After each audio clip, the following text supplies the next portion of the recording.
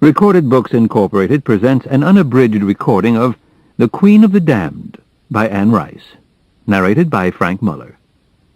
This work, copyrighted by Anne Rice, is recorded by arrangement with Random House Audio Incorporated. This recording is copyrighted 1994 by Recorded Books Incorporated. And now, Book 3 of the Vampire Chronicles, The Queen of the Damned. Tragic Rabbit. Tragic rabbit, a painting. The caked ears green like rolled corn, the black forehead pointing at the stars, a painting on my wall, alone as rabbits are and aren't. Fat red cheek, all art, trembling nose, a habit hard to break as not. You too can be a tragic rabbit, green and red your back, blue your manly little chest.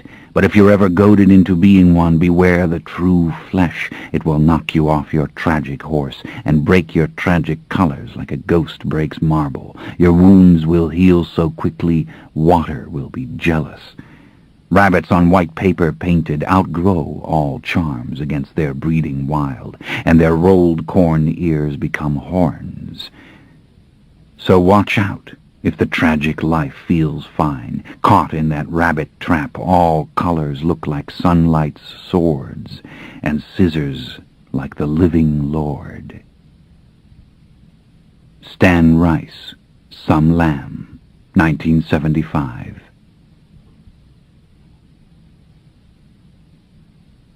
I'm the vampire Lestat. Remember me? The vampire who became a super rock star, the one who wrote the autobiography, the one with the blonde hair and the gray eyes and the insatiable desire for visibility and fame. You remember? I wanted to be a symbol of evil in a shining century that didn't have any place for the literal evil that I am. I even figured I'd do some good in that fashion, playing the devil on the painted stage. And I was off to a good start when we talked last. I'd just made my debut in San Francisco, first live concert for me and my mortal band. Our album was a huge success. My autobiography was doing respectably with both the dead and the undead. Then something utterly unforeseen took place. Well, at least I hadn't seen it coming, and when I left you I was hanging from the proverbial cliff, you might say. Well, it's all over now. What followed? I've survived, obviously. I wouldn't be talking to you if I hadn't, and the cosmic dust has finally settled, and the small rift in the world's fabric of rational beliefs has been mended, or at least closed. I'm a little sadder for all of it, and a little meaner, and a little more conscientious as well. I'm also infinitely more powerful, though the human in me is closer to the surface than ever. An anguished and hungry being who both loves and detests this invincible, immortal shell in which I'm locked. The bloodthirst? Insatiable, though physically I have never needed blood less. Possibly I could exist now without it altogether. But the lust I feel for everything that walks tells me that this will never be put to the test. You know, it was never merely the need for the blood anyway, though the blood is all things sensual that a creature could desire. It's the intimacy of that moment, drinking, killing, the great heart-to-heart dance that takes place as the victim weakens and I feel myself expanding, swallowing the death which for a split second blazes as large as the life. That's deceptive, however. No death can be as large as a life, and that's why I keep taking life, isn't it? and I'm as far from salvation now as I could ever get. The fact that I know it only makes it worse. Of course, I can still pass for human. All of us can in one way or another, no matter how old we are. Collar up, hat down, dark glasses, hands in pockets, it usually does the trick. I like slim leather jackets and tight jeans for this disguise now, and a pair of plain black boots that are good for walking on any terrain. But now and then I wear the fancier silks which people like in these southern climes where I now reside. If someone does look too closely, then there is a little telepathic razzle-dazzle. Perfectly normal, what you see. And a flash of the old smile, fanged teeth easily concealed, and the mortal goes his way. Occasionally I throw up all the disguises. I just go out the way I am. Hair long, a velvet blazer that makes me think of the olden times, and an emerald ring or two on my right hand. I walk fast right through the downtown crowds in this lovely, corrupt southern city, or stroll slowly along the beaches, breathing the warm southern breeze on sands that are as white as the moon. Nobody stares for more than a second or two. There are too many other inexplicable things around us, horrors, threats, mysteries that draw you in and then inevitably disenchant you. Back to the predictable and humdrum. The prince is never going to come, everybody knows that, and maybe Sleeping Beauty's dead. It's the same for the others who have survived with me, and who share this hot and verdant little corner of the universe, the southeastern tip of the North American continent, the glistering metropolis of Miami, a happy hunting ground for bloodthirsty immortals if there ever was such a place. It's good to have them with me, the others. It's crucial, really, and what I always thought I wanted, a grand coven of the wise, the enduring, the ancient, and the careless young. But the agony of being anonymous among mortals has never been worse for me, greedy monster that I am. The soft murmur of preternatural voices can't distract me from it. That taste of mortal recognition was too seductive. The record albums in the windows, the fans leaping and clapping in front of the stage. Never mind that they didn't really believe I was a vampire. For that moment, we were together. They were calling my name. Now the record albums are gone, and I will never listen to those songs again. My book remains, along with Interview with the Vampire, safely disguised as fiction, which is perhaps as it should be. I caused enough trouble, as you will see. Disaster. That's what I wrought with my little games. The vampire who would have been a hero and a martyr, finally, for one moment of pure relevance. You'd think I'd learn something from it, wouldn't you? Well, I did, actually. I really did. But it's just so painful to shrink back into the shadows. Lestat, the sleek and nameless gangster ghoulie again, creeping up on helpless mortals who know nothing of things like me. So hurtful to be again the outsider, forever on the fringes, struggling with good and evil in the age-old private hell of body and soul. In my isolation now, I dream of finding some sweet young thing in a moonlighted chamber, one of those tender teenagers, as they call them now, who read my book and listened to my songs, one of the idealistic lovelies who wrote me fan letters on scented paper during that brief period of ill-fated glory, talking of poetry and the power of illusion, saying she wished I was real. I dream of stealing into her darkened room, where maybe my book lies on a bedside table with a pretty velvet marker in it, and I dream of touching her shoulder and smiling as our eyes meet. Lestat, I always believed in you. I always knew you would come. I clasp her face in both hands as I bend to kiss her. Yes, darling, I answer, and you don't know how I need you, how I love you, how I always have. Maybe she would find me more charming on account of what's befallen me. The unexpected horror I've seen, the inevitable pain I've endured. It's an awful truth that suffering can deepen us, give a greater luster to our colors, a richer resonance to our words. That is, if it doesn't destroy us, if it doesn't burn away the optimism and the spirit, the capacity for visions, and the respect for simple yet indispensable things. Please forgive me if I sound bitter.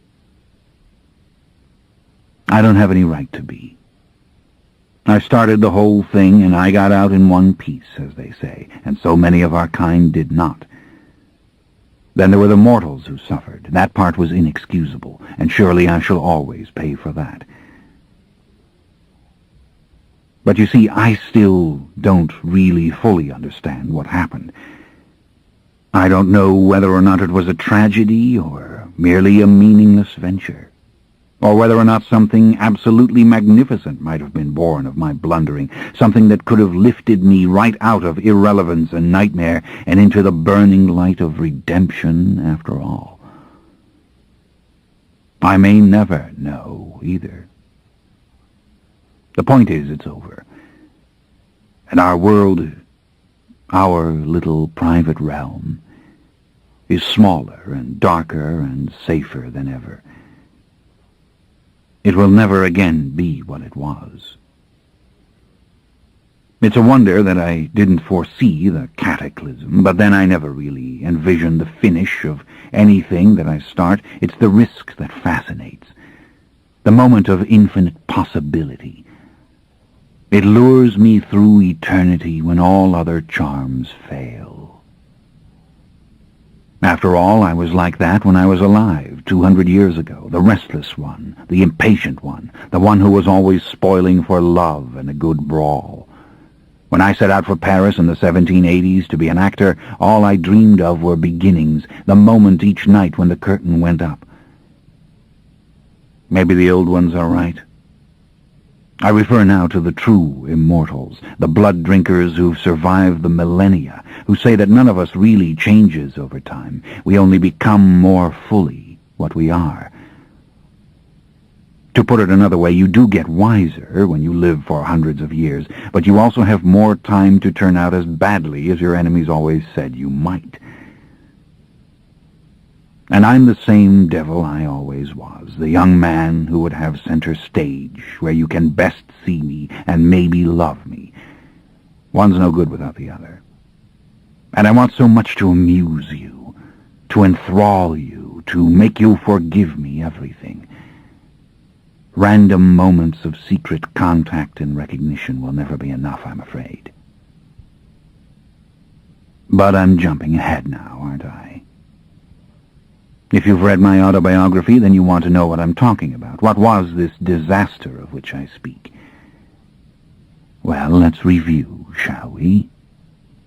As I've said, I wrote the book and made the album because I wanted to be visible, to be seen for what I am, even if only in symbolic terms. As to the risk that mortals might really catch on, that they might realize I was exactly what I said I was rather excited by that possibility as well. Let them hunt us down. Let them destroy us. That was, in a way, my fondest wish. We don't deserve to exist. They ought to kill us. And think of the battles. Fighting those who really know what I am. But I never really expected such a confrontation. And the rock musician persona, it was too marvelous a cover for a fiend like me. It was my own kind who took me literally, who decided to punish me for what I had done, and of course I'd counted on that too. After all, I'd told our history in my autobiography. I'd told our deepest secrets, things that I'd been sworn never to reveal. And I was strutting before the hot lights and the camera lenses. And what if some scientist had got hold of me? Or more likely a zealous police officer on a minor traffic violation 5 minutes before sunup, and somehow I'd been incarcerated, inspected, identified, and classified, all during the daylight hours while I lay helpless, to the satisfaction of the worst mortal skeptics worldwide. Granted, that wasn't very likely. Still isn't. Though it could be such fun. It really could.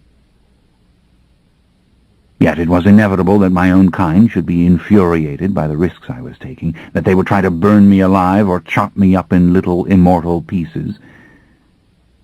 Most of the young ones, they were too stupid to realize how safe we were. And as the night of the concert approached, I'd found myself dreaming of those battles too.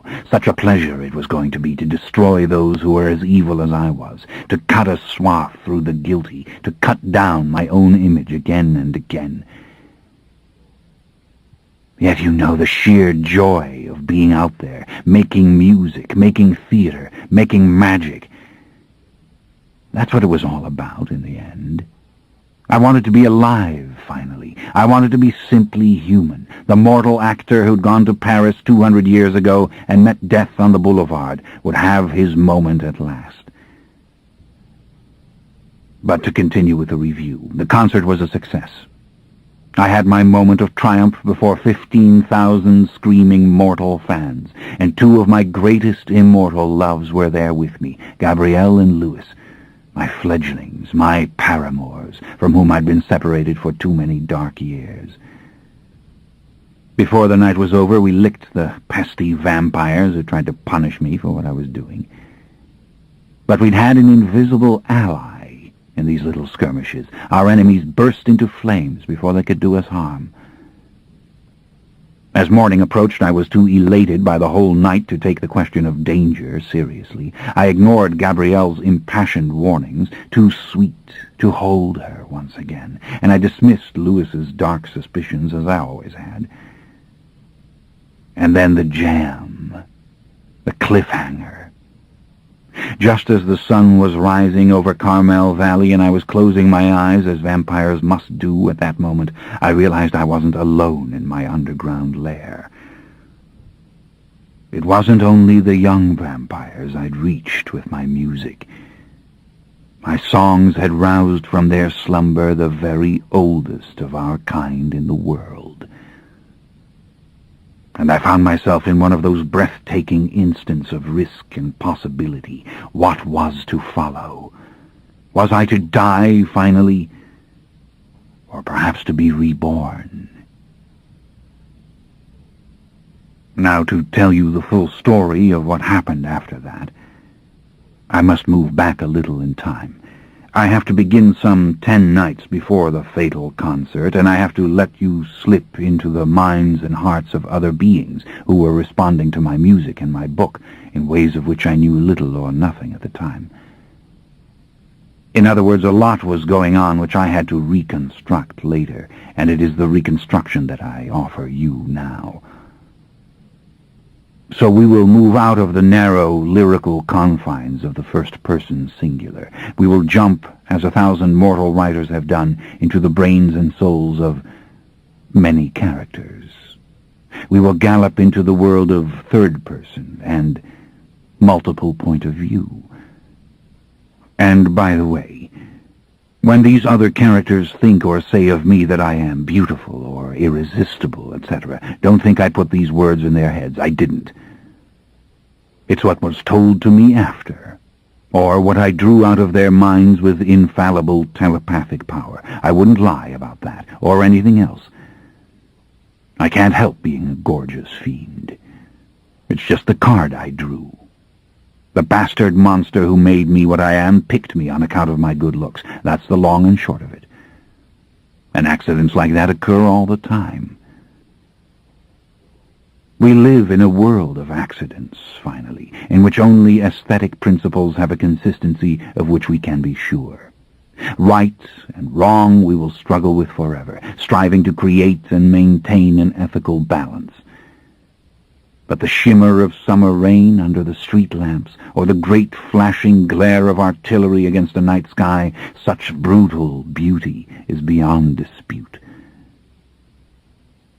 Now be assured, though I am leaving you, I will return with full flair at the appropriate moment. The truth is, I hate not being the first-person narrator all the way through. To paraphrase David Copperfield, I don't know whether I'm the hero or the victim of this tale, but either way, shouldn't I dominate it? I'm the one really telling it, after all. Alas, my being the James Bond of vampires isn't the whole issue. Vanity must wait.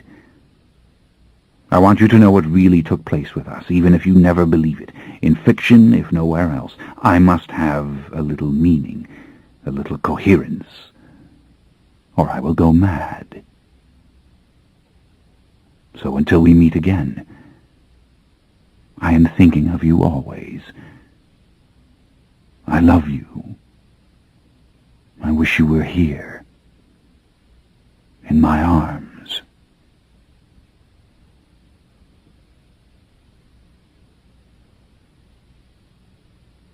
Proem. Declaration in the form of graffiti, written in black felt-tip pen on a red wall in the back room of a bar called Dracula's Daughter in San Francisco. Children of darkness, be aware of the following. Book 1, Interview with the Vampire, published in 1976, was a true story. Any one of us could have written it, an account of becoming what we are, of the misery and the searching. Yet Lewis, the 200-year-old immortal who reveals all, insists on mortal sympathy. Lestat, the villain who gave Lewis the dark gift, gave him precious little else in the way of explanations or consolation. Sound familiar? Lewis hasn't given up the search for salvation yet, though even Armand, the oldest immortal he was ever to find, could tell him nothing of why we are here or who made us. Not very surprising, is it, vampire boys and girls? After all, there has never been a Baltimore catechism for vampires. That is, there wasn't until the publication of Book 2, The Vampire Lestat, this very week. Subtitle, His Early Education and Adventures. You don't believe it? Check with the nearest mortal bookseller. Then go into the nearest record store and ask to see the album, which has only just arrived, also entitled The Vampire Lestat, with predictable modesty. Or if all else fails, switch on your cable TV if you don't disdain such things, and wait for one of Lestat's numerous rock video films which began to air with nauseating frequency only yesterday. You will know Lestat for what he is immediately, and it may not surprise you to be told that he plans to compound these unprecedented outrages by appearing live on stage in a debut concert in this very city. Yes, on Halloween. You guessed it. But let us forget for the moment the blatant insanity of his preternatural eyes flashing from every record store window, or his powerful voice singing out the secret names and stories of the most ancient among us.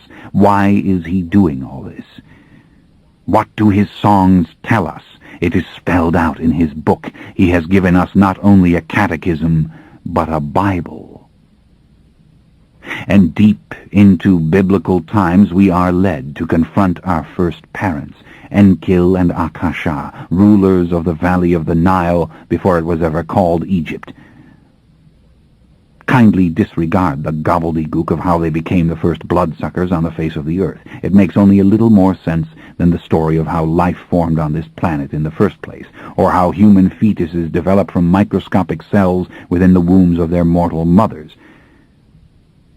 The truth is, we are descended from this venerable pair, and like it or no, there is considerable reason to believe that the primal generator of all our delicious and indispensable powers resides in one or the other of their ancient bodies. What does this mean? To put it bluntly, if Akasha and Enkill should ever walk hand in hand into a furnace, we should all burn with them, crush them to glittering dust, and we are annihilated. Ah, but there's hope. The pair haven't moved in over 50 centuries. Yes, that's correct. Except, of course, that Lestat claims to have wakened them both by playing a violin at the foot of their shrine. But if we dismiss his extravagant tale that Akasha took him in her arms and shared with him her primal blood, we are left with the more likely state of affairs, corroborated by stories of old, that the two have not batted an eyelash since before the fall of the Roman Empire. They've been kept all this time in a nice private crypt by Marius, an ancient Roman vampire who certainly knows what's best for all of us, and it was he who told the vampire Lestat never to reveal the secret. Not a very trustworthy confidant, the vampire Lestat. And what are his motives for the book, the album, the films, the concert? Quite impossible to know what goes on in the mind of this fiend, except that what he wants to do, he does, with reliable consistency. After all, did he not make a vampire child? And a vampire of his own mother, Gabrielle, who for years was his loving companion? He may set his sights upon the papacy, this devil, out of sheer thirst for excitement. So that's the gist. Louis, a wandering philosopher whom none of us can find, has confided our deepest moral secrets to countless strangers, and Lestat has dared to reveal our history to the world as he parades his supernatural endowments before the mortal public. Now the question: why are these two still in existence? Why have we not destroyed them already? Oh, the danger to us from the great mortal herd is by no means a certainty. The villagers are not yet at the door, torches in hand, threatening to burn the castle. But the monster is courting a change in mortal perspective. And though we are too clever to corroborate for the human record his foolish fabrications, the outrage exceeds all precedent. It cannot go unpunished.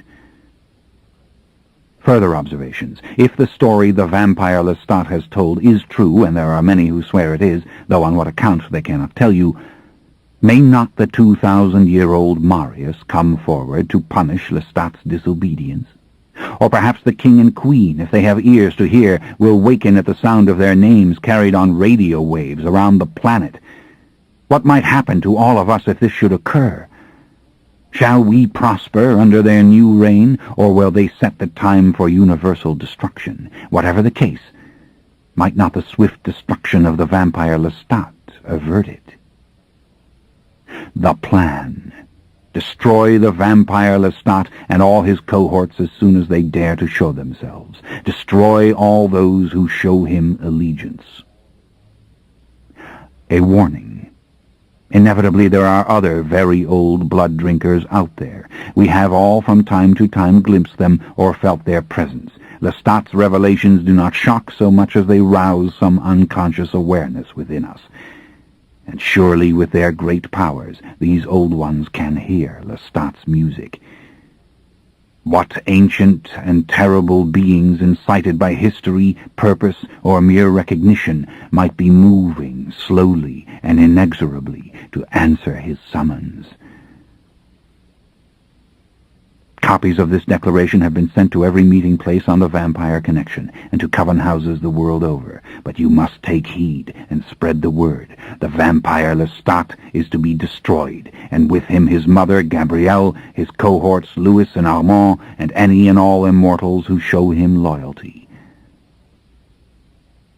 Happy Halloween, vampire boys and girls. We shall see you at the concert. We shall see that the vampire Lestat never leaves it.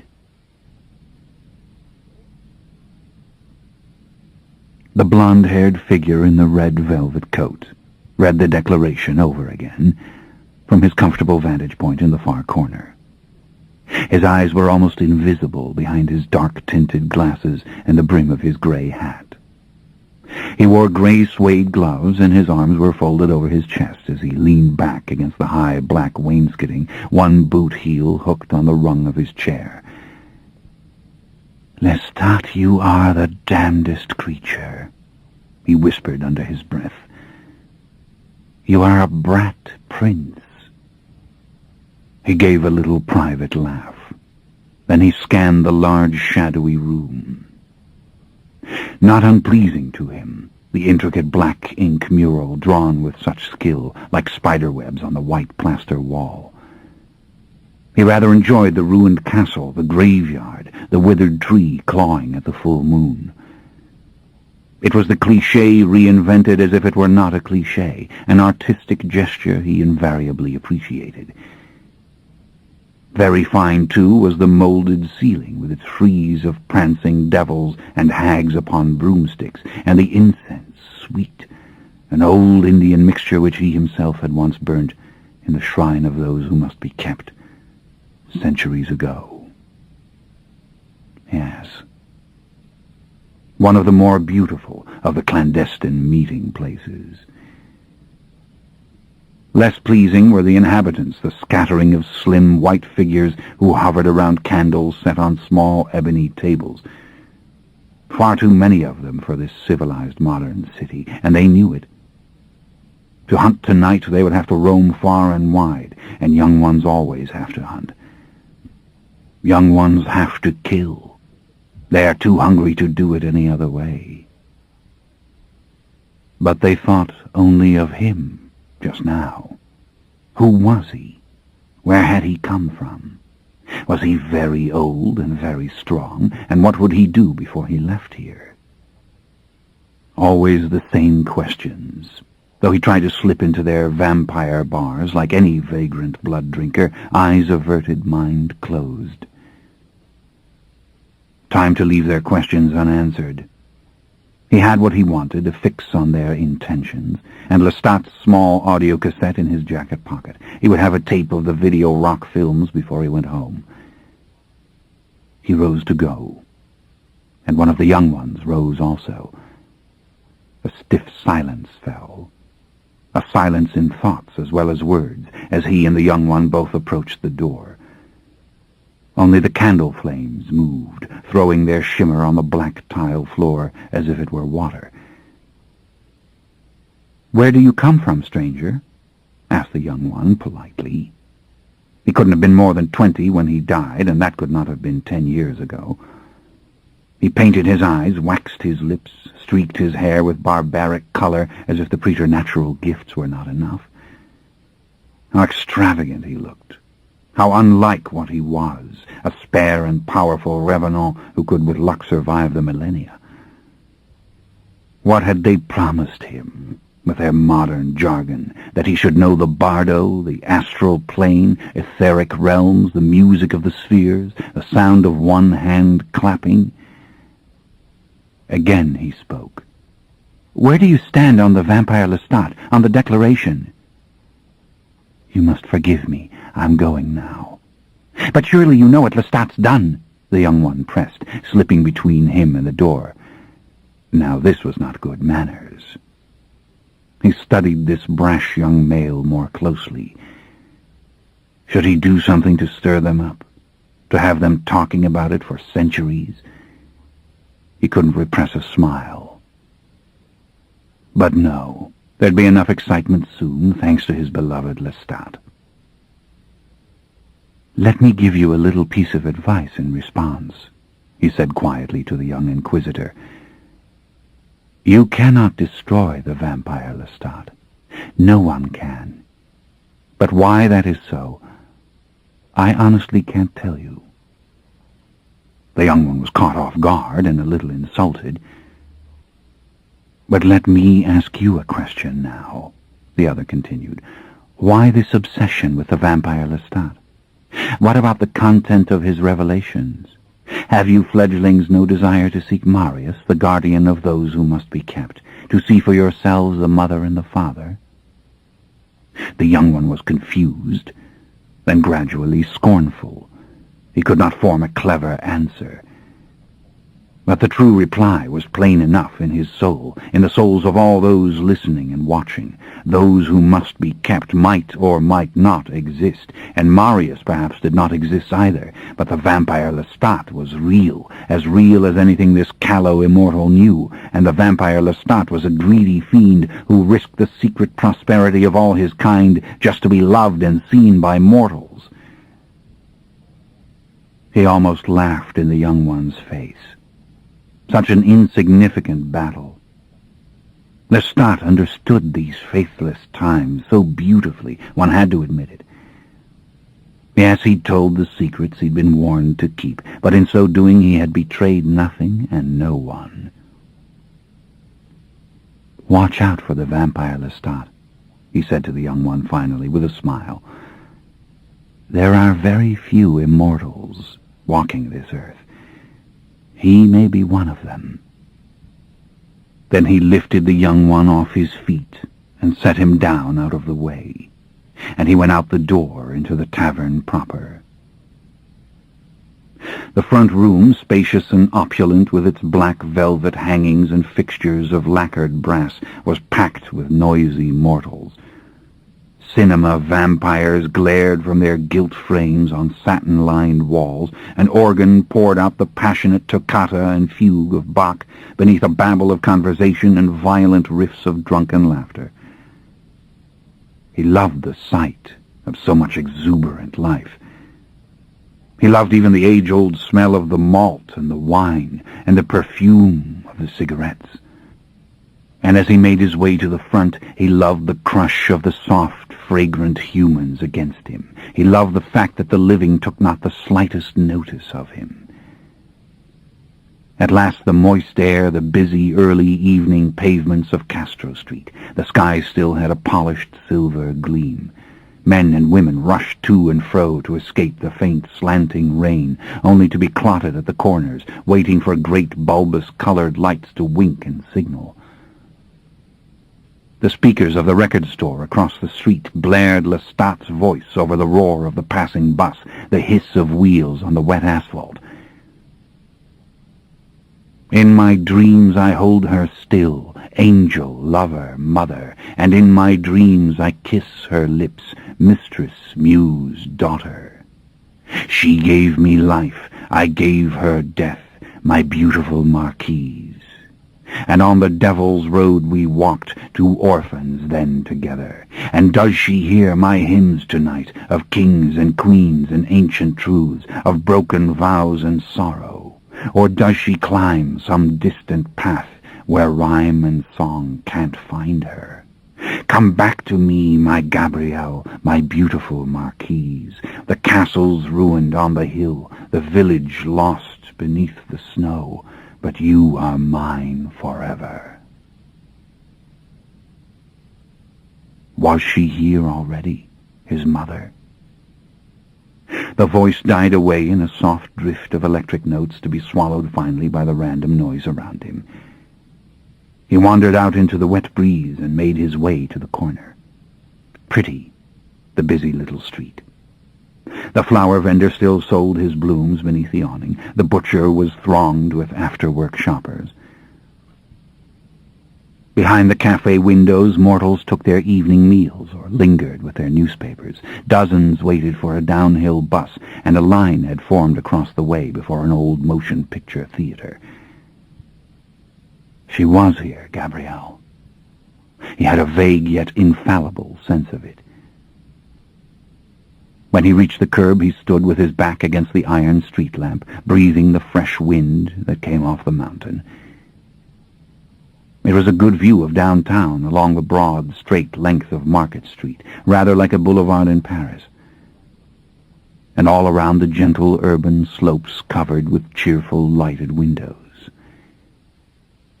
Yes, but where was she precisely? Gabrielle, he whispered. He closed his eyes. He listened. At first there came the great, boundless roar of thousands of voices, image crowding upon image. The whole wide world threatened to open up and to swallow him with its ceaseless lamentations. Gabrielle. The thunderous clamor slowly died away. He caught a glimmer of pain from a mortal passing near. And in a high building on the hill, a dying woman dreamed of childhood strife as she sat listless at her window. Then, in a dim, steady silence, he saw what he wanted to see. Gabrielle, stopped in her tracks. She'd heard his voice. She knew that she was watched. A tall, blonde female, hair in a single braid down her back, standing in one of the clean, deserted streets of downtown not far from him. She wore a khaki jacket and pants, a worn brown sweater, and a hat not unlike his own that covered her eyes, only a bit of her face visible above her upturned collar. Now she closed her mind, effectively surrounding herself with an invisible shield. The image vanished. Yes, here, waiting for her son, Lestat. Why had he ever feared for her? The cold one who fears nothing for herself, only for Lestat. All right. He was pleased. And Lestat would be also. But what about the other, Louis, the gentle one with the black hair and green eyes, whose steps made a careless sound when he walked, who even whistled to himself in dark streets so that mortals heard him coming? Louis, where are you? Almost instantly he saw Louis enter an empty drawing room. He had only just come up the stairs from the cellar where he had slept by day in a vault behind the wall. He had no awareness at all of anyone watching. He moved with silky strides across the dusty room and stood looking down through the soiled glass at the thick flow of passing cars. Same old house on Divisadero Street. In fact, nothing changed much at all with this elegant and sensuous creature who had caused such a little tumult with his story and interview with the vampire. Except that now he was waiting for Lestat. He had had troubling dreams. He was fearful for Lestat, and full of old and unfamiliar longings. Reluctantly, he let the image go. He had a great affection for that one, Louis. And the affection was not wise, because Louis had a tender, educated soul, and none of the dazzling power of Gabrielle or her devilish son. Yet Louis might survive as long as they. He was sure of that. Curious, the kinds of courage which made for endurance. Maybe it had to do with acceptance. But then how account for Lestat, beaten, scarred, yet risen again? Lestat, who never accepted anything. They had not found each other yet, Gabrielle and Louis. But it was all right. What was he to do? Bring them together? The very idea. Besides, Lestat would do that soon enough. But now he was smiling again. Lestat, you are the damnedest creature. Yes, a brat prince. Slowly he re-invoked every detail of Lestat's face and form, the ice-blue eyes darkening with laughter, the generous smile, the way the eyebrows came together in a boyish scowl, the sudden flares of high spirits and blasphemous humor. Even the cat-like poise of the body he could envisage, so uncommon in a man of muscular build. Such strength, always such strength, and such irrepressible optimism. The fact was, he did not know his own mind about the entire enterprise, only that he was amused and fascinated. Of course, there was no thought of vengeance against Lestat for telling his secrets. And surely Lestat had counted upon that, but then one never knew. Maybe Lestat truly did not care. He knew no more than the fools back there in the bar on that score. What mattered to him was that for the first time in so many years he found himself thinking in terms of past and future. He found himself most keenly aware of the nature of this era. Those who must be kept were fiction even to their own children. Long gone were the days when fierce, rogue blood-drinkers searched for their shrine in their powerful blood. Nobody believed or even cared any longer. And there lay the essence of the age. For its mortals were of an even more practical ilk, rejecting at every turn the miraculous. With unprecedented courage they had founded their greatest ethical advances squarely upon the truths embedded in the physical. 200 years since he and Lestat had discussed these very things on an island in the Mediterranean, the dream of a godless and truly moral world where love of one's fellow man would be the only dogma. A world in which we do not belong. And now such a world was almost realized, and the vampire Lestat had passed into popular art, where all the old devils ought to go, and would take with him the whole accused tribe, including those who must be kept, though they might never know it. It made him smile, the symmetry of it. He found himself not merely in awe, but strongly seduced by the whole idea of what Lestat had done. He could well understand the lure of fame. Why, it had thrilled him shamelessly to see his own name scrawled on the wall of the bar. He had laughed, but he had enjoyed the laughter thoroughly. Leave it to Lestat to construct such an inspiring drama, and that's what it was, all right. Lestat, the boisterous boulevard actor of the Ancien Régime, now risen to stardom in this beauteous and innocent era. But had he been right in his little summation to the fledgling in the bar that no one could destroy the brat prince? That was sheer romance. Good advertising. The fact is, any of us can be destroyed, one way or another. Even those who must be kept, surely. They were weak, of course, those fledgling children of darkness, as they styled themselves. The numbers did not increase their strength significantly. But what of the older ones? If only Lestat had not used the names of Mael and Pandora. But were there not blood drinkers older even than that, ones of whom he himself knew nothing? He thought of that warning on the wall, ancient and terrible beings, moving slowly and inexorably to answer his summons. A frisson startled him, coldness. Yet for an instant he thought he saw a jungle, a green, fetid place, full of unwholesome and smothering warmth. Gone, without explanation, like so many sudden signals and messages he received. He'd learned long ago to shut out the endless flow of voices and images that his mental powers enabled him to hear, yet now and then something violent and unexpected, like a sharp cry, came through. Whatever, he had been in this city long enough. He did not know that he meant to intervene no matter what happened. He was angry with his own sudden warmth of feeling. He wanted to be home now. He had been away from those who must be kept for too long. But how he loved to watch the energetic human crowd, the clumsy parade of shining traffic. Even the poisoned smells of the city he did not mind. They were no worse than the stench of ancient Rome or Antioch or Athens, when piles of human waste fed the flies wherever you looked, and the air reeked of inevitable disease and hunger. No, he liked the clean, pastel-colored cities of California well enough. He could have lingered forever among their clear-eyed and purposeful inhabitants. But he must go home. The concert was not for many nights, and he would see Lestat then, if he chose. How delicious not to know precisely what he might do, any more than others knew, others who didn't even believe in him. He crossed Castro Street and went swiftly up the wide pavement of Market. The wind had slackened, the air was almost warm.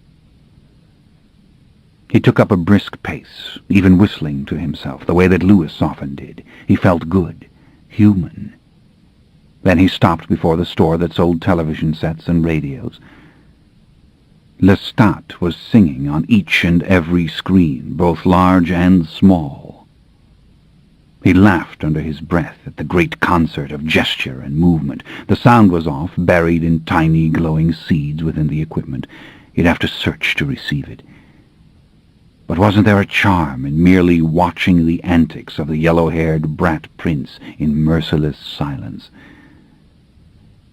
The camera drew back to render the full figure of Lestat, who played a violin as if in a void. A starry darkness now and then enclosed him.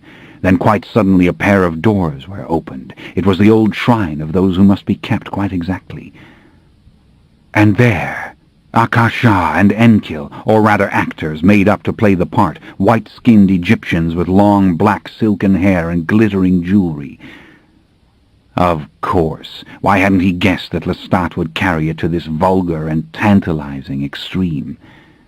He leant forward, listening for the transmission of the sound. He heard the voice of Lestat above the violin. Akasha, Enkil, keep your secrets, keep your silence. It is a better gift than truth. And now, as the violin player closed his eyes and bore down on his music, Akasha slowly rose from the throne. The violin fell from Lestat's hands as he saw her. Like a dancer, she wrapped her arms around him, drew him to her, bent to take the blood from him, while pressing his teeth to her own throat. It was rather better than he had ever imagined, such clever craft. Now the figure of Enkil awakened, rising and walking like a mechanical doll. Forward he came to take back his queen. Lestat was thrown down on the floor of the shrine. And there the film ended. The rescue by Marius was not part of it. "Ah, so I do not become a television celebrity," he whispered with a faint smile. He went to the entrance of the darkened store. A young woman was waiting to let him in. She had the black plastic videocassette in her hand. "All 12 of them," she said. Fine, dark skin and large, drowsy brown eyes. The band of silver around her wrist caught the light. He found it enticing. She took the money gratefully without counting it. "They've been playing them on a dozen channels. I caught them all over, actually. Finished it yesterday afternoon." "You've served me well," he answered. "I thank you." He produced another thick fold of bills. "No big thing," she said. She didn't want to take the extra money. "You will." She took it with a shrug and put it in her pocket. No big thing. He loved these eloquent, modern expressions. He loved the sudden shift of her luscious breasts as she'd shrugged, and the lithe twist of her hips beneath the coarse denim clothes that made her seem all the more smooth and fragile. An incandescent flower. As she opened the door for him, he touched the soft nest of her brown hair. Quite unthinkable to feed upon one who has served you, one so innocent. He would not do this. Yet he turned her around, his gloved fingers slipping up through her hair to cradle her head. "The smallest kiss, my precious one." Her eyes closed. His teeth pierced the artery instantly, and his tongue lapped at the blood. Only a taste. A tiny flash of heat that burnt itself out in his heart within a second. Then he drew back, his lips resting against her frail throat. He could feel her pulse. The craving for the full draught was almost more than he could bear. Sin and atonement. He let her go. He smoothed her soft, springy curls as he looked into her misted eyes. "Do not remember." "Goodbye now," she said, smiling. He stood motionless on the deserted sidewalk, and the thirst, ignored and sullen, gradually died back. He looked at the cardboard sheath of the videocassette. "A dozen channels," she had said. "I caught them all over, actually."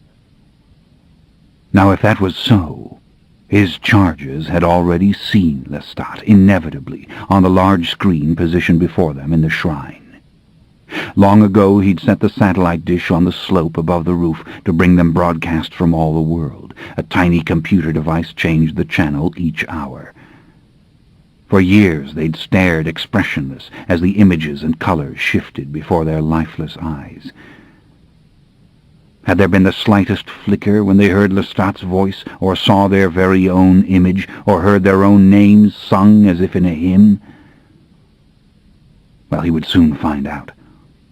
He would play the videocassette for them. He would study their frozen, gleaming faces for something, anything, besides the mere reflection of the light. "Ah, Marius, you never despair, do you? You are no better than Lestat with your foolish dreams." It was midnight before he reached home. He shut the steel door against the driving snow, and standing still for a moment let the heated air surround him. The blizzard through which he'd passed had lacerated his face and his ears, even his gloved fingers. The warmth felt so good. In the quiet he listened for the familiar sound of the giant generators and the faint electronic pulse of the television set within the shrine many hundreds of feet beneath him. Could that be Lestat singing? Yes, undoubtedly the last mournful words of some other song. Slowly he peeled off his gloves. He removed his hat and ran his hand through his hair. He studied the large entrance hall and the adjacent drawing room for the slightest evidence that anyone else had been here. Of course, that was almost an impossibility. He was miles from the nearest outpost of the modern world, in a great frozen, snow-covered waste. But out of force of habit he always observed everything closely. There were some who could breach this fortress if only they knew where it was. All was well. He stood before the giant aquarium, the great room-sized tank which abutted the south wall. So carefully he had constructed this thing, of the heaviest glass and the finest equipment. He watched the schools of multicolored fishes dance past him, then alter their direction instantly and totally in the artificial gloom. The giant sea kelp swayed from one side to another, a forest caught in a hypnotic rhythm as the gentle pressure of the aerator drove it this way and that. It never failed to captivate him, to lock him suddenly to its spectacular monotony. The round black eyes of the fish sent a tremor through him. The high, slender trees of kelp with their tapering yellow leaves thrilled him vaguely. But it was the movement, the constant movement, that was the crux. Finally he turned away from it, glancing back once into that pure, unconscious, and incidentally beautiful world. Yes, all was well here. Good to be in these warm rooms. Nothing amiss with the soft leather furnishings scattered about the thick wine-colored carpet.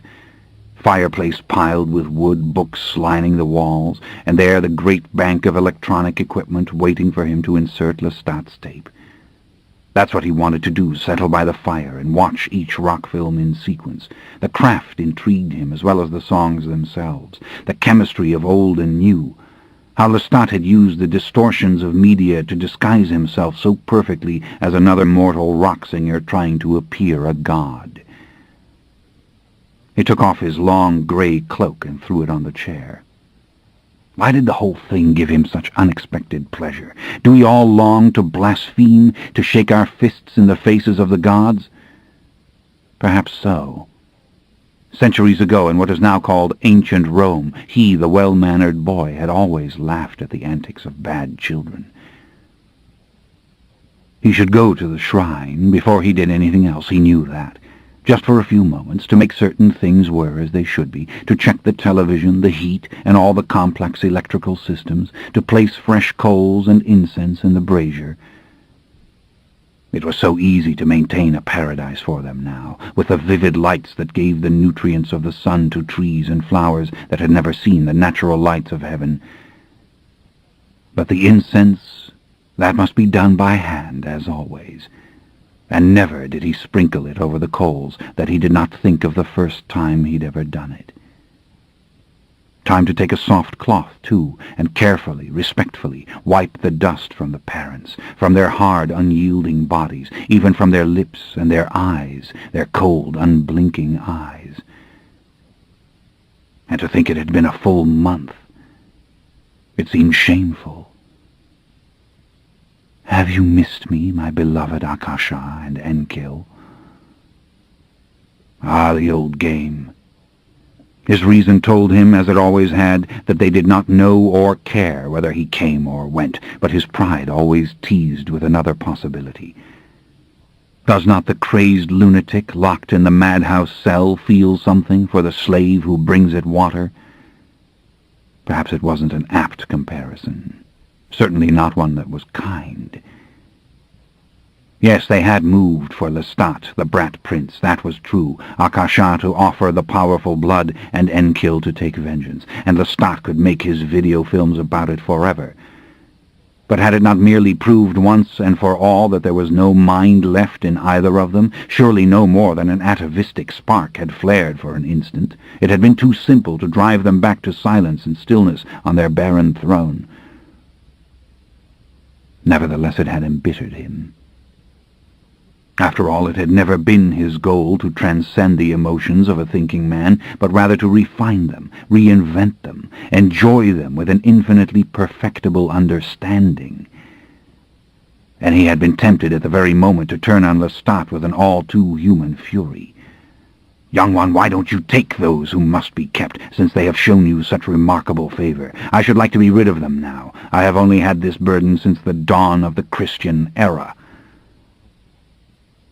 But in truth that wasn't his finer feeling. Not then, not now. Only a temporary indulgence. Lestat he loved as he always had. Every realm needs a brat prince. And the silence of the king and queen was as much a blessing as a curse, perhaps. Lestat's song had been quite right on that point. But who would ever settle the question? Oh, he would go down later with the videocassette and watch for himself, of course. And if there were just the faintest flicker, the faintest shift in their eternal gaze. But there you go again. Lestat makes you young and stupid, likely to feed on innocence and dream of cataclysm. How many times over the ages had such hopes risen, only to leave him wounded, even heartbroken? Years ago he had brought them color films of the rising sun, the blue sky, the pyramids of Egypt. Ah, such a miracle! Before their very eyes the sun-drenched waters of the Nile flowed. He himself had wept at the perfection of illusion. He had even feared the cinematic sun might hurt him, though of course he knew that it could not. But such had been the caliber of the invention, that he could stand there watching the sunrise as he had not seen it since he was a mortal man. But those who must be kept had gazed on in unbroken indifference. Or was it wonder, great undifferentiated wonder that held the particles of dust in the air to be a source of endless fascination? Who will ever know? They had lived 4,000 years before he was ever born. Perhaps the voices of the world roared in their brains, so keen was their telepathic hearing. Perhaps 1 billion shifting images blinded them to all else. Surely such things had almost driven him out of his mind until he'd learned to control them. It had even occurred to him that he would bring modern medical tools to bear on the matter, that he would hook electrodes to their very heads to test the patterns of their brains.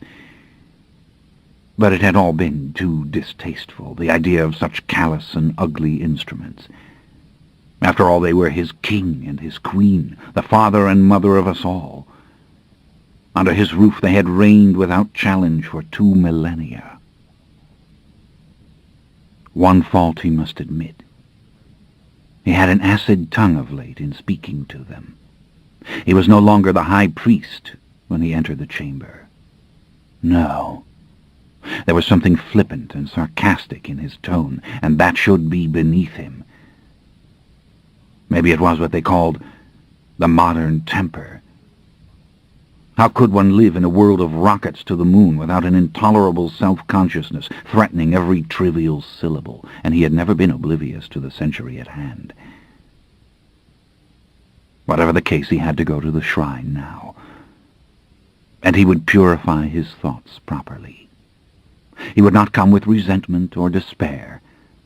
Later, after he had seen the videos, he would play the tape for them. He would remain there, watching. But he did not have the stamina for it now. He entered the steel elevator and pressed the button. The great electronic whine and the sudden loss of gravity gave him a faint, sensuous pleasure. The world of this day and age was full of so many sounds that had never been heard before. It was quite refreshing. And then there was the lovely ease of plummeting hundreds of feet in a shaft through solid ice to reach the electrically lighted chambers below. He opened the door and stepped into the carpeted corridor. It was Lestat again, singing within the shrine, a rapid, more joyful song, his voice battling a thunder of drums and the twisted, undulating electronic moans. But something was not quite right here. Merely looking at the long corridor, he sensed it. The sound was too loud, too clear. The antechambers leading to the shrine were open. He went to the entrance immediately. The electric doors had been unlocked and thrown back. How could this be? Only he knew the code for the tiny series of computer buttons. The second pair of doors had been opened wide as well, and so had the third. In fact, he could see into the shrine itself, his view blocked by the white marble wall of the small alcove. The red and blue flicker of the television screen beyond was like the light of an old gas fireplace. And Lestat's voice echoed powerfully over the marble walls, the vaulted ceilings. "Kill us, my brothers and sisters. The war is on. Understand what you see when you see me." He took a slow, easy breath. No sound other than the music, which was fading now, to be replaced by characterless mortal chatter. And no outsider here. No, he would have known. No one in his lair. His instincts told him that for certain. There was a stab of pain in his chest. He even felt a warmth in his face. How remarkable. He walked through the marble antechambers and stopped at the door of the alcove. Was he praying? Was he dreaming? He knew what he would soon see, those who must be kept, just as they had always been. And some dismal explanation for the doors, a shorted circuit or a broken fuse, would soon present itself. Yet he felt not fear, suddenly, but the raw anticipation of a young mystic on the verge of a vision, that at last he would see the living Lord, or in his own hands the bloody stigmata. Calmly he stepped into the shrine. For a moment it did not register.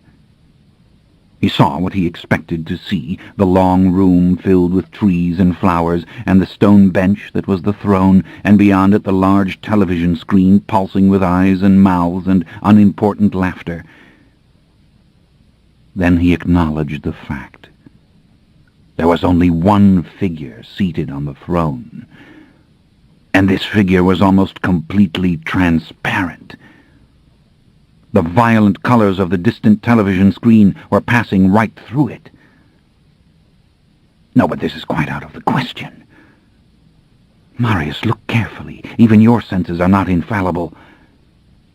Like a flustered mortal, he put his hands to his head, as if to block out all distraction. He was gazing at the back of Enkil, who, save for his black hair, had become some sort of milky glass statue through which the colors and the lights moved with faint distortion. Suddenly an uneven burst of light caused the figure to radiate, to become a source of faint, glancing beams. He shook his head. Not possible. Then he gave himself a little shake all over. "All right, Marius," he whispered. "Proceed slowly." But a dozen unformed suspicions were sizzling in his mind. Someone had come. Someone older and more powerful than he. Someone who had discovered those who must be kept and done something unspeakable. And all this was Lestat's doing. Lestat, who had told the world his secret. His knees were weak. Imagine! He had not felt such mortal debilities in so long that he had utterly forgotten them. Slowly he removed a linen handkerchief from his pocket. He wiped at the thin layer of blood sweat that covered his forehead. Then he moved towards the throne and went round it until he stood staring directly at the figure of the king. Enkil as he had been for 2,000 years, the black hair and long, tiny plaits hanging to his shoulders, the broad gold collar lying against his smooth, hairless chest, the linen of his kilt immaculate with its pressed pleats, the rings still on his motionless fingers. But the body itself was glass, and it was utterly hollow. Even the huge shining orbs of the eyes were transparent, only shadowy circles defining the irises. No, wait. Observe everything. And there you can see the bones, turned to the very same substance as the flesh. They are there. And also the fine crazing of veins and arteries, and something like lungs inside. But it is all transparent now. It is all of the same texture. But what had been done to him? And the thing was changing still. Before his very eyes it was losing its milky cast. It was drying up, becoming ever more transparent. Tentatively he touched it. Not glass at all. A husk. But his careless gesture had upset the thing. The body teetered, then fell over onto the marble tile, its eyes locked open, its limbs rigid in their former position. It made a sound like the scraping of an insect as it settled. Only the hair moved, the soft black hair. But it too was changed. It was breaking into fragments. It was breaking into tiny, shimmering splinters. A cool, ventilating current was scattering it like straw. And as the hair fell away from the throat, he saw 2 dark puncture wounds in it. Wounds that had not healed as they might have done, because all the healing blood had been drawn out of the thing. "Who has done this?" he whispered aloud, tightening the fingers of his right fist as if this would keep him from crying out. "Who could have taken every last drop of life from him?" And the thing was dead. There wasn't the slightest doubt of it. And what was revealed by this awful spectacle? Our king is destroyed, our father, and I still live. I breathe. And this can only mean that she contains the primal power. She was the first, and it has always resided in her. And someone has taken her. Search the cellar. Search the house. But these were frantic, foolish thoughts. No one had entered here, and he knew it. Only one creature could have done this deed. Only one creature would have known that such a thing was finally possible. He didn't move. He stared at the figure lying on the floor, watching it lose the very last trace of opacity. And would that he could weep for the thing, for surely someone should. Gone now, with all that it had ever known, all that it had ever witnessed. This, too, coming to an end. It seemed beyond his ability to accept it. But he wasn't alone. Someone or something had just come out of the alcove, and he could feel it watching him. For one moment, one clearly irrational moment, he kept his eyes on the fallen king. He tried to comprehend as calmly as he could everything that was occurring around him. The thing was moving towards him now, without a sound. It was becoming a graceful shadow in the corner of his eye as it came around the throne and stood beside him. He knew who it was, who it had to be, and that it had approached with the natural poise of a living being. Yet as he looked up, nothing could prepare him for the moment. Akasha, standing only 3 inches away from him. Her skin was white and hard and opaque as it had always been. Her cheek shone like pearl as she smiled, her dark eyes moist and enlivened as the flesh puckered ever so slightly around them. They positively glistered with vitality. Speechless, he stared. He watched as she lifted her jeweled fingers to touch his shoulder. He closed his eyes, then opened them. Over thousands of years he had spoken to her, in so many tongues, prayers, pleas, complaints, confessions. And now he said not a word.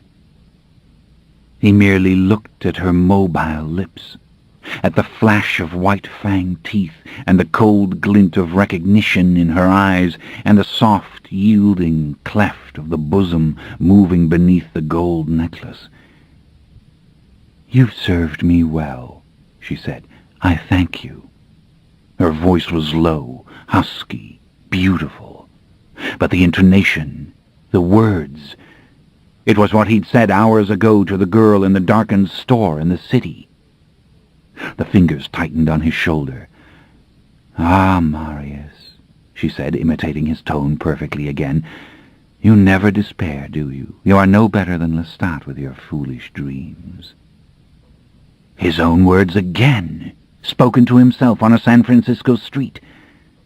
She mocked him. Was this terror?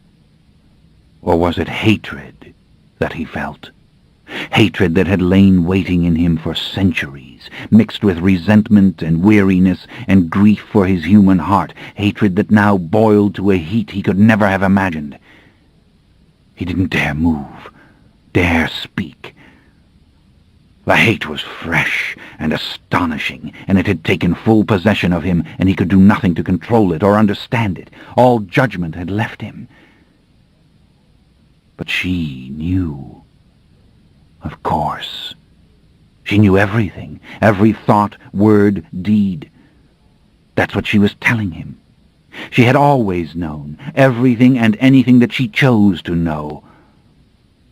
And she'd known that the mindless thing beside her was past defending itself. And this, which should have been a triumphant moment, was somehow a moment of horror. She laughed softly as she looked at him. He could not bear the sound of it. He wanted to hurt her. He wanted to destroy her. All her monstrous children be damned. Let us all perish with her. If he could have done it, he would have destroyed her. It seemed she nodded. That she was telling him she understood. The monstrous insult of it. Well, he did not understand, and in another moment he would be weeping like a child. Some ghastly error had been made, some terrible miscarriage of purpose. "My dear servant," she said, her lips lengthening in a faint, bitter smile, "you have never had the power to stop me." "What do you want? What do you mean to do?" "You must forgive me," she said, oh so politely, just as he had said the very words to the young one in the back room of the bar. "I'm going now." He heard the sound before the floor moved, the shriek of tearing metal. He was falling, and the television screen had blown apart, the glass piercing his flesh like so many tiny daggers. He cried out like a mortal man, and this time it was fear. The ice was cracking, roaring as it came down upon him. "Akasha!" He was dropping into a giant crevasse. He was plunging into scalding coldness. "Akasha!" he cried again, but she was gone, and he was still falling. Then the broken, tumbling ice caught him, surrounded him, and buried him as it crushed the bones of his arms, his legs, his face. He felt his blood pouring out against the searing surface, then freezing. He couldn't move. He couldn't breathe.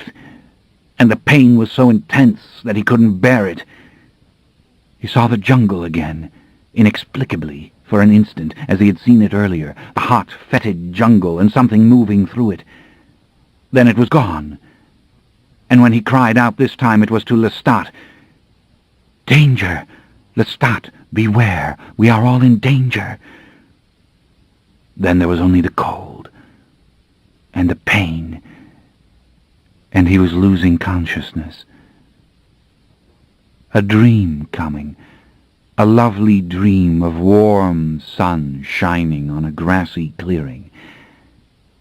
Yes, the blessed sun. The dream had him now. And the women, how lovely, their red hair. But what was it?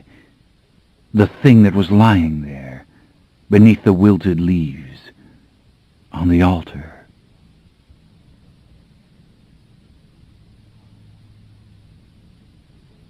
Part 1. The Road to the Vampire Lestat. Tempting to place in coherent collage the bee, the mountain range, the shadow of my hoof. tempting to join them, enlaced by logical, vast, and shining molecular thought thread through all substance. Tempting to say I see in all I see the place where the needle began in the tapestry. But it all looks whole and part. Long live the eyeball and the lucid heart. Stan Rice, from 4 Days in Another City, Some Lamb, 1975. Chapter 1. The Legend of the Twins. Tell it in rhythmic continuity. Detail by detail the living creatures. Tell it as must the rhythm solid in the shape. Woman, arms lifted, shadow eater. Stan Rice, from Elegy, White Boy, 1976. "Call her for me," he said. "Tell her I have had the strangest dreams, that they were about the twins. You must call her." His daughter didn't want to do it. She watched him fumble with the book. His hands were his enemies now, he often said. At 91, he could scarcely hold a pencil or turn a page. "Daddy," she said, "that woman's probably dead." Everybody he had known was dead. He'd outlived his colleagues, he'd outlived his brothers and sisters, and even 2 of his children. In a tragic way, he had outlived the twins, because no one read his book now. No one cared about the legend of the twins. "No, you call her," he said. "You must call her. You tell her that I dreamed of the twins. I saw them in the dream." "Why would she want to know that, Daddy?" His daughter took the little address book and paged through it slowly. Dead, all these people, long dead. The men who had worked with her father on so many expeditions, the editors and photographers who had worked with him on his book. Even his enemies who had said his life was wasted, that his research had come to nothing. Even the most scurrilous, who had accused him of doctoring pictures and lying about the caves, which her father had never done. Why should she be still alive, the woman who had financed his long-ago expeditions, the rich woman who had sent so much money for so many years? "You must ask her to come. Tell her it's very important. I must describe to her what I've seen." To come? All the way to Rio de Janeiro because an old man had had strange dreams? His daughter found the page, and yes, there was the name and the number, and the date beside it, only 2 years old. "She lives in Bangkok, Daddy." What time was it in Bangkok? She had no idea. "She'll come to me. I know she will." He closed his eyes and settled back onto the pillow. He was small now, shrunken. But when he opened his eyes, there was her father looking at her, in spite of the shriveling yellowed skin, the dark spots on the backs of his wrinkled hands, the bald head. He appeared to be listening to the music now, the soft singing of the Vampire Lestat coming from her room. She would turn it down if it kept him awake. She wasn't much for American rock singers, but this one she'd rather liked. "Tell her I must speak to her," he said suddenly, as though coming back to himself. "All right, Daddy, if you want me to." She turned off the lamp by the bed. "You go back to sleep." "Don't give up till you find her. Tell her, the twins. I've seen the twins." But as she was leaving, he called her back again with one of those sudden moans that always frightened her. In the light from the hall, she could see he was pointing to the books on the far wall. "Get it for me," he said. He was struggling to sit up again. "The book, Daddy?" "The twins. The pictures." She took down the old volume and brought it to him and put it in his lap. She propped the pillows up higher for him and turned on the lamp again. It hurt her to feel how light he was as she lifted him. It hurt her to see him struggle to put on his silver-rimmed glasses. He took the pencil in his hand to read with it, ready to write as he had always done, but then he let it fall, and she caught it and put it back on the table. "You go call her," he said. She nodded, but she stayed there just in case he needed her. The music from her study was louder now, one of the more metallic and raucous songs, but he didn't seem to notice.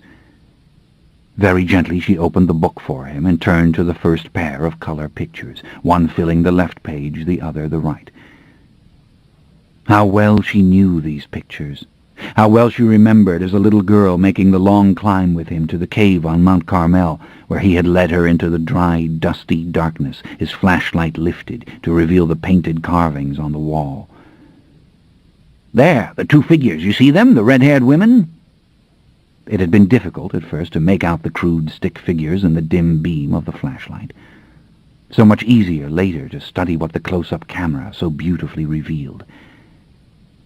But she would never forget that first day when he had shown her each small drawing in sequence, the twins dancing in rain that fell in tiny dashes from a scribble of cloud, the twins kneeling on either side of the altar upon which a body lay as if in sleep or death, the twins taken prisoner and standing before a tribunal of scowling figures, the twins running away. And then the damaged pictures, of which nothing could be recovered, and finally the one twin alone, weeping, her tears falling in tiny dashes, like the rain, from eyes that were tiny black dashes too. They'd been carved in the rock, with pigments added, orange for the hair, white chalk for the garments, green for the plants that grew around them, and even blue for the sky over their heads. 6,000 years had passed since they had been created in the deep darkness of the cave. And no less old were the near-identical carvings in a shallow rock chamber high on the slope of Huayna Picchu on the other side of the world. She had made that journey also with her father, a year later, across the Urubamba River and up through the jungles of Peru. She'd seen for herself the same two women in a style remarkably similar, though not the same. There again on the smooth wall were the same scenes of the rain falling, of the red-haired twins in their joyful dance. And then the somber altar scene in loving detail. It was the body of a woman lying on the altar, and in their hands the twins held two tiny, carefully drawn plates. Soldiers bore down upon the ceremony with swords uplifted. The twins were taken into bondage, weeping.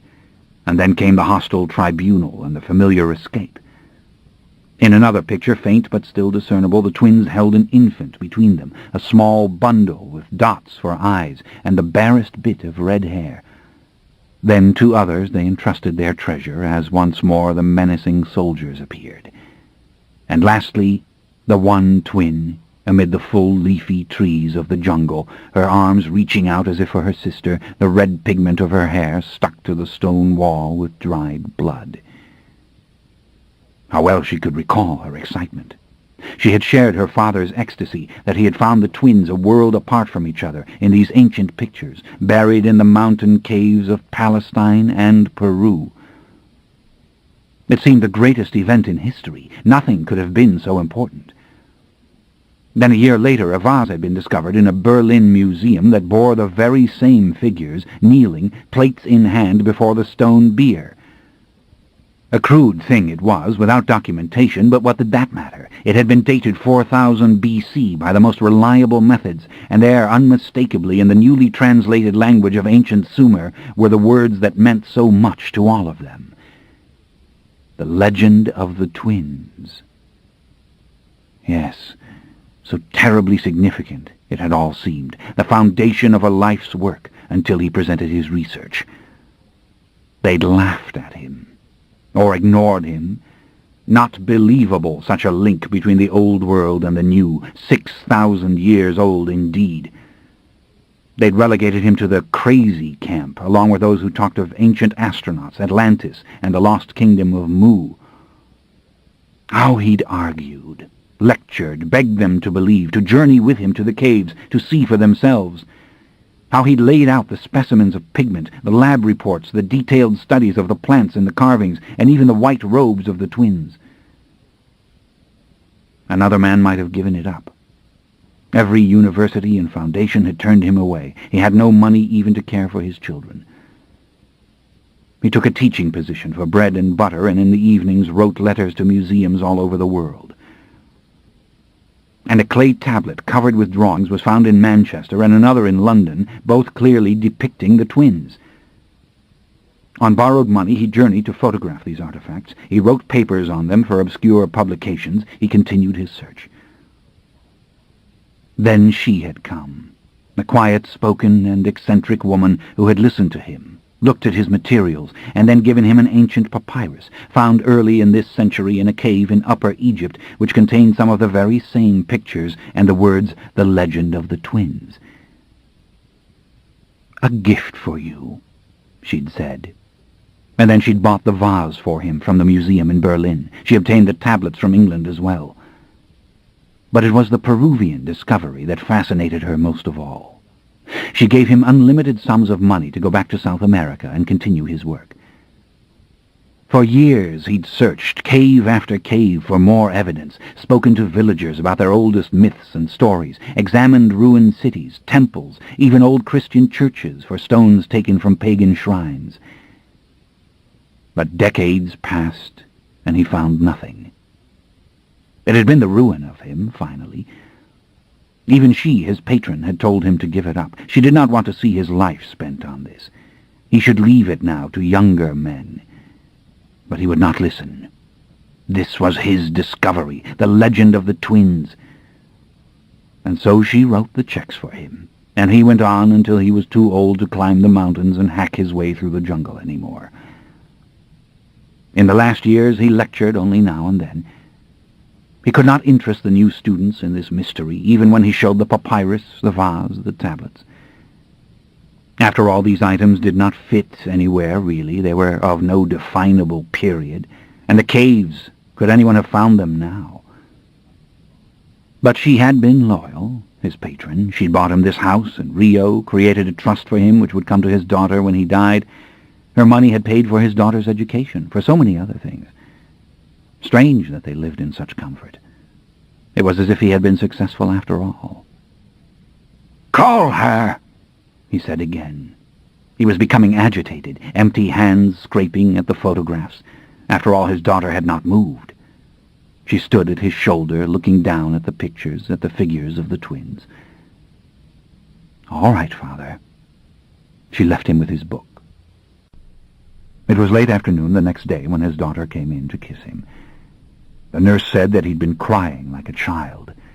He opened his eyes as his daughter squeezed his hand. "I know now what they did to them," he said. "I've seen it. It was sacrilege what they did." His daughter tried to quiet him. She told him that she had called the woman. The woman was on her way. "She wasn't in Bangkok, Daddy. She's moved to Burma, to Rangoon. But I reached her there, and she was so glad to hear from you. She said she'd leave within a few hours. She wants to know about the dreams." He was so happy. She was coming. He closed his eyes and turned his head into the pillow. "The dreams will start again after dark," he whispered. "The whole tragedy will start again." "Daddy, rest," she said, "until she comes." Sometime during the night he died. When his daughter came in, he was already cold. The nurse was waiting for her instructions. He had the dull, half-lidded stare of dead people. His pencil was lying on the coverlet, and there was a piece of paper, the flyleaf of his precious book, crumpled under his right hand. She didn't cry. For a moment she didn't do anything. She remembered the cave in Palestine, the lantern. "Do you see the two women?" Gently she closed his eyes and kissed his forehead. He'd written something on the piece of paper. She lifted his cold, stiff fingers and removed the paper and read the few words he'd scrawled in his uneven, spidery hand. "In the jungles, walking." What could it mean? And it was too late to reach the woman now. She would probably arrive sometime that evening. All that long way. Well, she would give her the paper if it mattered, and tell her the things he'd said about the twins.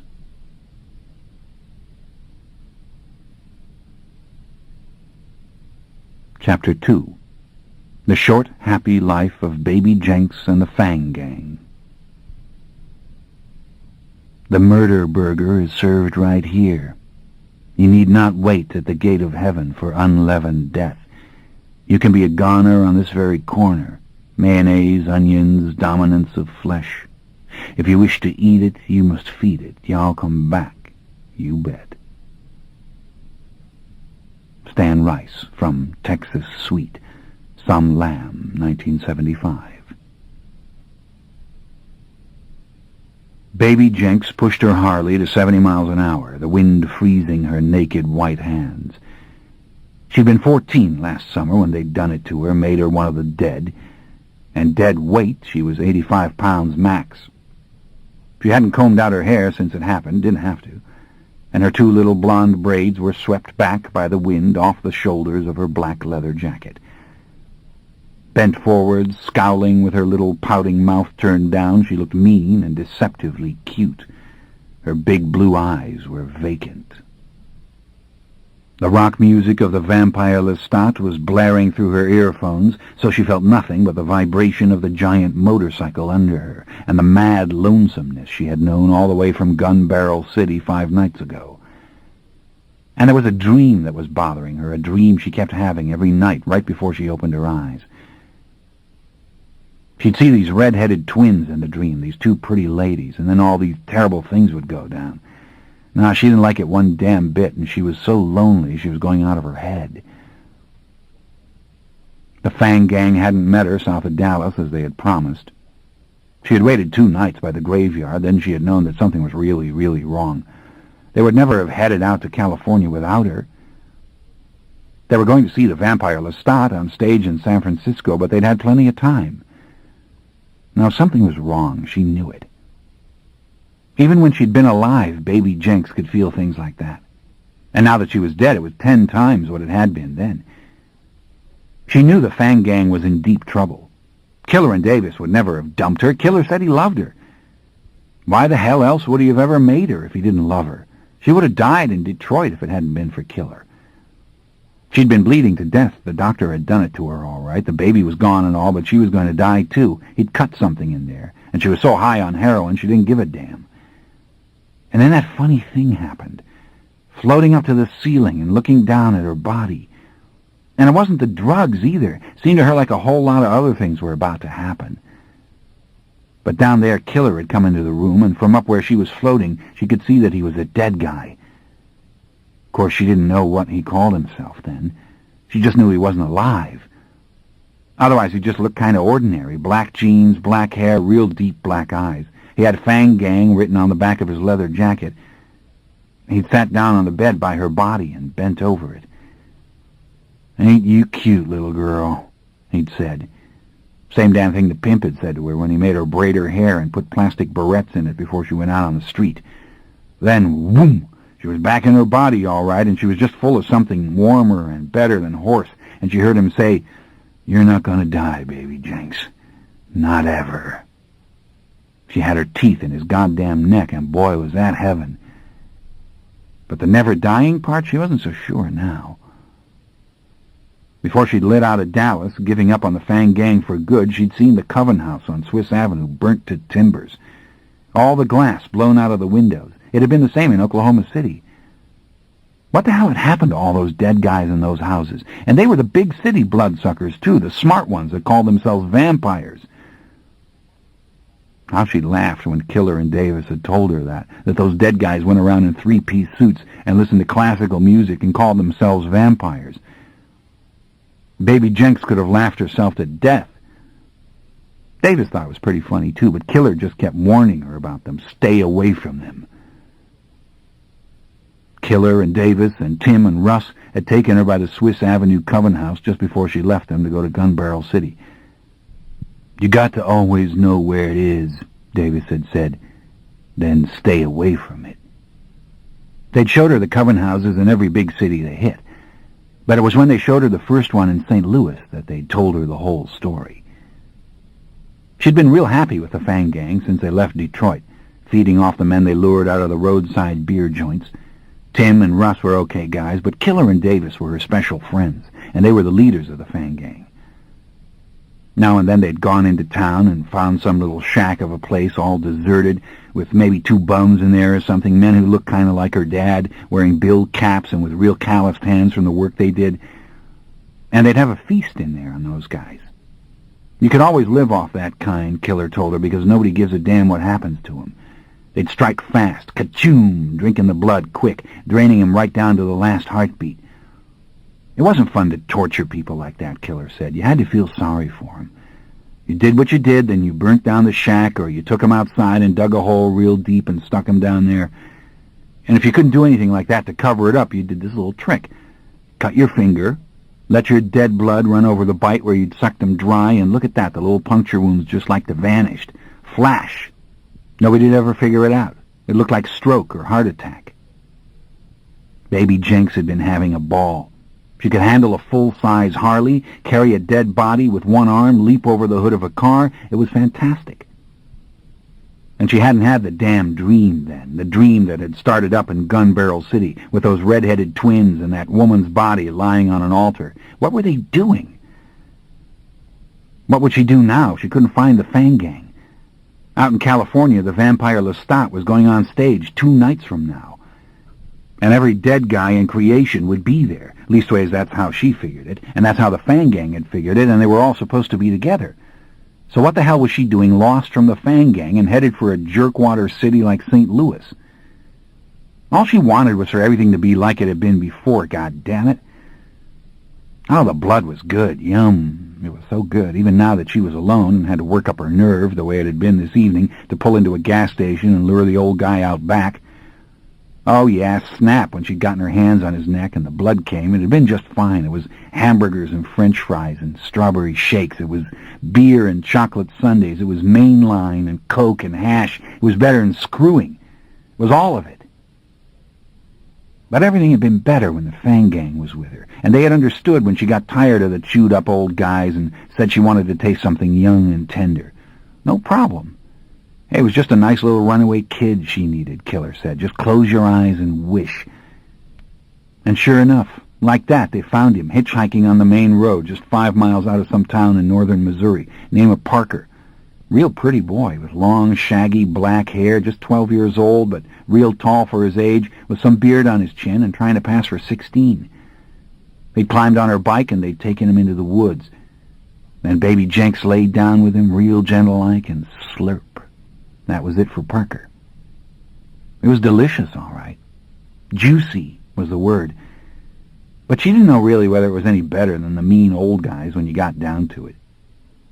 And with them it was more sport. Good old boy blood, Davis called it. Davis was a black dead guy, and one damn good-looking black dead guy, as Baby Jenks saw it. His skin had a gold glow to it, the dead glow, which in the case of white dead guys made them look like they were standing in a fluorescent light all the time. Davis had beautiful eyelashes, too, just damn near unbelievably long and thick. And he decked himself out in all the gold he could find. He stole the gold rings and watches and chains and things off the victims.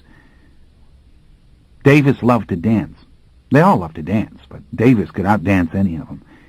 They'd go to the graveyards to dance, maybe around 3 a.m. after they'd all fed and buried the dead and all that jazz.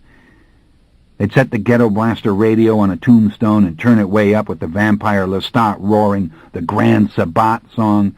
That was the one that was good for dancing. And oh man, how good it felt, twisting and turning and leaping in the air, or just watching Davis move and Killer move and Russ spinning in circles till he fell down. Now that was real dead guy dancing. Now if those big city bloodsuckers weren't hip to that, they were crazy. God, she wished now that she could tell Davis about this dream she'd been having since Gun Barrel City. How it had come to her in her mom's trailer, zap, the first time when she'd been sitting, waiting. It was so clear for a dream. Those 2 women with the red hair and the body lying there with its skin all black and crackled like. And what the hell was that on the plates in the dream? Yeah, it had been a heart on one plate and a brain on the other. Christ. All those people kneeling around that body in those plates. It was creepy. And she'd had it over and over again since then. Why, she was having it every goddamn time she shut her eyes, and again right before she dug her way out of wherever she'd been hiding by daylight. Killer and Davis would understand. They'd know if it meant something. They wanted to teach her everything. When they first hit St. Louis on their way south, the Fan Gang had headed off the boulevard into one of those big dark streets with iron gates that they call a private place in St. Louis. It was the Central West End down there, they said. Baby Jenks had liked those big trees. There just aren't enough big trees in South Texas. There wasn't much of nothing in South Texas. And here the trees were so big their branches made a roof over your head. And the streets were full of noisy, rustling leaves, and the houses were big with peaked roofs and the lights buried deep inside them. The Coven house was made of brick and had what Killer called Moorish arches. "Don't go any closer," Davis had said. Killer just laughed. Killer wasn't scared of the big city dead. Killer had been made 60 years ago. He was old. He knew everything. "But they will try to hurt you, Baby Jenks," he said, walking his Harley just a little farther up the street. He had a lean, long face, wore a gold earring in his ear, and his eyes were small, kind of thoughtful. "See, this one's an old coven, been in St. Louis since the turn of the century." "But why would they want to hurt us?" Baby Jenks had asked. She was real curious about that house. What did the dead do who lived in houses? What kind of furniture did they have? Who paid the bills, for God's sakes? Seemed like she could see a chandelier in one of those front rooms through the curtains. A big fancy chandelier. Man, now that's living. "Oh, they got all that down," said Davis, reading her mind. "You don't think the neighbors think they're real people. Look at that car in the drive. You know what that is? That's a Bugatti, baby. And the other one beside it, a Mercedes-Benz." What the hell was wrong with a pink Cadillac? That's what she'd like to have. A big gas-guzzling convertible that she could push to 120 on the open stretch. And that's what had got her into trouble. Got her to Detroit, an asshole with a Cadillac convertible. But just because you were dead didn't mean you had to drive a Harley and sleep in the dirt every day, did it? "We're free, darling," Davis said, reading her thoughts. "Don't you see? There's a lot of baggage goes with this big city life. Tell her, Killer. And you ain't getting me in no house like that, sleeping in a box under the floorboards." He broke up. Killer broke up. She broke up, too. But what the hell was it like in there? Did they turn on the Late Show and watch the vampire movies? Davis was really rolling on the ground. "The fact is, Baby Jenks," Killer said, "we're rogues to them. They want to run everything. Like they don't think we have a right to be dead.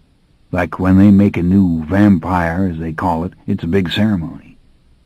"Like what happens? Like a wedding or something, you mean?" More laughter from those two. "Not exactly," Killer said. "More like a funeral." They were making too much noise. Surely those dead guys in the house were going to hear him. But Baby Jenks wasn't afraid, if Killer wasn't afraid. Where were Russ and Tim? Gone off hunting?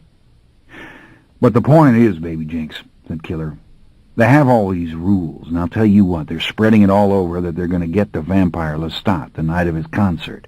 But you know what? They're reading his book like it was the Bible.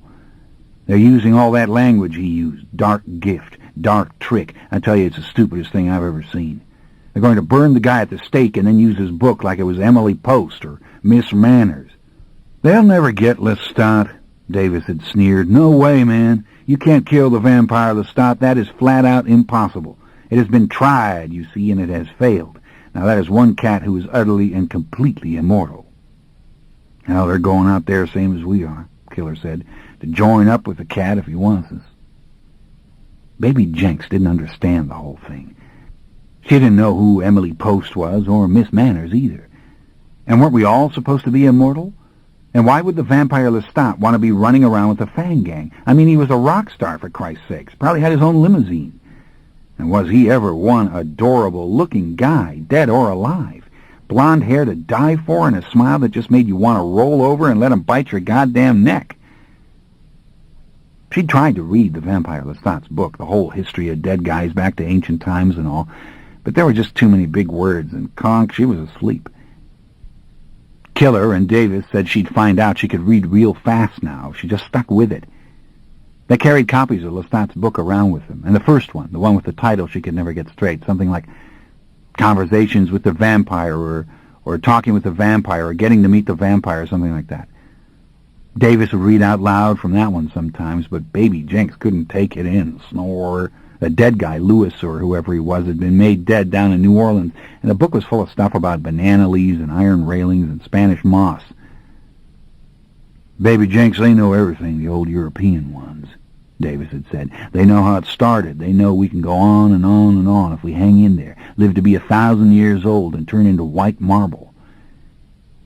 Gee, that's just great, Davis, Baby Jenks said. It's bad enough now not being able to walk into a 7-Eleven under those lights without people looking at you. Who wants to look like white marble? Baby Jenks, you don't need anything anymore from the 7-Eleven, Davis said real calmly. But he got the point. Forget the books.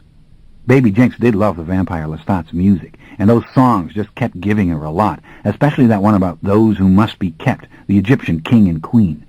Though to tell the truth, she didn't know what the hell it meant till Killer explained. They're the parents of all vampires, Baby Jenks, the mother and the father. See, we're all an unbroken line of blood coming down from the king and the queen in ancient Egypt, who are called those who must be kept. And the reason you got to keep 'em is if you destroy 'em, you destroy all of us, too. Sounded like a bunch of bull to her. Lestat's seen the mother and the father, Davis said. Found them hidden on a Greek island, so he knows that it's the truth. That's what he's been telling everybody with these songs, and it's the truth.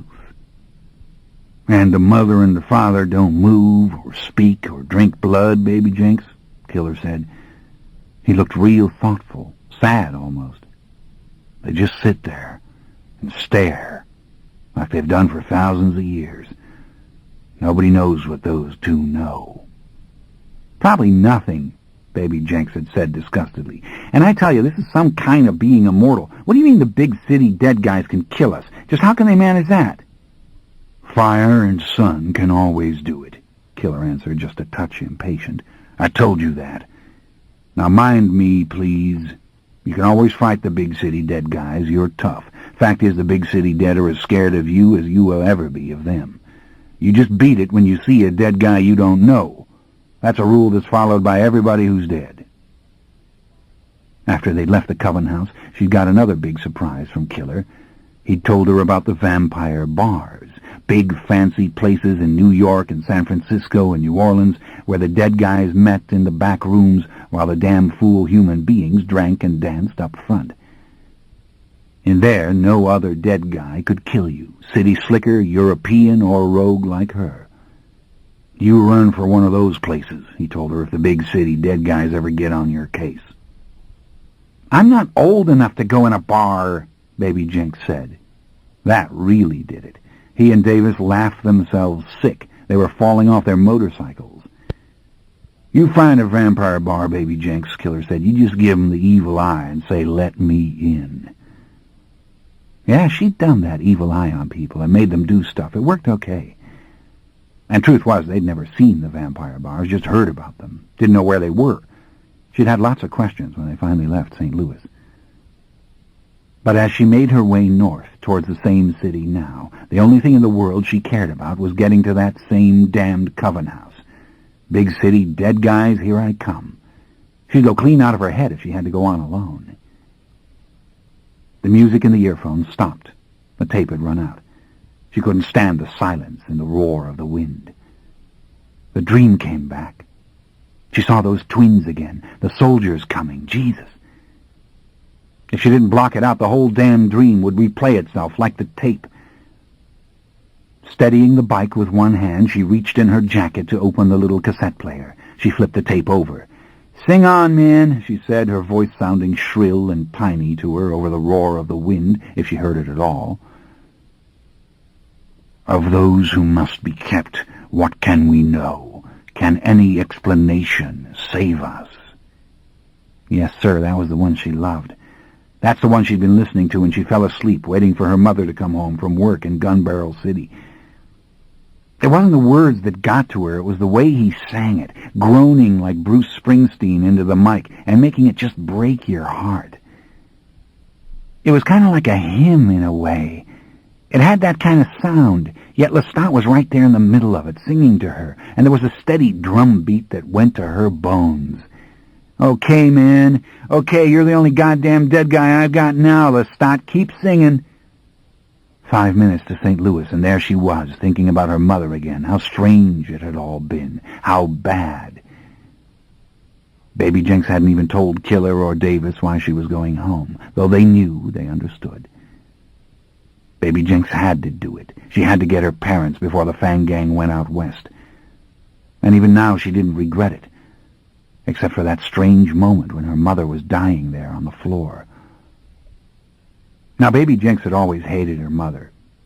She thought her mother was just a real fool, making crosses every day of her life with little pink seashells and bits of glass, and then taking them to the Gun Barrel City flea market and selling them for $10. And they were ugly, too, just real ready-made junk, those little things with a little twisted-up Jesus in the middle made up of tiny red and blue beads and things.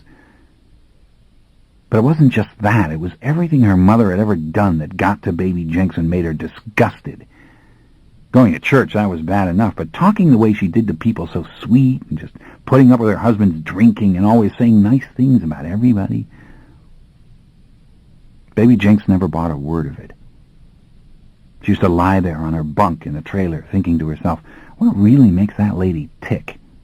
When is she going to blow up like a stick of dynamite? Or is she just too stupid? Her mother had stopped looking Baby Jenks in the eye years ago. When Baby Jenks was 12, she'd come in and said, "You know I done it, don't you? I hope to God you don't think I'm no virgin." And her mother just faded out just looked away with her eyes wide and empty and stupid, and went back to her work, humming like always as she made those seashell crosses. One time some big city person told her mother that she made real folk art. "They're making a fool of you," Baby Jenks had said. "Don't you know that? They didn't buy one of those ugly things, did they? You know what those things look like to me? I'll tell you what they look like. They look like great big dime store earrings." No arguing, just turning the other cheek. "You want some supper, honey?" It was like an open and shut case, Baby Jenks figured. So she had headed out of Dallas early, making Cedar Creek Lake in less than an hour. And there was a familiar sign that meant her sweet little old hometown. "Welcome to Gun Barrel City. We shoot straight with you." She hid her Harley behind the trailer when she got there, nobody home, and lay down for a nap, Lestat singing in the earphones and the steam iron ready by her side. When her mother came in, slam, bam, thank you, ma'am, she'd take her out with it. Then the dream happened. Why, she wasn't even asleep when it started. It was like Lestat faded out and the dream pulled her down, and snap! She was in a place full of sunlight, a clearing on the side of a mountain. And these two twins were there, beautiful women with soft, wavy red hair, and they knelt like angels in church with their hands folded. Lots of people around, people in long robes like people in the Bible. And there was music, too, a creepy thumping and the sound of a horn playing, real mournful. But the worst part was the dead body, the burned body of the woman on a stone slab. Why, she looked like she'd been cooked lying there. And on the plates there was a fat, shiny heart and a brain. Yep, sure thing, that was a heart and a brain. Baby Jenks had woken up scared. To hell with that. Her mother was standing in the door.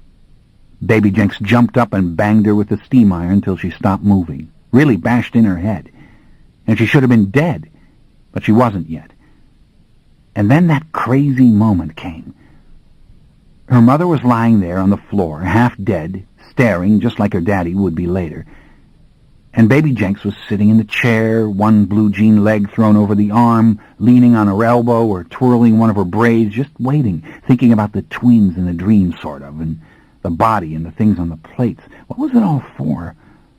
But mostly just waiting. Die, you stupid bitch. Go on, die. I'm not slamming you again. Even now, Baby Jenks wasn't sure what had happened. It was like her mother's thoughts had changed, grown wider, bigger. Maybe she was floating up on the ceiling somewhere the way Baby Jenks had been when she nearly died before Killer saved her. But whatever was the cause, the thoughts were just amazing, just flat out amazing, like her mother knew everything. all about good and bad and how important it was to love, really love, and how it was so much more than just all the rules about don't drink, don't smoke, pray to Jesus. It wasn't preacher stuff. It was just gigantic. Her mother, lying there, had thought about how the lack of love in her daughter, Baby Jenks, had been as awful as a bad gene that made Baby Jenks blind and crippled. Yet it didn't matter. It was going to be all right. Baby Jenks would rise out of what was going on now, just as she had almost done before Killer had got to her, and there would be a finer understanding of everything. What the hell did that mean? Something about everything around us being part of one big thing. The fibers in the carpet, the leaves outside the window, the water dripping in the sink, the clouds moving over Cedar Creek Lake, and the bare trees. And they weren't really so ugly as Baby Jenks had thought. No. The whole thing was almost too beautiful to describe suddenly. And Baby Jenks' mother had always known about this, seen it that way. Baby Jenks' mother forgave Baby Jenks everything. Poor Baby Jenks, she didn't know about the green grass or the seashells shining in the light of the lamp. Then Baby Jenks' mother had died. Thank God, enough. But Baby Jenks had been crying. Then she'd carried the body out of the trailer and buried it in back real deep, feeling how good it was to be one of the dead and so strong and able to just heft those shovels full of dirt. Then her father came home. This one's really for fun. She buried him while he was still alive. She'd never forget the look on his face when he came in the door and saw her with the fire axe. Well, if it ain't Lizzie Borden. Who the hell was Lizzie Borden? Then the way his chin stuck out and his fist came flying towards her, he was so sure of himself. You little slut. She split his goddamn forehead in half. Yeah, that part was great, feeling the skull cave. Go down, you bastard! And so was shoveling dirt on his face while he was still looking at her. Paralyzed, couldn't move, thinking he was a kid again on a farm or something in New Mexico. Just baby talk. You son of a bitch, I always knew you had shit for brains. Now I can smell it. But why the hell had she ever gone down there? Why had she left the Fang Gang? If she'd never left them, she'd be with them now in San Francisco with Killer and Davis, waiting to see Lestat on the stage. They might even have made the vampire bar out there or something. Leastways, if they had ever gotten there, if something wasn't really, really wrong. And what the hell was she doing now, backtracking? Maybe she should have gone along out west. 2 nights, that was all that was left. Hell, maybe she'd rent a motel room when the concert happened so she could watch it on TV. But before that, she had to find some dead guys in St. Louis. She couldn't go on alone. How to find the Central West End? Where was it? This boulevard looked familiar. She was cruising along, praying no meddling cop would start after her. She'd outrun him, of course, she always did, though she dreamed of getting just one of those damn sons of bitches on a lonely road. But the fact was she didn't want to be chased out of St. Louis. Now this looked like something she knew. Yeah, this was the Central West End or whatever they called it, and she turned off now to the right and went down an old street with those big, cool, leafy trees all around her. Made her think of her mother again, the green grass, the clouds, a little sob in her throat. If she just wasn't so damn lonesome.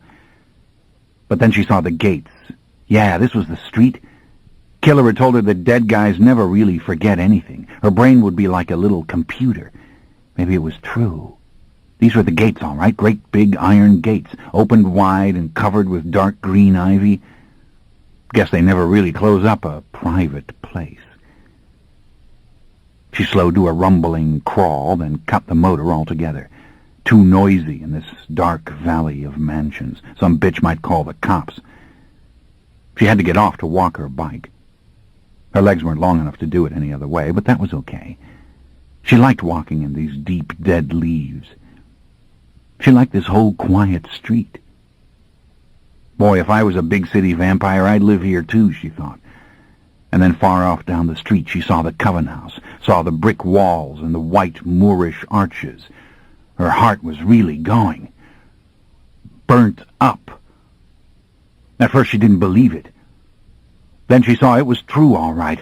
Big streaks of black on the bricks, and the windows all blown out, not a pane of glass left anywhere. Jesus Christ! She was going crazy. She walked her bike up closer, biting her lips so hard she could taste her own blood. Just look at it. Who the hell was doing it? Teeny bits of glass all over the lawn and even in the trees, so the whole place was kind of sparkling in a way that human beings probably couldn't make out. Looked to her like nightmare Christmas decorations. And the stink of burning wood, it was just hanging there. She was going to cry. She was going to start screaming. But then she heard something. Not a real sound, but the things that Killer had taught her to listen for. There was a dead guy in there. She couldn't believe her luck, and she didn't give a damn what happened. She was going in there. Yeah, somebody in there. It was real faint. She went a few more feet, crunching real loud in the dead leaves. No light, but something moving in there, and it knew she was coming. And as she stood there, heart hammering, afraid and frantic to go in, somebody came out on the front porch. A dead guy, looking right at her. "Praise the Lord," she whispered. And he wasn't no jerk-off in a three-piece suit either. No, he was a young kid, maybe no more than 2 years older than her when they did it to him, and he looked real special. Like he had silver hair, for one thing, just real pretty, short, curly gray hair, and that always looked great on a young person. And he was tall, too, about 6 feet, and skinny. A real elegant guy, the way she saw it. He had an icy look to his skin. It was so white, and he wore a dark brown turtleneck shirt, real smooth across his chest, and a fancy-cut brown leather jacket and pants. Nothing at all like biker leather. Really boss, this guy, and cuter than any dead guy in the Fang gang. "Come inside," he said in a hiss. "Hurry." She like to flew up the steps. The air was still full of tiny ashes, and it hurt her eyes and made her cough. Half the porch had fallen in. Carefully she made her way into the hallway. Some of the stairs was left, but the roof way above was wide open, and the chandelier had fallen down, all crushed and full of soot. Real spooky, like a haunted house, this place. The dead guy was in the living room, or what was left of it, kicking and picking through burnt-up stuff, furniture and things, sort of in a rage, it looked like. "Baby Jenks, is it?" he said, flashing her a weird fake smile full of pearly teeth, including his little fangs, and his gray eyes glittering, kind of. "And you're lost, aren't you?" Okay, another goddamn mind reader, like Davis, and one with a foreign accent. "Yeah, so what?" she said. And real surprising, she caught his name, like as if it was a ball and he'd tossed it to her. Laurent. Now that was a classy name, French-sounding. "Stay right there, Baby Jenks," he said. The accent was French, too, probably. "There were 3 in this coven, and 2 were incinerated. The police can't detect the remains, but you will know them if you step on them, and you will not like it." Christ! And he was telling her the truth, because there was one of them right there, no jive, at the back of a hall. And it looked like a half-burnt suit of clothes lying there, kind of vaguely in the outline of a man. And sure thing, she could tell by the smell there'd been a dead guy in the clothes, and just the leaves and the pant legs and shoes were left. In the middle of all of it, there was a kind of grayish, messy stuff. Looked more like grease and powder than ashes. Funny the way the shirt sleeve was still neatly sticking out of the coat sleeve. Now that had been a 3-piece suit, maybe. She was getting sick. Could you get sick when you were dead? She wanted to get out of here. What if whatever had done this was coming back? Immortal, tie a can to it. "Don't move," the dead guy said to her, "and we'll be leaving together just as soon as we can." "Like now, okay?" she said. She was shaking, goddammit. This is what they meant when they said cold sweat. He'd found a tin box, and he was taking all the unburnt money out of it. "Hey, man, I'm splitting," she said. She could feel something around here, and it had nothing to do with that grease spot on the floor. She was thinking of the burnt-up coven houses in Dallas and Oklahoma City, the way the Fang gang had vanished on her. He got all that, she could tell. His face got soft, real cute again. He threw down the box and came towards her so fast it scared her worse. "Yes, ma chère," he said in a real nice voice. "All those coven houses, exactly. The East Coast has been burnt out like a circuit of lights. There is no answer at the coven house in Paris or the coven house in Berlin." He took her arm as they headed for the front door. "Who the hell's doing this?" she said. "Who the hell knows, chérie? It destroys the houses, the vampire bars, whatever rogues it finds. We have got to get out of here. Now make the bike go." But she had come to a halt. Something out here. She was standing at the edge of the porch. Something... She was as scared to go on as she was to go back in the house. "What's wrong?" he asked her in a whisper.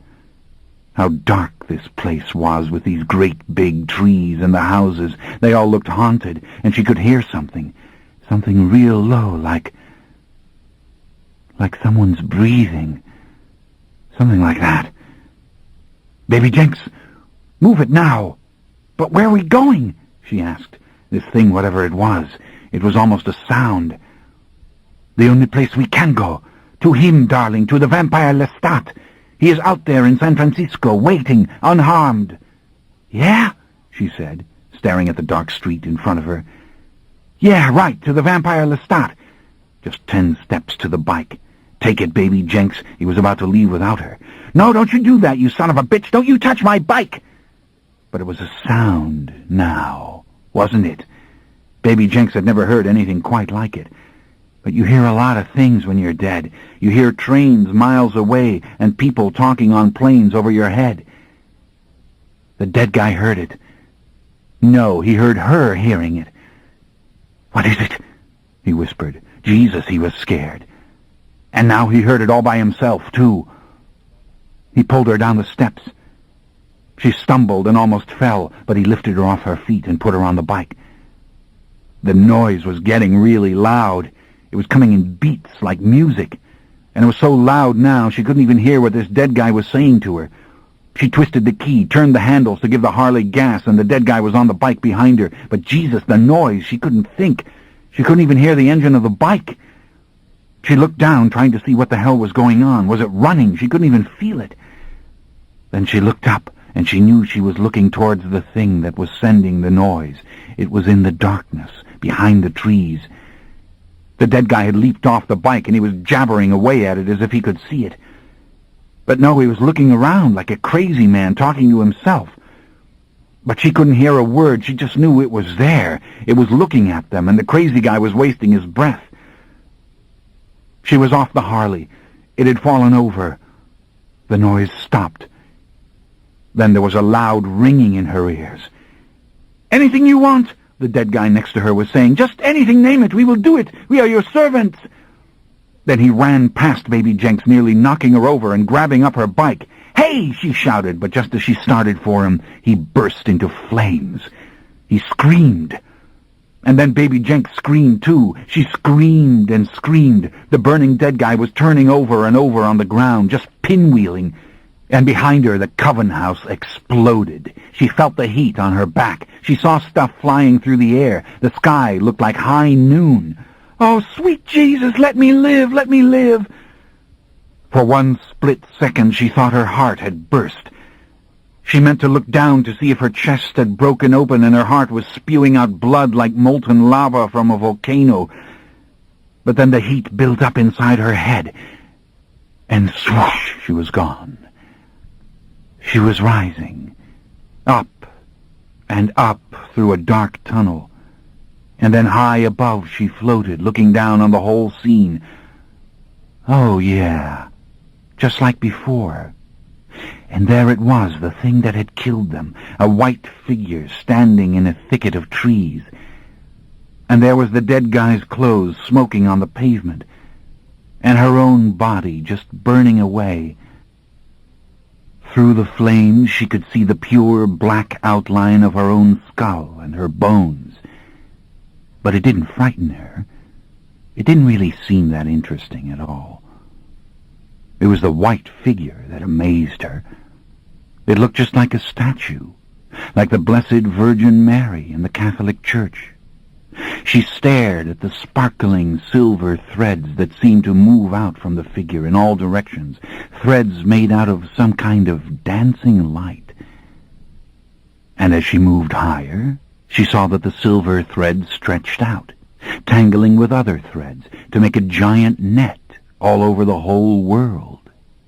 All through the net were dead guys caught like helpless flies in a web, tiny pinpoints of light pulsing and connected to the white figure, and almost beautiful, the sight of it, except it was so sad. Oh, poor souls of all the dead guys locked in indestructible matter, unable to grow old or die. But she was free. The net was way far away from her now. She was seeing so many things. Like there were thousands and thousands of other dead people floating up here too, in a great, hazy, gray layer. Some were lost, others were fighting with each other, and some were looking back down to where they'd died, so pitiful, like they didn't know or wouldn't believe they were dead. There was even a couple of them trying to be seen and heard by the living, but that they could not do. She knew she was dead. This had happened before. She was just passing through this murky lair of sad, lingering people. She was on her way, and the pitifulness of her life on earth caused her sorrow. But it was not the important thing now. The light was shining again. The magnificent light she'd glimpsed when she'd almost died that first time around. She moved towards it, into it. And this was truly beautiful. Never had she seen such colors, such radiance. Never had she heard the pure music that she was hearing now. There were no words to describe this. It was beyond any language she'd ever known. And this time nobody would bring her back. Because the one coming towards her, to take her and to help her, it was her mother. And her mother wouldn't let her go. Never had she felt such love as she felt for her mother. But then love surrounded her. The light, the color, the love, these things were utterly indistinguishable. Ah, that poor baby Jenks, she thought as she looked down to earth just one last time. But she wasn't baby Jenks now. No, not at all.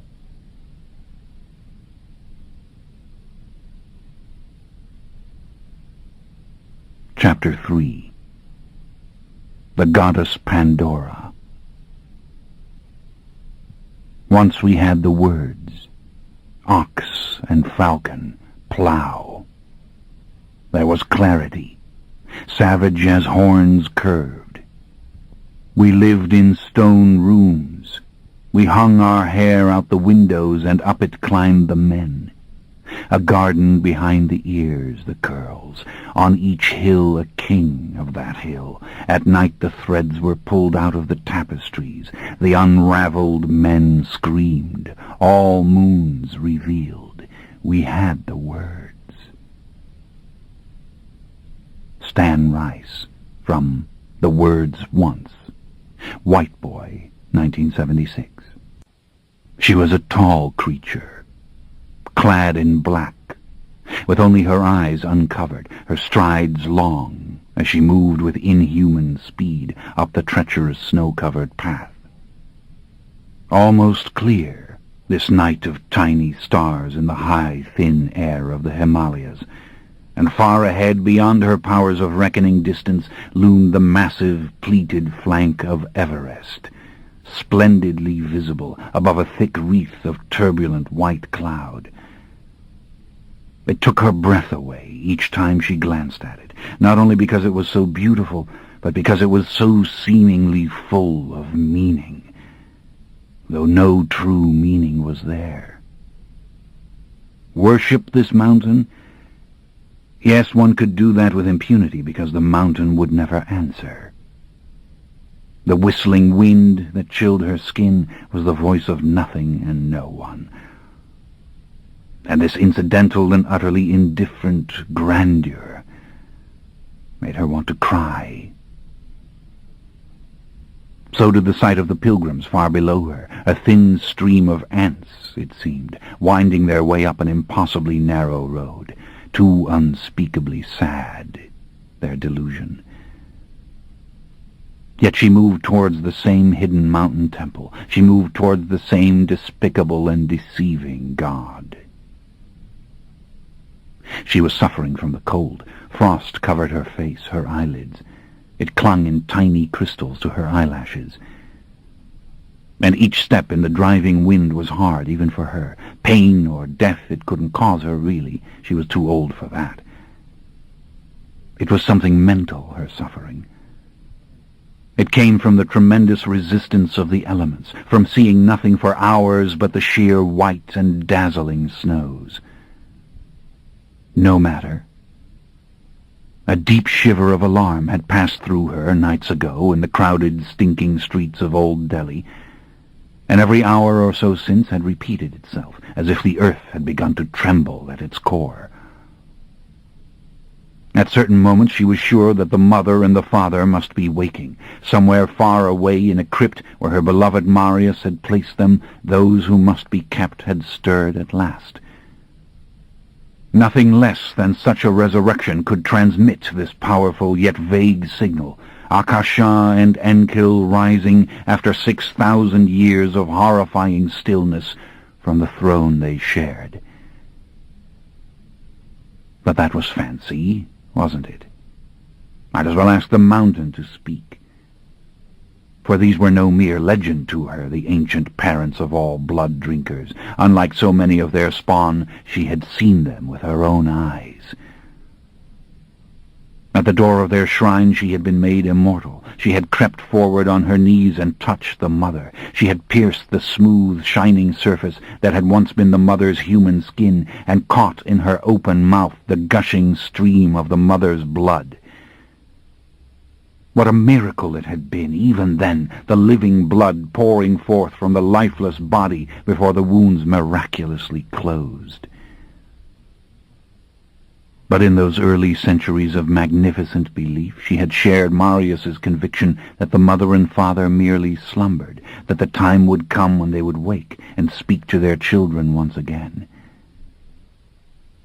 In the candlelight she and Marius had sung hymns to them together. She herself had burnt the incense, placed before them the flowers.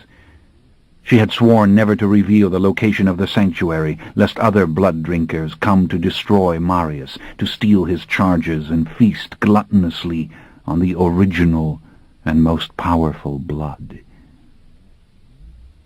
But that was long ago, when the world was divided among tribes and empires, when heroes and emperors were made gods in a day. In that time, elegant philosophical ideas had caught her fancy. She knew now what it meant to live forever. Tell it to the mountain. Danger. She felt it again coursing through her, a scorching current, then gone. And then a glimpse of a green and humid place, a place of soft earth and stifling growth. But it vanished almost immediately. She paused, the moonlit snow blinding her for a moment, and she raised her eyes to the stars, twinkling through a thin fleece of passing cloud. She listened for other immortal voices. But she heard no clear and vital transmission, only a dim throb from the temple to which she was going, and from far behind her, rising out of the dark warrens of a dirty, overcrowded city, the dead electronic recordings of that mad blood drinker, the rock star, the vampire Lestat. Doomed, that impetuous modern fledgling who had dared to fashion garbled songs of bits and pieces of old truths. She had seen countless young ones rise and fall. Yet his audacity intrigued her, even as it shocked her.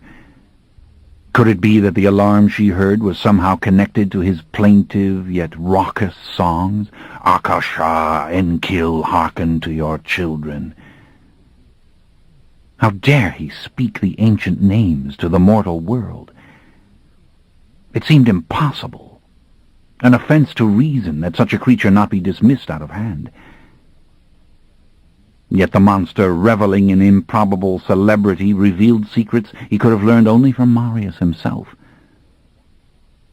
And where was Marius, who for 2,000 years had taken those who must be kept from one secret sanctuary to another? Her heart would break if she let herself think of Marius, of the quarrels that had long ago divided them. But the recorded voice of Lestat was gone now, swallowed by other faint electric voices, vibrations rising from cities and villages, and the ever-audible cry of mortal souls. As so often happened, her powerful ears could separate no one signal. The rising tide had overwhelmed her, shapeless, horrific, so that she closed herself off. Only the wind again. Ah, what must the collective voices of the earth be to the mother and the father, whose powers had grown inevitably from the dawn of recorded time? Had they the power, as she had still, to shut off the flow, or to select from time to time the voices they might hear? Perhaps they were as passive in this regard as any other, and it was the unstoppable din that kept them fixed, unable to reason as they heard the endless cries, mortal and immortal, of the entire world. She looked at the great jagged peak before her. She must continue. She tightened the covering over her face. She walked on. And as the trail led her to a small promontory, she saw her destination at last. Across an immense glacier, the temple rose from a high cliff, a stone structure of near invisible whiteness, its bell tower disappearing into the swirling snow that had just begun to fall. How long would it take her to reach it, even fast as she could walk? She knew what she must do, yet she dreaded it. She must lift her arms, defy the laws of nature and her own reason, and rise over the gulf that separated her from the temple, gently descending only when she had reached the other side of the frozen gorge. No other power she possessed could make her feel so insignificant, so inhuman, so far from the common earthly being she had once been. But she wanted to reach the temple. She had to. And so she did raise her arms slowly, with conscious grace.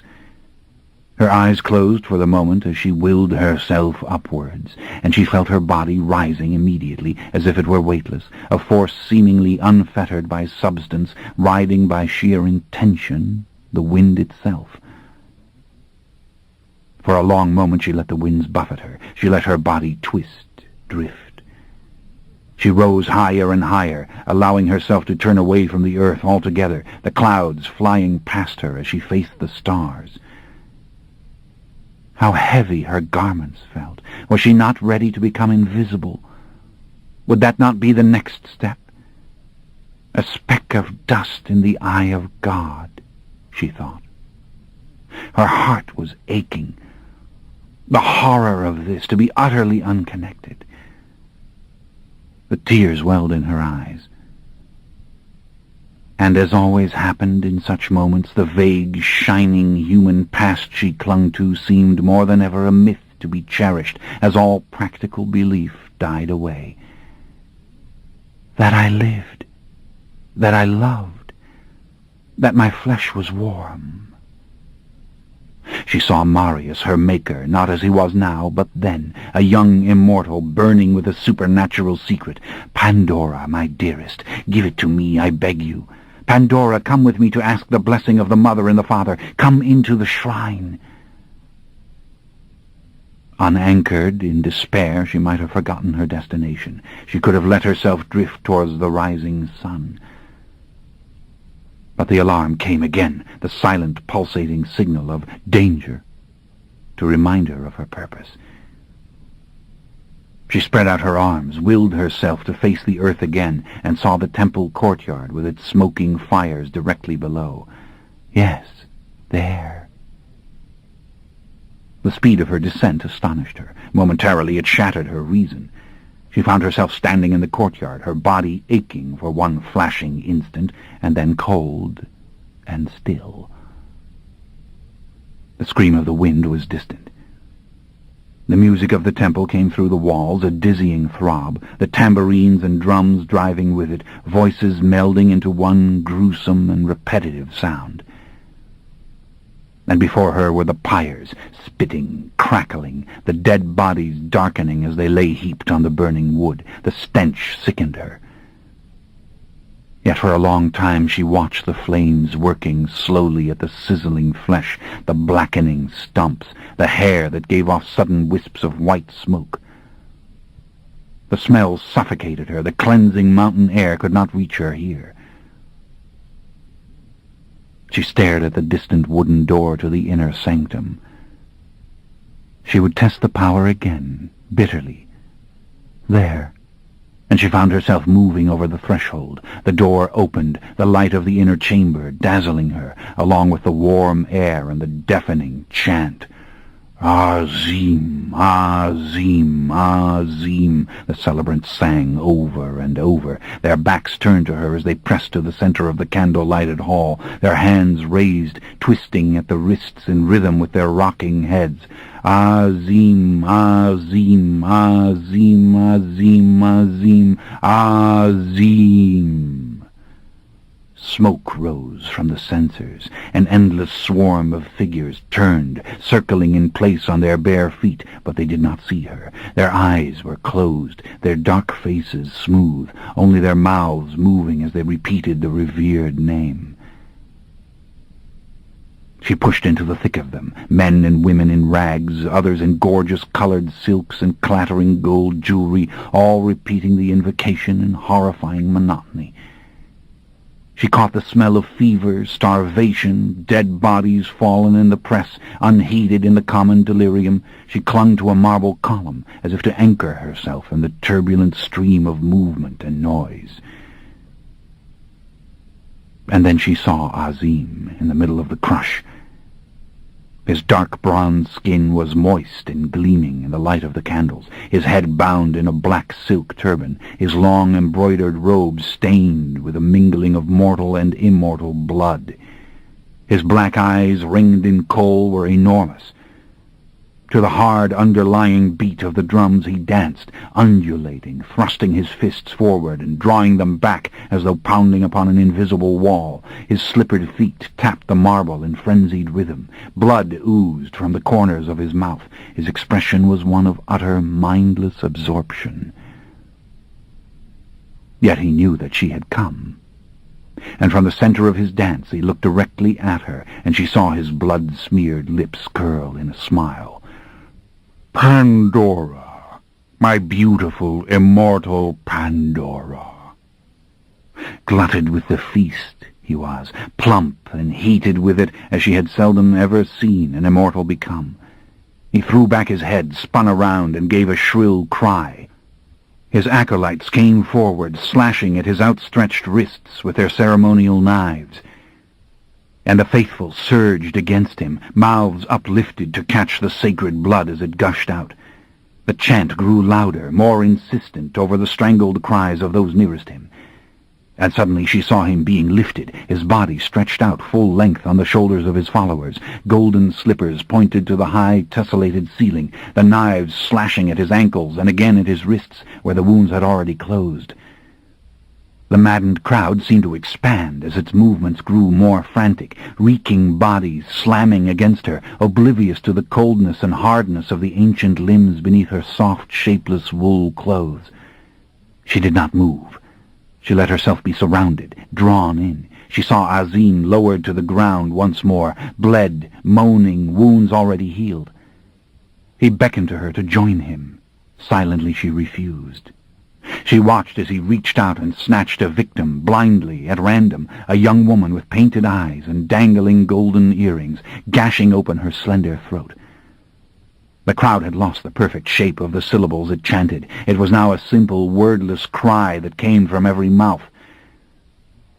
Eyes wide, as if in horror at his own power, Azim sucked the woman dry of blood in one great draught, then dashed the body on the stones before him, where it lay mangled as the faithful surrounded it, hands out in supplication to their staggering god.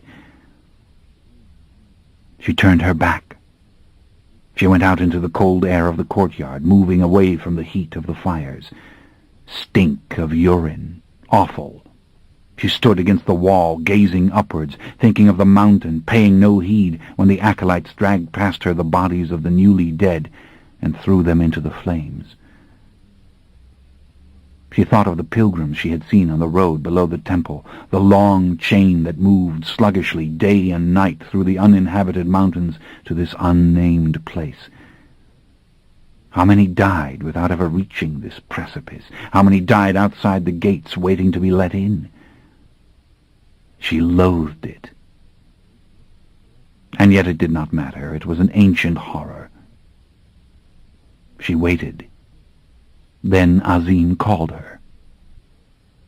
She turned and moved back through the door, and then through another, into a small, exquisitely painted antechamber, where, standing on a red carpet bordered with rubies, he waited silently for her, surrounded by random treasures, offerings of gold and silver, the music in the hall lower, full of languor and fear. "Dearest," he said. He took her face in his hands and kissed her. A heated stream of blood flowed out of his mouth into her, and for one rapturous moment her senses were filled with the song and dance of the faithful, the heady cries, flooding warmth of mortal adoration, surrender, love. Yes, love. She saw Marius for one instant. She opened her eyes and stepped back. For a moment she saw the walls with their painted peacocks, lilies. She saw the heaps of shimmering gold. Then she saw only Azim. He was changeless as were his people, changeless as were the villages from which they had come, wandering through snow and waste to find this horrid, meaningless end. 1,000 years ago, Azim had begun his rule in this temple, from which no worshipper ever departed alive. His supple, golden skin, nourished by an endless river of blood sacrifice, had paled only slightly over the centuries, whereas her own flesh had lost its human blush in half the time. Only her eyes and her dark brown hair, perhaps, gave an immediate appearance of life. She had beauty. Yes, she knew that, but he had a great, surpassing vigor. Evil. Irresistible to his followers, shrouded in legend, he ruled without past or future, as incomprehensible to her now as he had ever been. She didn't want to linger. The place repelled her more than she wanted him to know. She told him silently of her purpose, the alarm that she had heard, something wrong somewhere, something changing, something that has never happened before. And she told him, too, of the young blood-drinker who recorded songs in America, songs full of truths about the mother and the father whose names he knew. It was a simple opening of her mind without drama. She watched Azim, sensing his immense power, the ability with which he'd glean from her any random thought or idea, and shield from her the secrets of his own mind. "Blessed Pandora," he said scornfully. "What do I care about the mother and the father? What are they to me? What do I care about your precious Marius, that he calls for help over and over? This is nothing to me." She was stunned. Marius calling for help. Azim laughed. "Explain what you're saying," she said. Again laughter. He turned his back to her. There was nothing she could do but wait.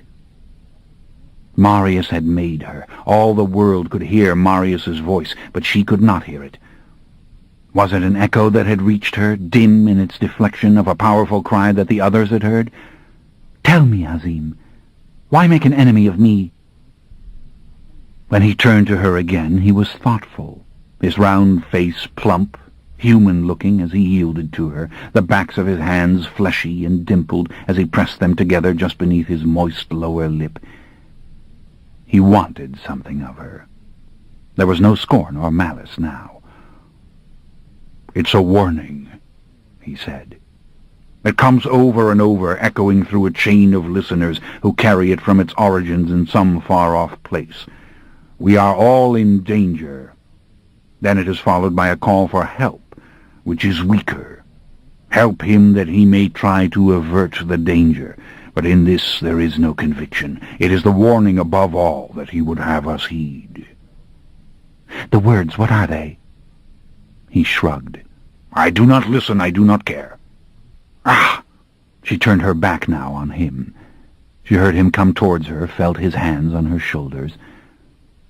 "You must answer my question now," he said. He turned her to face him. "It is the dream of the twins that concerns me. What does this mean?" Dream of the twins?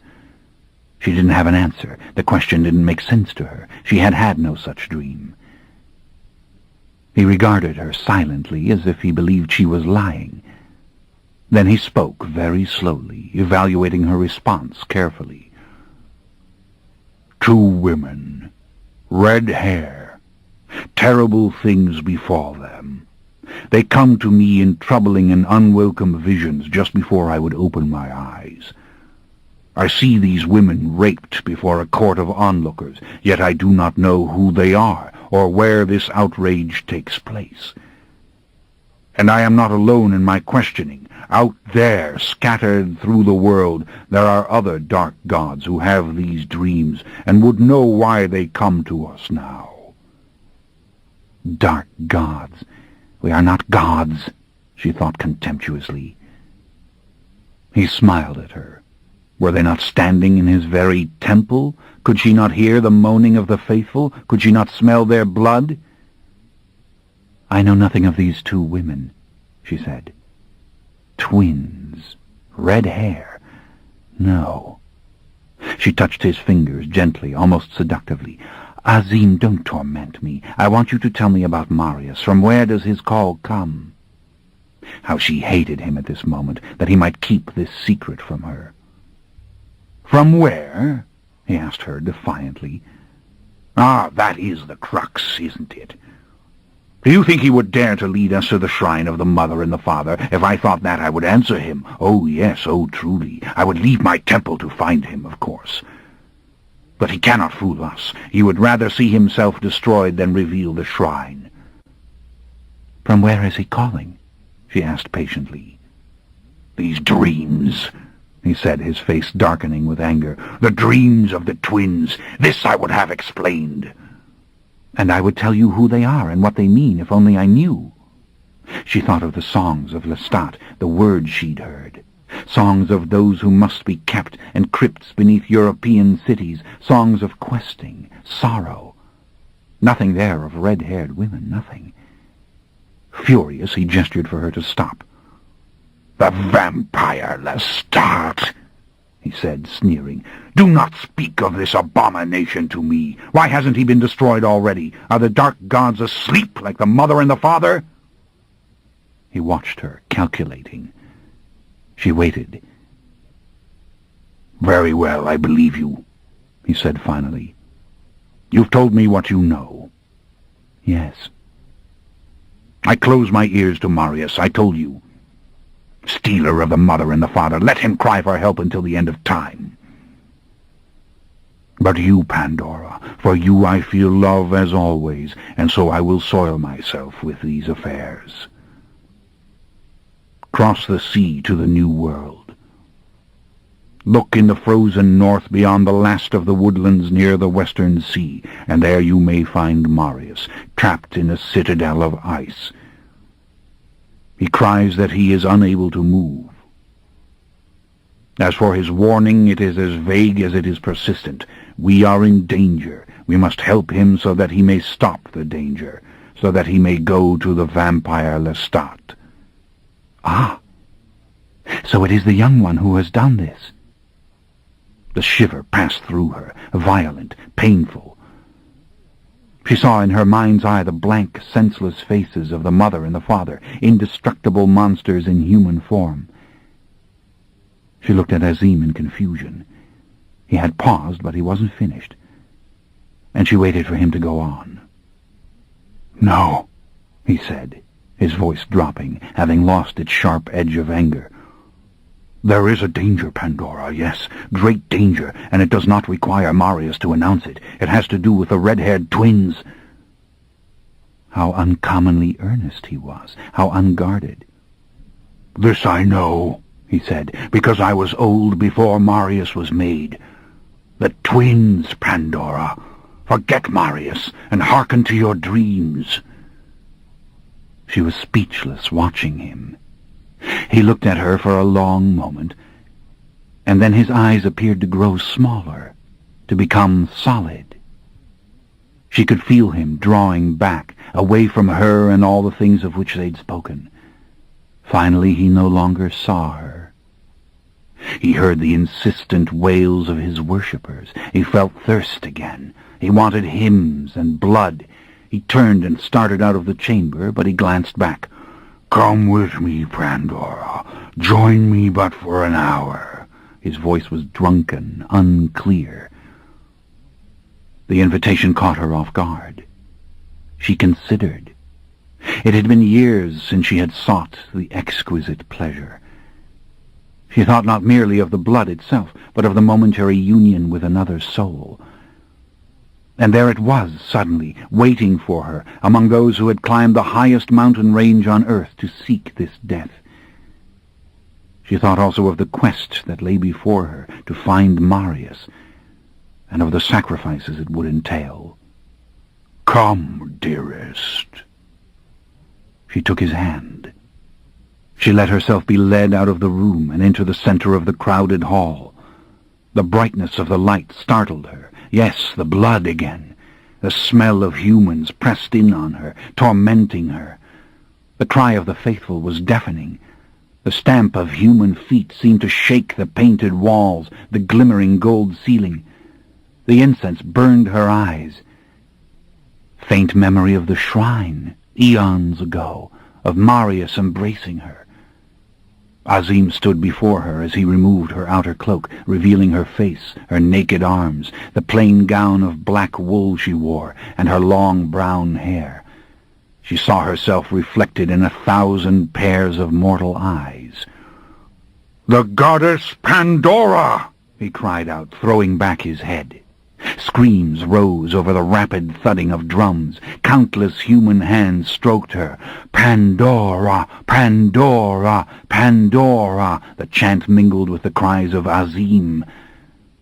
A young brown-skinned man danced before her, white silk shirt plastered to the sweat of his dark chest. His black eyes, gleaming under low, dark brows, were fired with the challenge. "I am your victim, goddess." She could see nothing suddenly in the flickering light and drowning noise but his eyes, his face. She embraced him, crushing his ribs in her haste, her teeth sinking deep into his neck. Alive! The blood poured into her, reached her heart and flooded its chambers, then sent its heat through all her cold limbs. It was beyond remembrance, this glorious sensation, and the exquisite lust, the wanting again. The death shocked her, knocked the breath out of her. She felt it pass into her brain. She was blinded, moaning. Then instantly the clarity of her vision was paralyzing. The marble columns lived and breathed. She dropped the body and took hold of another young male, half-starved, naked to the waist, his strength on the verge of death maddening her. She broke his tender neck as she drank, hearing her own heart swell, feeling even the surface of her skin flooded with blood. She could see the color in her own hands just before she closed her eyes. Yes, human hands, the death slower, resistant, and then yielding in a rush of dimming light and roaring sound. Alive. Pandora! Pandora! Pandora! God, is there no justice? Is there no end? She stood rocking back and forth, human faces, each discreet, lurid, dancing in front of her. The blood inside her was boiling as it sought out every tissue, every cell. She saw her third victim hurling himself against her, sleek young limbs enfolding her, so soft, this hair, this fleece on the back of his arms, the fragile bones so light, as if she were the real being, and these were but creatures of the imagination. She ripped the head half off the neck, staring at the white bones of the broken spinal cord, then swallowing the death instantly with the violent spray of blood from the torn artery. But the heart, the beating heart, she would see it, taste it. She threw the body back over her right arm, bones cracking, while with her left hand she split the breastbone and tore open the ribs and reached through the hot, bleeding cavity to pull the heart free. Not dead yet, this, not really, and slippery, glistening like wet grapes. The faithful crushed against her as she held it up over her head, squeezing it gently so that the living juice ran down her fingers and into her open mouth. Yes, this, forever and ever. Goddess, goddess. Azim was watching her, smiling at her. But she did not look at him. She stared at the shriveled heart as the last droplets of blood left it, a pulp. She let it fall. Her hands glowed like living hands, smeared with blood. She could feel it in her face, the tingling warmth. A tide of memory threatened, a tide of visions without understanding. She drove it back. This time it wouldn't enslave her. She reached for her black cloak. She felt it enclosing her as warm, solicitous human hands brought the soft wool covering up over her hair, over the lower part of her face. And ignoring the heated cries of her name all around her, she turned and went out, her limbs accidentally bruising the frenzied worshippers who stumbled into her path. So deliciously cold, the courtyard. She bent her head back slightly, breathing a vagrant wind as it gusted down into the enclosure, where it fanned the pyres before carrying their bitter smoke away. The moonlight was clear and beautiful, falling on the snow-covered peaks beyond the walls.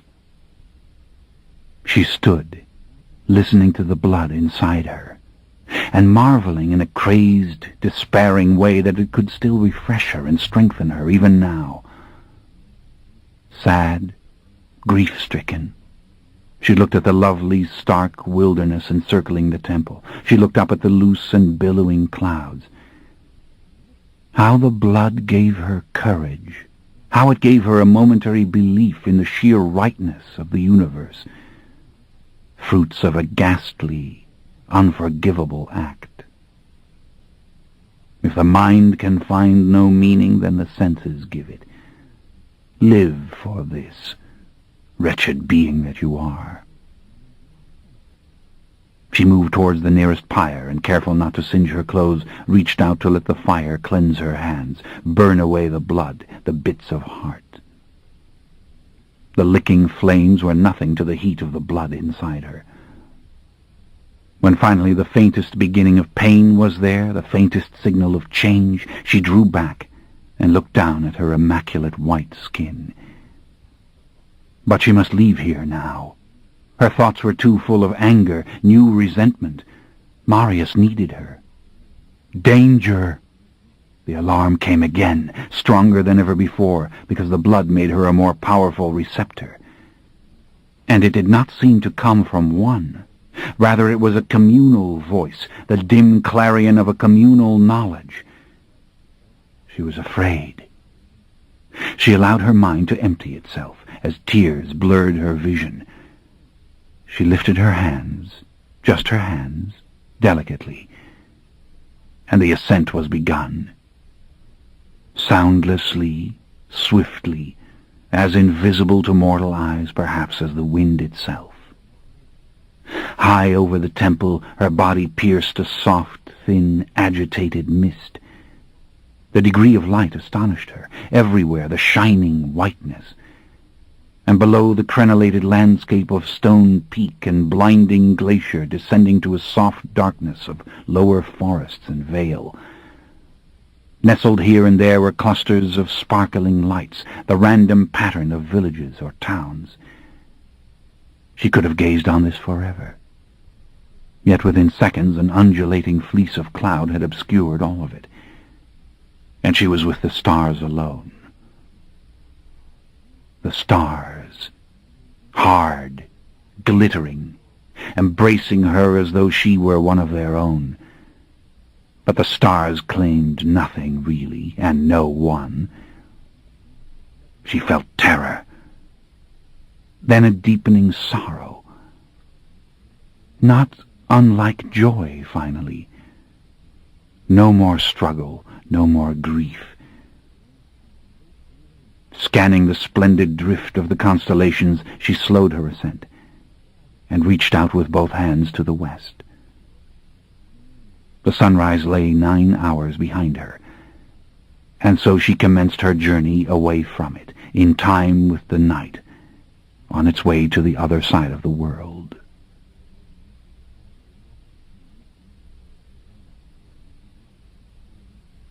Chapter 4. The story of Daniel, the devil's minion, or the boy from the interview with the vampire. Who are these shades we wait for and believe will come some evening in limousines from heaven? The rose, though it knows, is throatless and cannot say. My mortal half laughs, the code and the message are not the same, and what is an angel but a ghost in drag? Stan Rice, from Of Heaven, Body of Work, 1983. He was a tall, slender young man, with ashen hair and violet eyes. He wore a dirty gray sweatshirt and jeans, and in the icy wind whipping along Michigan Avenue at 5 o'clock, he was cold. Daniel Malloy was his name. He was 32, though he looked younger, a perennial student, not a man, that kind of youthful face. He murmured aloud to himself as he walked, "Armand, I need you, Armand. That concert is tomorrow night, and something terrible is going to happen, something terrible." He was hungry. 36 hours had passed since he'd eaten. There was nothing in the refrigerator of his small, dirty hotel room, and besides he had been locked out of it this morning because he had not paid the rent. Hard to remember everything at once. Then he remembered the dream that he kept having, the dream that came every time he closed his eyes, and he didn't want to eat at all. He saw the twins in the dream. He saw the roasted body of the woman before them, her hair singed away, her skin crisped. Her heart lay glistening like a swollen fruit on the plate beside her. The brain on the other plate looked exactly like a cooked brain. Armand knew about it. He had to know. It was no ordinary dream, this. Something to do with Lestat, definitely, and Armand would come soon. God, he was weak, delirious. Needed something. A drink, at least. In his pocket there was no money, only an old crumpled royalty check for the book Interview with the Vampire, which he had written under a pseudonym over 12 years ago. Another world, that, when he had been a young reporter roaming the bars of the world with his tape recorder, trying to get the flotsam and jetsam of the night to tell him some truth. Well, one night in San Francisco he had found a magnificent subject for his investigations, and the light of ordinary life had suddenly gone out. Now he was a ruined thing, walking too fast under the lowering night sky of Chicago in October. Last Sunday he had been in Paris, and the Friday before that in Edinburgh. Before Edinburgh he'd been in Stockholm, and before that he couldn't recall. The royalty check had caught up with him in Vienna, but he did not know how long ago that was. In all these places he frightened those he passed. The vampire Lestat had a good phrase for it in his autobiography, one of those tiresome mortals who has seen spirits. That's me. Where was that book, The Vampire Lestat? Somebody had stolen it off the park bench this afternoon while Daniel slept. Well, let them have it. Daniel had stolen it himself, and he'd read it 3 times already. But if only he had it now, he could sell it. Maybe get enough for a glass of brandy to make him warm.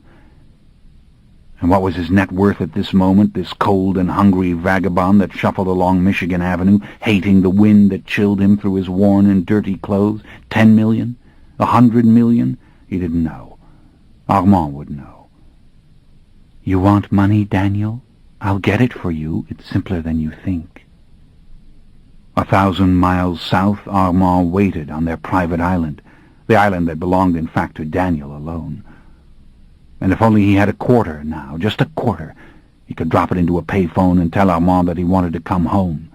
Out of the sky they'd come to get him. They always did, either the big plane with the velvet bedroom on it or the smaller one with a low ceiling and the leather chairs. Would anybody on this street lend him a quarter in exchange for a plane ride to Miami? Probably not. "Armand, now! I want to be safe with you when Lestat goes on that stage tomorrow night." Who would cash this royalty check? No one. It was 7 o'clock, and the fancy shops along Michigan Avenue were for the most part closed, and he had no identification because his wallet had somehow disappeared day before yesterday. So dismal, this glaring gray winter twilight, the sky boiling silently with low metallic clouds. Even the stores had taken on an uncommon grimness with their hard facades of marble or granite, the wealth within gleaming like archaeological relics under museum glass. He plunged his hands in his pockets to warm them, and he bowed his head as the wind came with greater fierceness and the first sting of rain. He didn't give a damn about the check, really. He couldn't imagine pressing the buttons of a phone. Nothing here seemed particularly real to him, not even the chill. Only the dream seemed real, and the sense of impending disaster that the vampire Lestat had somehow set into motion something that even he could never control.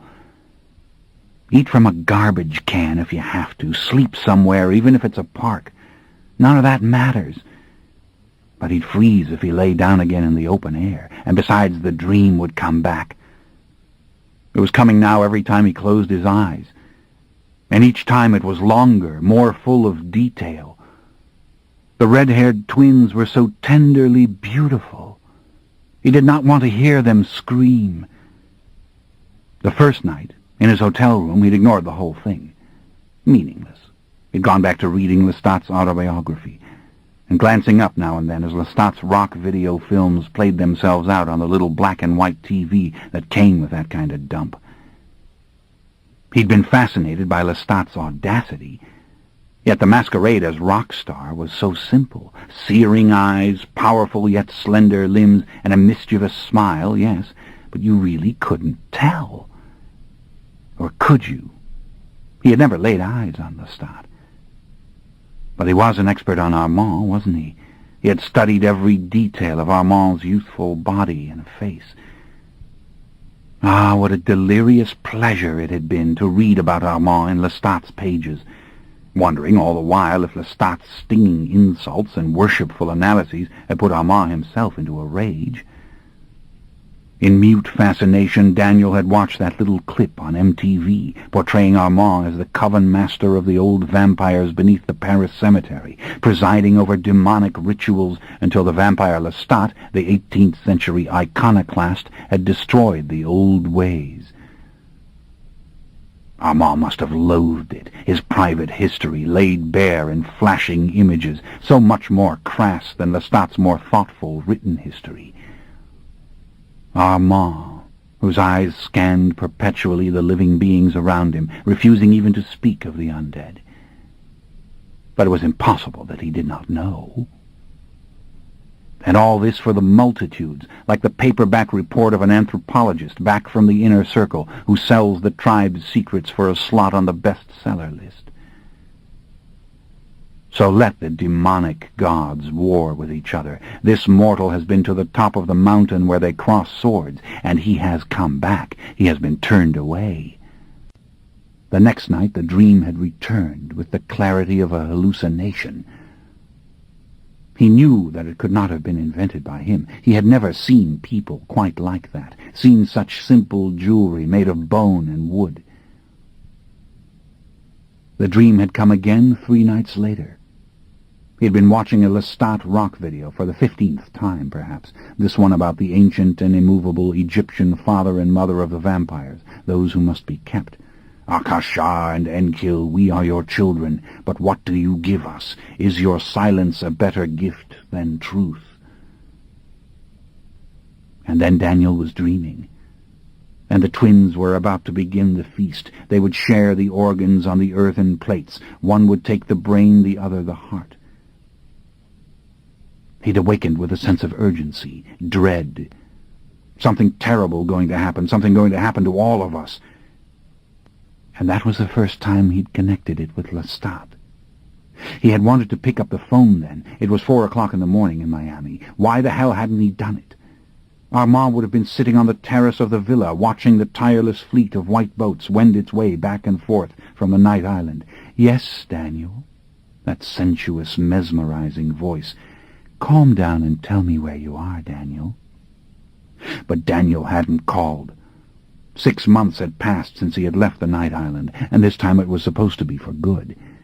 He had once and for all forsworn the world of carpets and limousines and private planes, of liquor closets stocked with rare vintages and dressing rooms full of exquisitely cut clothing, of the quiet, overwhelming presence of his immortal lover who gave him every earthly possession he could want.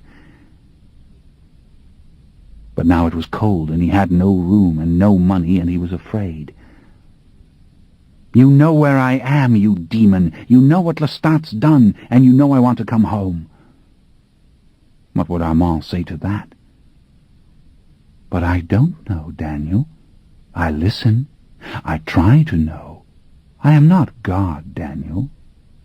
Never mind, just come, Armand, come. It's dark and cold in Chicago, and tomorrow night the vampire Lestat will sing his songs on a San Francisco stage, and something bad is going to happen. This mortal knows.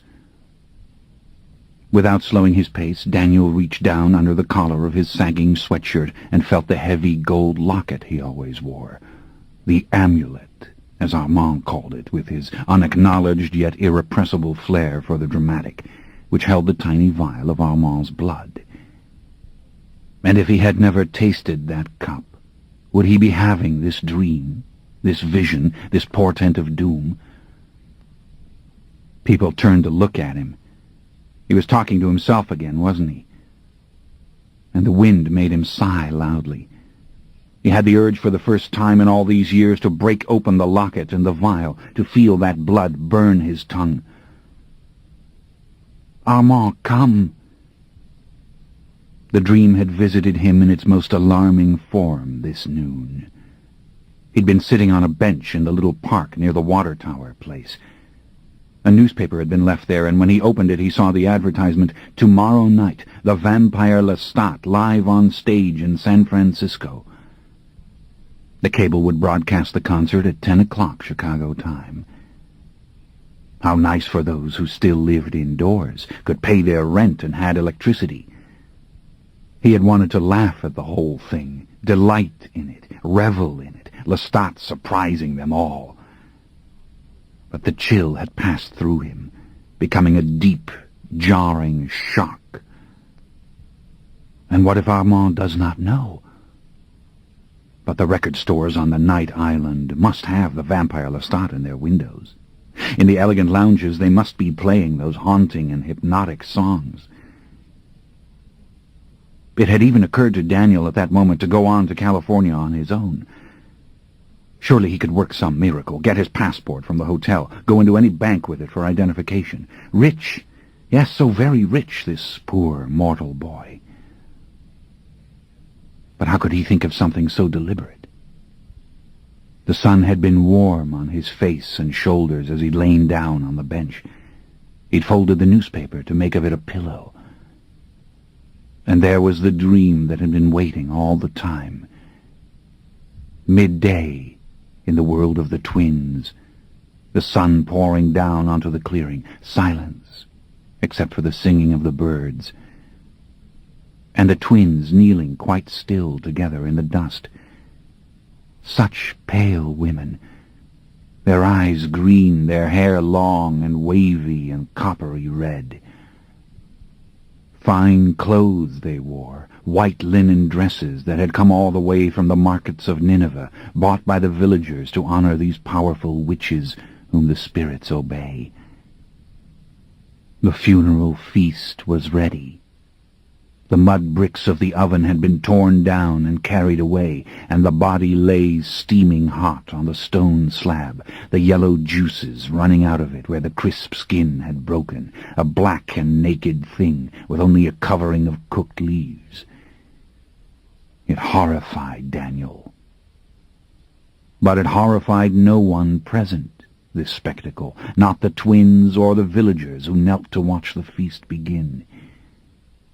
This feast was the right and the duty of the twins. This was their mother, the blackened body on the stone slab. And what was human must remain with the human. A day and night it may take to consume the feast, but all will keep watch until it is done. Now a current of excitement passes through the crowd around the clearing. One of the twins lifts the plate on which the brain rests together with the eyes, and the other nods and takes the plate that holds the heart. And so the division has been made. The beat of a drum rises, though Daniel cannot see the drummer. Slow, rhythmic, brutal. "Let the banquet begin!" But the ghastly cry comes, just as Daniel knew it would. "Stop the soldiers!" But he can't. All this has happened somewhere. Of that he is now certain. It is no dream, it is a vision, and he is not there. The soldiers storm the clearing. The villagers scatter. The twins set down the plates and fling themselves over the smoking feast. But this is madness. The soldiers tear them loose so effortlessly, and as the slab is lifted, the body falls, breaking into pieces, and the heart and the brain are thrown down into the dust. The twins scream and scream.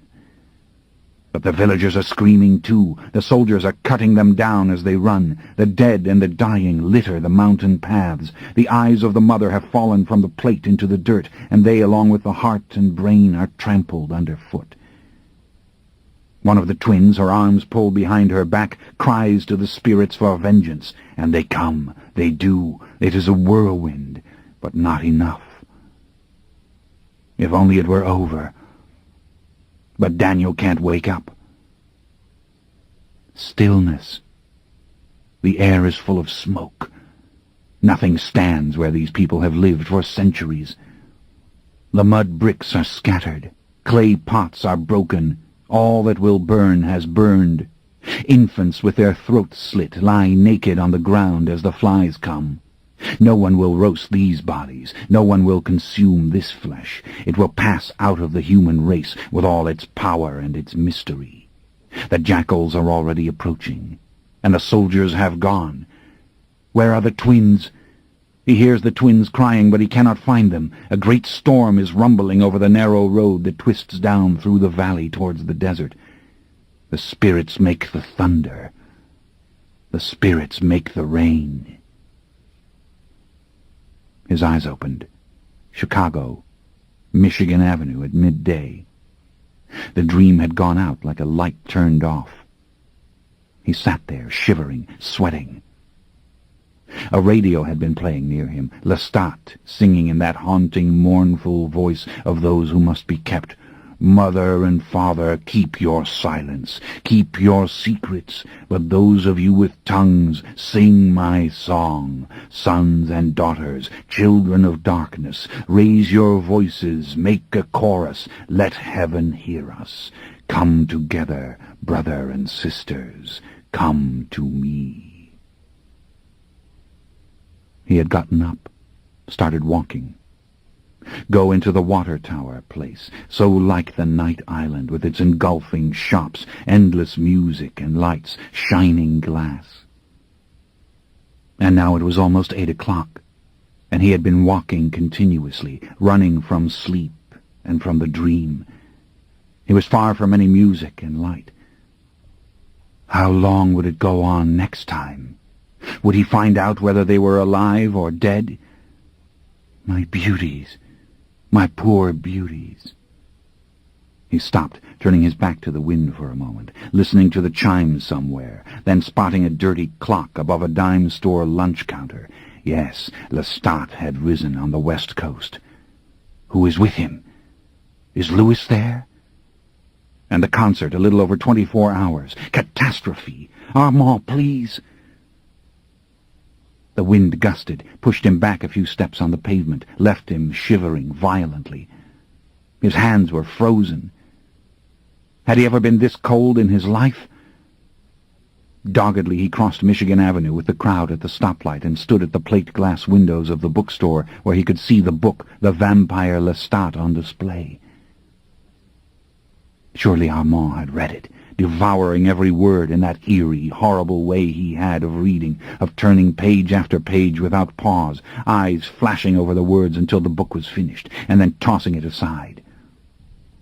How could a creature shimmer with such beauty, yet incite such... what was it, revulsion? No. He had never been revolted by Armand. He had to admit it. What he always felt was ravening and hopeless desire. A young girl inside the warmth of the store picked up a copy of Lestat's book, then stared at him through the window. His breath made steam on the glass in front of him. Don't worry, my darling. I am a rich man. I could buy this whole store full of books and make it a present to you. I am lord and master of my own island. I am the devil's minion, and he grants my every wish.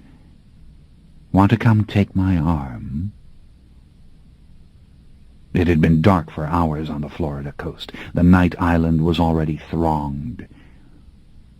The shops, restaurants, bars had opened their broad, seamless plate-glass doors at sunset, on 5 levels of richly carpeted hallway. The silver escalators had begun their low, churning hum. Daniel closed his eyes and envisioned the walls of glass rising above the harbor terraces. He could almost hear the great roar of the dancing fountains, see the long, narrow beds of daffodils and tulips blooming eternally out of season, hear the hypnotic music that beat like a heart beneath it all. And Armand, he was probably roaming the dimly lighted rooms of the villa, steps away from the tourists and the shoppers, yet utterly cut off by steel doors and white walls, a sprawling palace of floor-length windows and broad balconies perched over white sand. Solitary, yet near to the endless commotion, its vast living room facing the twinkling lights of the Miami shore. Or maybe he had gone through one of the many unmarked doors into the public galleria itself. To live and breathe among mortals, as he called it, in this safe and self-contained universe which he and Daniel had made. How Armand loved the warm breezes of the Gulf, the endless springtime of the night island. No lights would go out until dawn. "Send someone for me, Armand. I need you. You know you want me to come home." Of course it had happened this way over and over again. It did not need strange dreams or Lestat to reappear roaring like Lucifer from tape and film. Everything would go all right for months as Daniel felt compelled to move from city to city, walking the pavements of New York or Chicago or New Orleans. Then the sudden disintegration. He'd realize he had not moved from his chair in 5 hours, or he'd wake suddenly in a stale and unchanged bed, frightened, unable to remember the name of the city where he was or where he'd been for days before. Then the car would come for him. Then the plane would take him home. Didn't Armand cause it? Didn't he somehow drive Daniel to these periods of madness? Didn't he by some evil magic dry up every source of pleasure, every fount of sustenance, until Daniel welcomed the sight of the familiar chauffeur come to drive him to the airport, the man who was never shocked by Daniel's demeanor, his unshaven face, his soiled clothes? When Daniel finally reached the night island, Armand would deny it.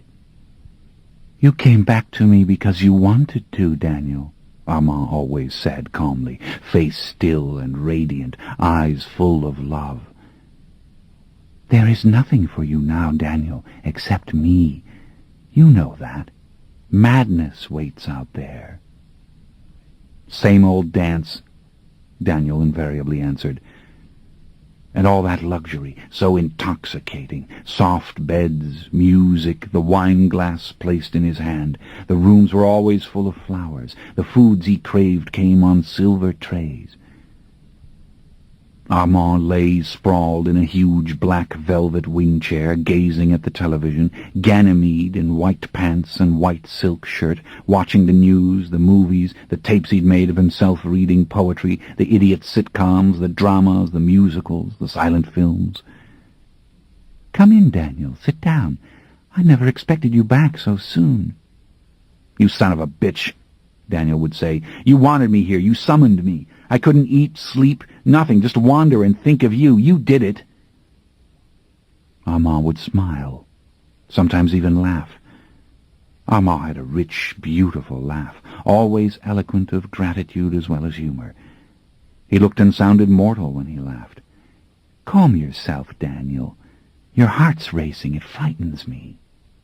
Small crease to the smooth forehead, the voice for a moment deepened by compassion. "Tell me what you want, Daniel, and I'll get it for you. Why do you keep running away?" "Lies, you bastard. Say that you wanted me. You'll torment me forever, won't you? And then you'll watch me die, and you'll find that interesting, won't you? It was true what Lewis said. You watch them die, your mortal slaves. They mean nothing to you. You'll watch the colors change in my face as I die." "That's Lewis's language," Armand said patiently. "Please don't quote that book to me. I'd rather die than see you die, Daniel." "Then give it to me! Damn you! Immortality that close, as close as your arms." "No, Daniel, because I'd rather die than do that, too." But even if Armand did not cause this madness that brought Daniel home, surely he always knew where Daniel was. He could hear Daniel's call.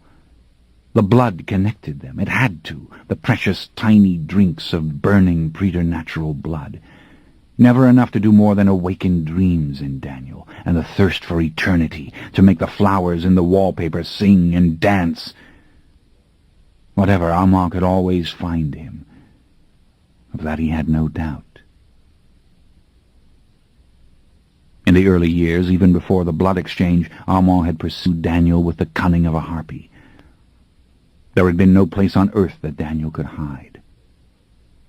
Horrifying, yet tantalizing, their beginning in New Orleans 12 years ago, when Daniel had entered a crumbling old house in the Garden District and known at once that it was the vampire Lestat's lair.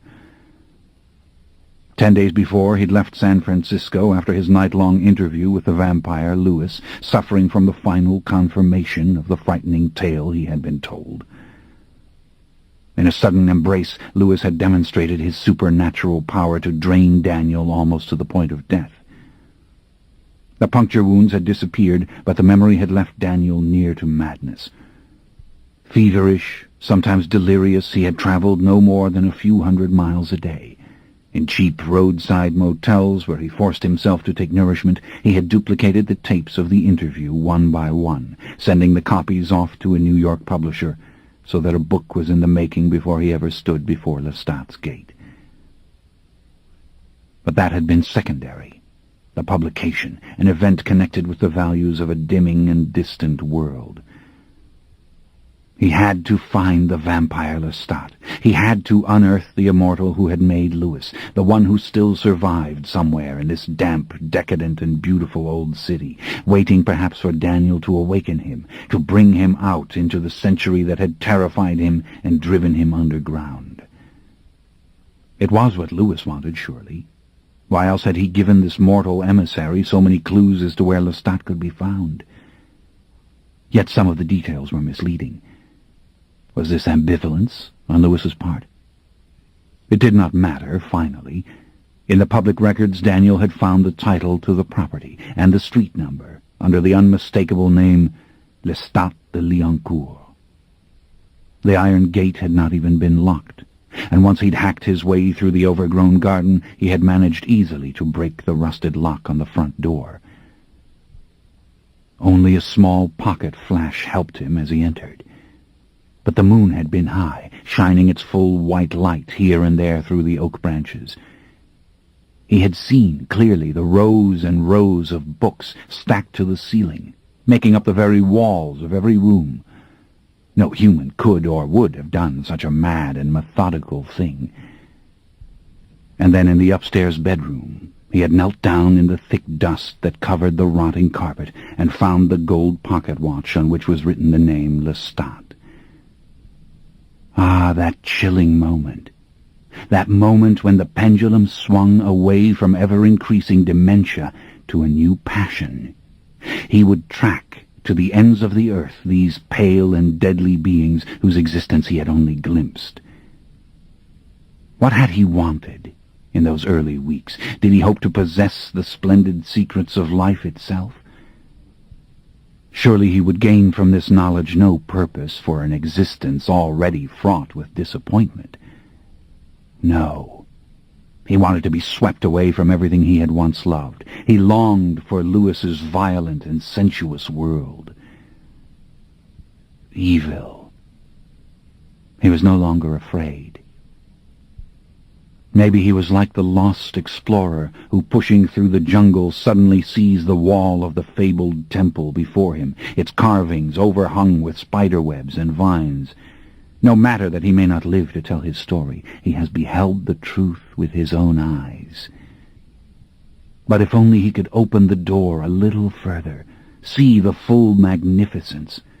If they would only let him in. Maybe he just wanted to live forever.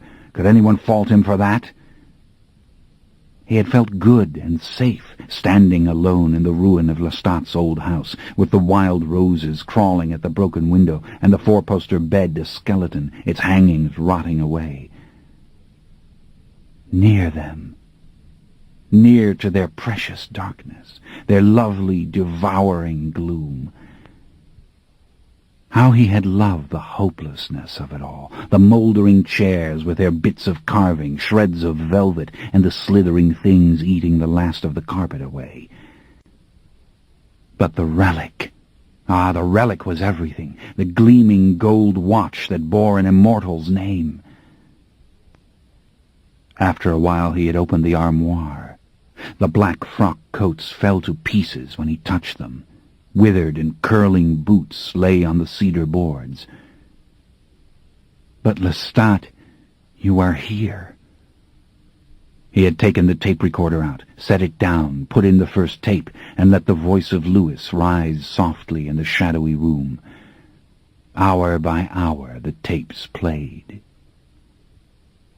Then, just before dawn, he had seen a figure in the hallway, and known that he was meant to see it. And he had seen the moon strike the boyish face, the auburn hair. The earth tilted. The darkness came down. The last word he uttered had been the name Armand. He should have died then. Had a whim kept him alive? He'd awakened in a dark, damp cellar. Water oozed from the walls. Groping in the blackness, he'd discovered a bricked-up window, a locked door plated with steel. And what was his comfort? That he had found yet another god of the secret pantheon, Armand, the oldest of the immortals whom Lewis had described, Armand, the coven master of the 19th century theatre of the vampires in Paris, who had confided his terrible secret to Lewis. Of our origins, nothing is known. For 3 days and nights, perhaps, Daniel had lain in this prison. Impossible to tell. He had been near to dying, certainly, the stench of his own urine sickening him, the insects driving him mad. Yet his was a religious fervor. He had come ever nearer to the dark, pulsing truth that Lewis had revealed. Slipping in and out of consciousness, he dreamed of Lewis talking to him in that dirty little room in San Francisco. There have always been things such as we are, always. Lewis embracing him, his green eyes darkening suddenly as he let Daniel see the fanged teeth. The fourth night, Daniel had awakened, and known at once that someone or something was in the room. The door lay open to a passage. Water was flowing somewhere, fast, as if in a deep underground sewer. Slowly his eyes grew accustomed to the dirty greenish light from the doorway, and then he saw the pale, white-skinned figure standing against the wall. So immaculate, the black suit, the starched white shirt, like the imitation of a 20th-century man, and the auburn hair clipped short and the fingernails gleaming dully even in this semi-darkness. Like a corpse for the coffin, that sterile, that well-prepared. The voice had been gentle, with a trace of an accent.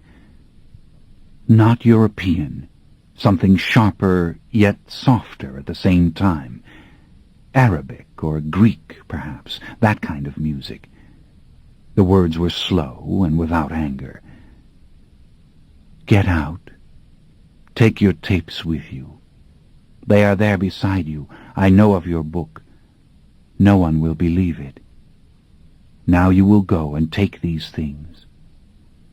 Then you won't kill me, and you won't make me one of you either. Desperate, stupid thoughts, but he couldn't stop them. He had seen the power. No lies, no cunning here, and he'd felt himself crying, so weakened by fear and hunger, reduced to a child. Make you one of us. The accent thickened, giving a fine lilt to the words. Why would I do that? Eyes narrowing. I would not do that to those whom I find to be despicable, whom I would see burning in hell as a matter of course. So why should I do it to an innocent fool like you? I want it. I want to live forever. Daniel had sat up, climbed to his feet slowly, struggling to see Armand more clearly. A dim bulb burned somewhere far down the hall. I want to be with Lewis and with you. Laughter. Low, gentle, but contemptuous. I see why he chose you for his confidant. You are naive and beautiful, but the beauty could be the only reason, you know. Silence.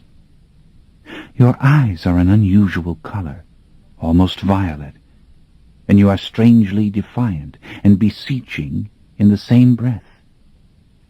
Make me immortal! Give it to me!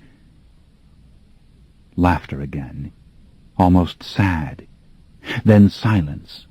The water rushing fast in that distant some place. The room had become visible, a filthy basement hole, and the figure more nearly mortal. There was even a faint pink tinge to the smooth skin.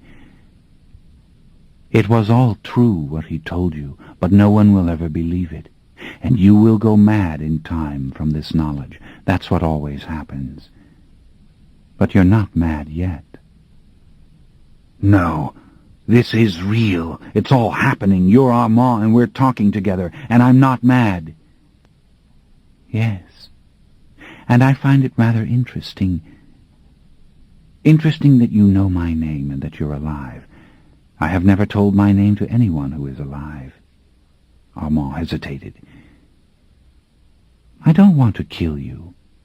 Not just now. Daniel had felt the first touch of fear. If you looked closely enough at these beings, you could see what they were. It had been the same with Lewis. No, they weren't living. They were ghastly imitations of the living. And this one, the gleaming mannequin of a young boy. I am going to let you leave here, Armand had said, so politely, softly. I want to follow you, watch you, see where you go. As long as I find you interesting, I won't kill you. And of course I may lose interest altogether and not bother to kill you. That's always possible. You have hope in that. And maybe, with luck, I'll lose track of you. I have my limitations, of course. You have the world to roam, and you can move by day. Go now. Start running. I want to see what you do. I want to know what you are. Go now, start running. He'd been on the morning plane to Lisbon, clutching Lestat's gold watch in his hand. Yet 2 nights later, in Madrid, he turned to find Armand seated on a city bus beside him no more than inches away. A week later, in Vienna, he looked out the window of a cafe to see Armand watching him from the street.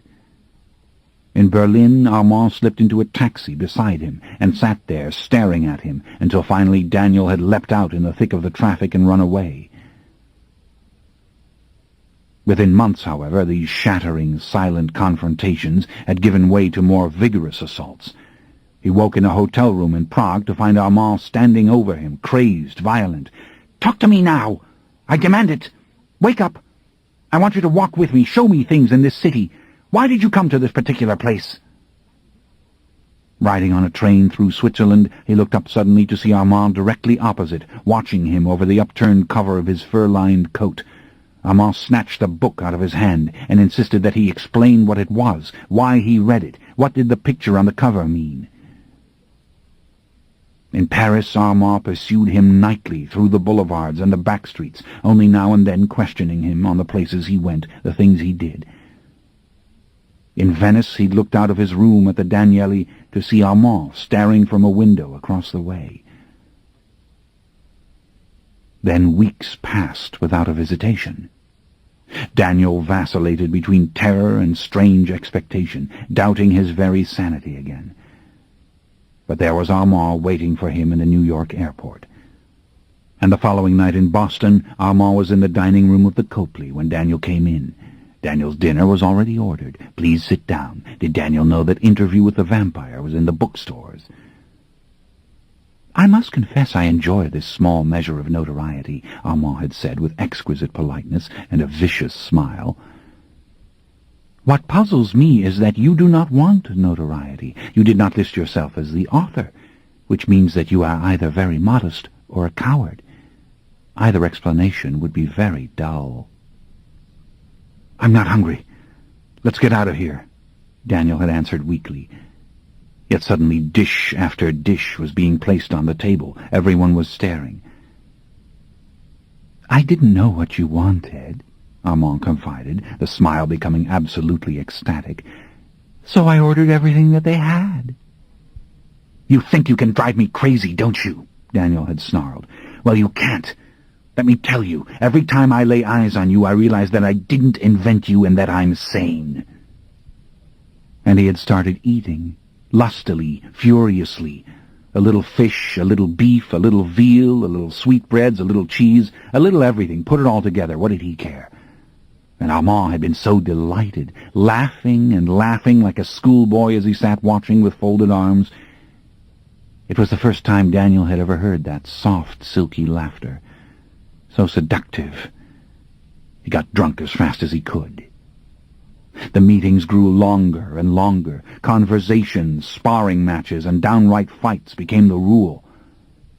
Once Armand had dragged Daniel out of bed in New Orleans and shouted at him, "That telephone! I want you to dial Paris. I want to see if it can really talk to Paris." "God damn it, do it yourself!" Daniel had roared. "You're 500 years old and you can't use a telephone? Read the directions. What are you, an immortal idiot? I will do no such thing." How surprised Armand had looked. "All right, I'll call Paris for you, but you pay the bill." "But of course," Armand had said innocently. He had drawn dozens of $100 bills out of his coat, sprinkling them on Daniel's bed. More and more they argued philosophy at these meetings. Pulling Daniel out of a theater in Rome, Armand had asked what did Daniel really think that death was. People who were still living knew things like that. Did Daniel know what Armand truly feared?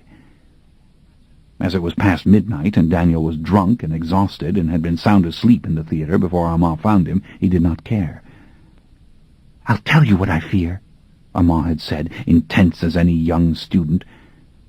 "That it's chaos after you die, that it's a dream from which you can't wake. Imagine drifting half in and out of consciousness, trying vainly to remember who you are or what you were. Imagine straining forever for the lost clarity of the living." It had frightened Daniel. Something about it rang true. Weren't there tales of mediums conversing with incoherent yet powerful presences? He didn't know. How in hell could he know? Maybe when you died there was flat-out nothing. That terrified Armand. No effort expended to conceal the misery. "You don't think it terrifies me?" Daniel had asked, staring at the white-faced figure beside him. "How many years do I have? Can you tell just by looking at me? Tell me." When Armand woke him up in Port-au-Prince, it was war he wanted to talk about. What did men in this century actually think of war? Did Daniel know that Armand had been a boy when this had begun for him? 17 years old, and in those times that was young, very young. 17-year-old boys in the 20th century were virtual monsters. They had beards, hair on their chests, and yet they were children. Not then. Yet children worked as if they were men. But let us not get sidetracked. The point was Armand didn't know what men felt. He never had. Oh, of course he'd known the pleasures of the flesh. That was par for the course. Nobody then thought children were innocent of sensuous pleasures. But of true aggression he knew little. He killed because it was his nature as a vampire, and the blood was irresistible. But why did men find war irresistible? What was the desire to clash violently against the will of another with weapons? What was the physical need to destroy? At such times Daniel did his best to answer. For some men it was the need to affirm one's own existence through the annihilation of another. Surely Armand knew these things. "No? No? What does that matter if you don't understand?" Armand had asked, his accent unusually sharp in his agitation. "If you cannot proceed from one perception to another, don't you see this is what I cannot do?" When he found Daniel in Frankfurt, it was the nature of history, the impossibility of writing any coherent explanation of events that was not in itself a lie, the impossibility of truth being served by generalities, and the impossibility of learning proceeding without them. Now and then these meetings had not been entirely selfish. In a country inn in England, Daniel woke to the sound of Armand's voice, warning him to leave the building at once. A fire destroyed the inn in less than an hour.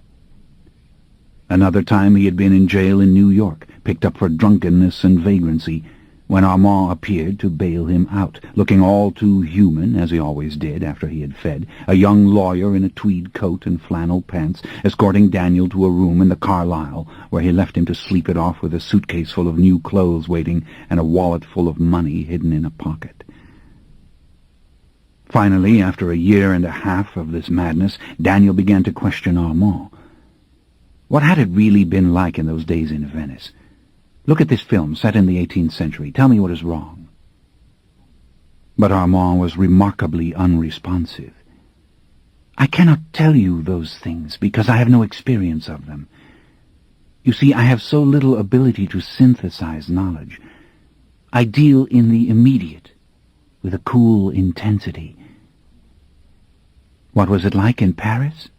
Ask me if it rained on the night of Saturday, June 5, 1793. Perhaps I could tell you that.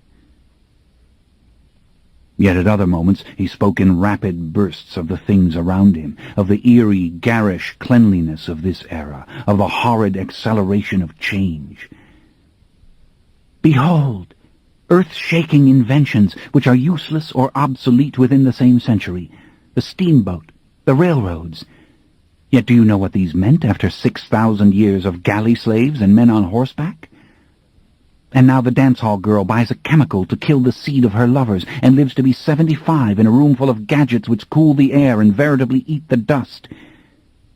And yet for all the costume movies and the paperback history thrown at you in every drugstore, the public has no accurate memory of anything. Every social problem is observed in relation to norms, which in fact never existed. People fancy themselves deprived of luxuries and peace and quiet, which in fact were never common to any people anywhere at all.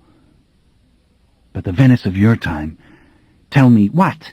That it was dirty, that it was beautiful, that people went about in rags with rotting teeth and stinking breath and laughed at public executions? You want to know the key difference? There was a horrifying loneliness at work in this time. No, listen to me. We lived 6 and 7 to a room in those days when I was still among the living.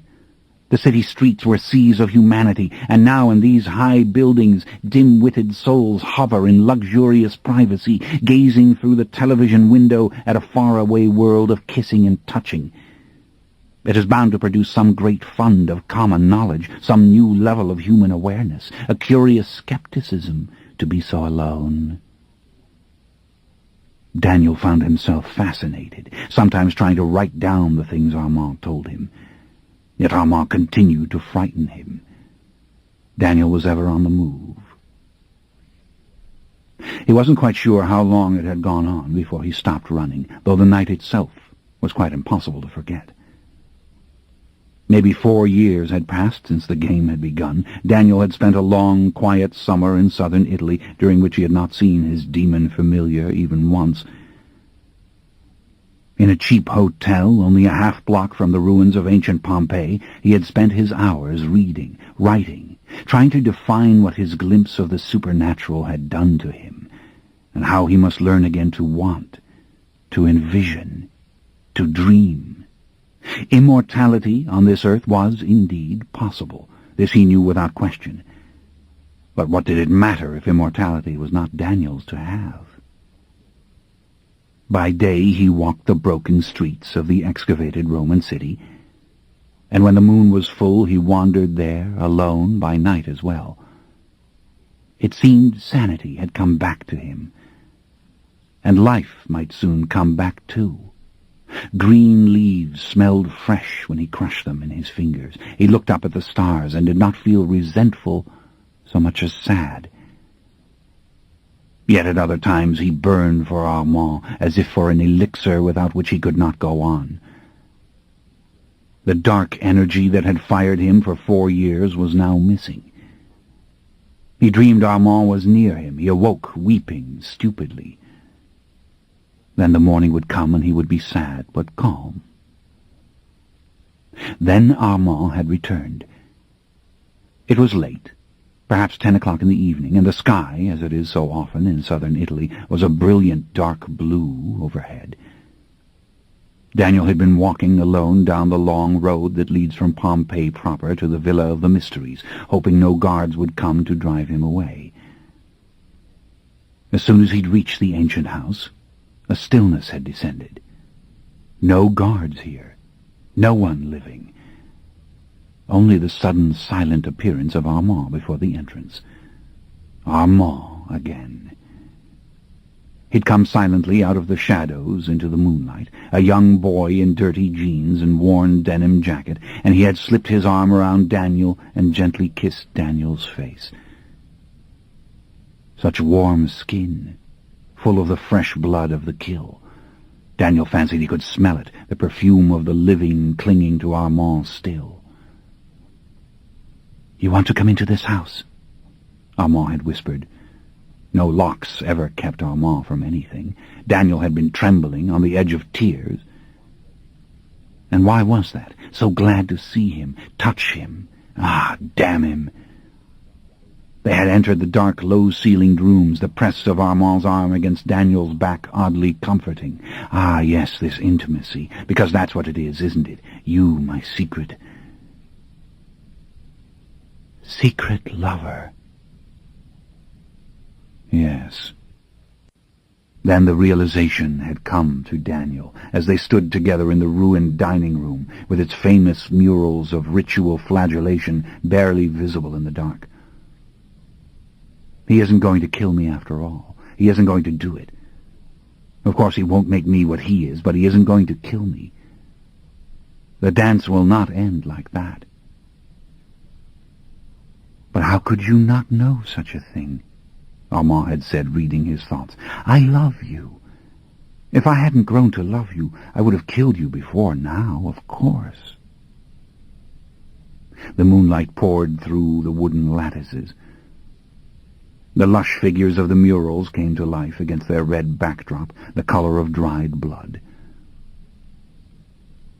Daniel stared hard at the creature before him, the thing that looked human and sounded human but was not. There was a horrid shift in his consciousness.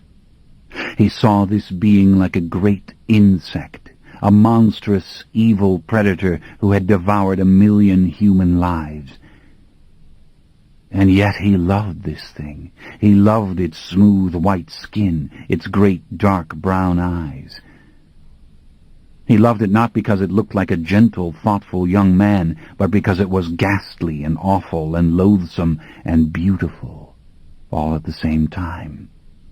He loved it the way people love evil, because it thrills them to the core of their souls. Imagine killing like that, just taking life any time you want it, just doing it, sinking your teeth into another and taking all that that person can possibly give. Look at the garments he wore. Blue cotton shirt, brass-buttoned denim jacket. Where had he gotten them? Off a victim. Yes, like taking out his knife and skinning the kill while it was still warm. No wonder they reeked of salt and blood, though none was visible.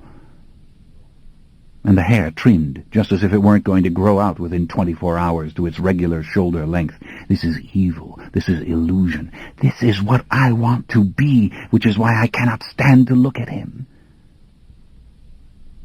Armand's lips had moved in a soft, slightly concealed smile. And then his eyes had misted and closed. He had bent close to Daniel, pressed his lips to Daniel's neck.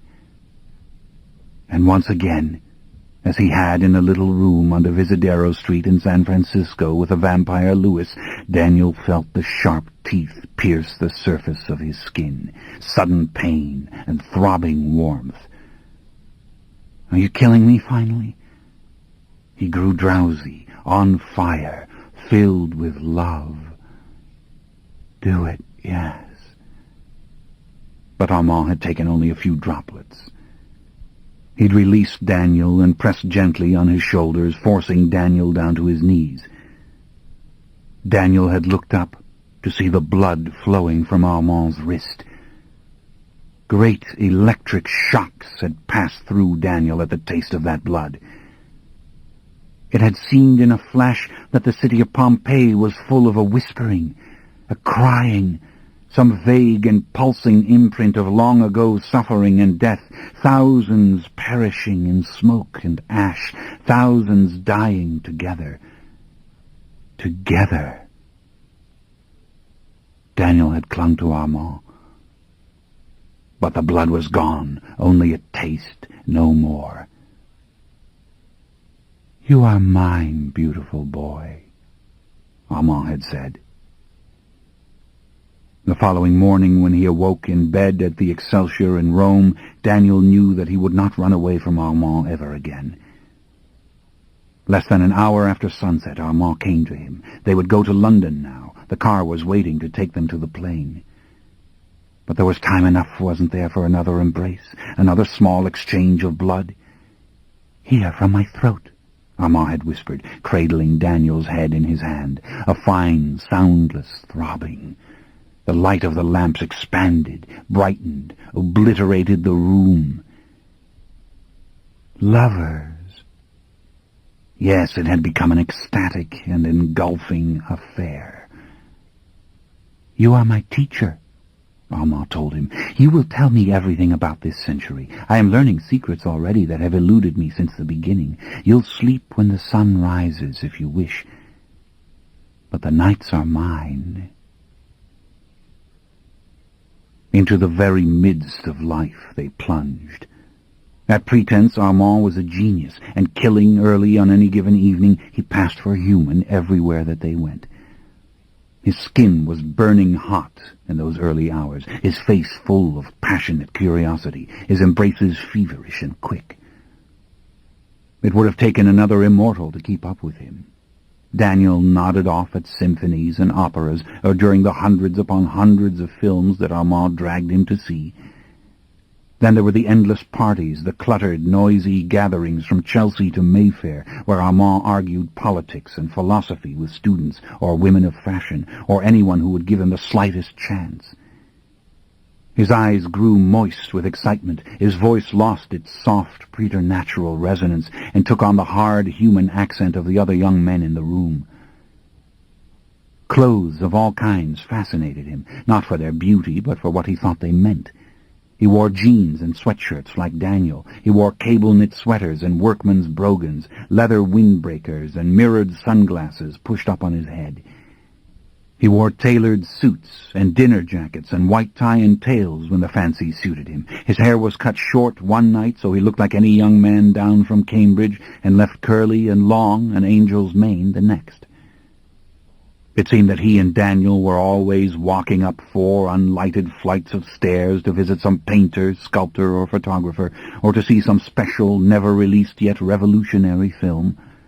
They spent hours in the cold-water flats of dark-eyed young women who played rock music and made herbal tea, which Armand never drank.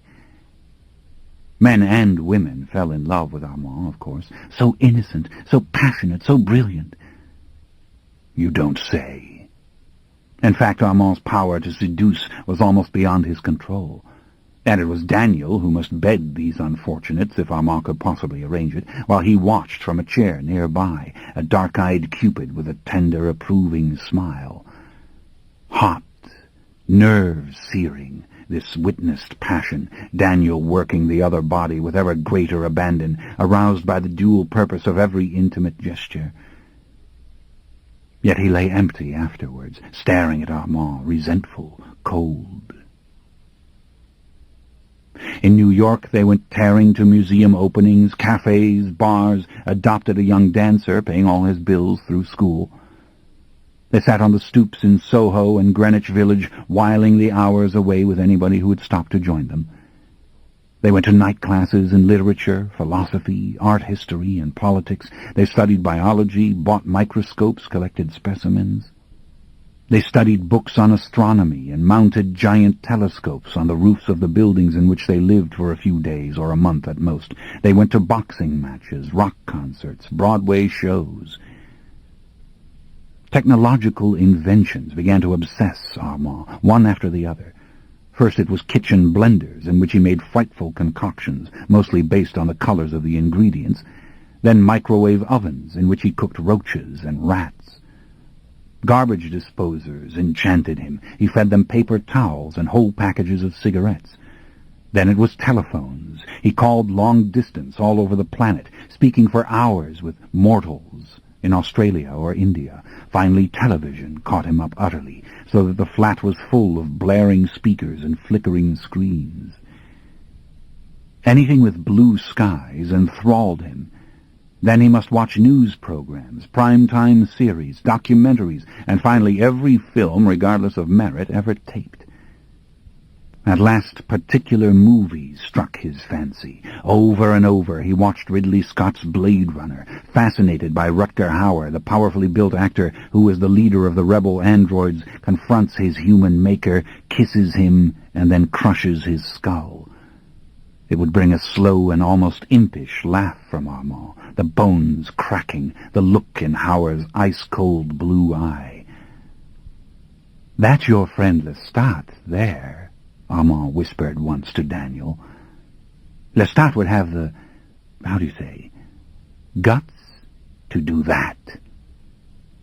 After Blade Runner, it was the idiotic and hilarious Time Bandits, a British comedy in which 5 dwarfs steal a map of creation so they can travel through the holes in time. Into one century after another they tumble, thieving and brawling, along with a little boy companion, until they all wind up in the devil's lair. Then one scene in particular became Armand's favorite.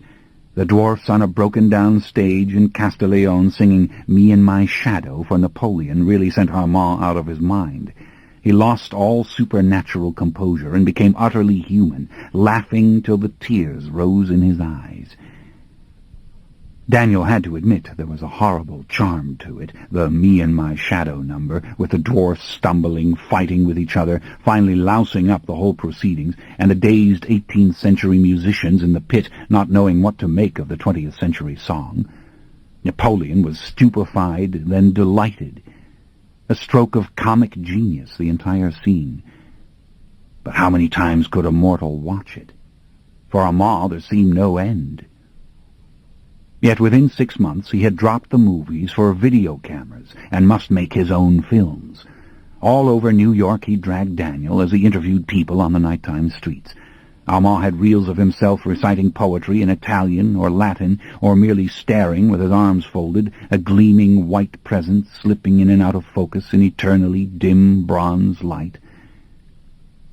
Then, somewhere, somehow, in a place unbeknownst to Daniel, Armand made a long tape of himself lying in the coffin during his daytime death-like sleep.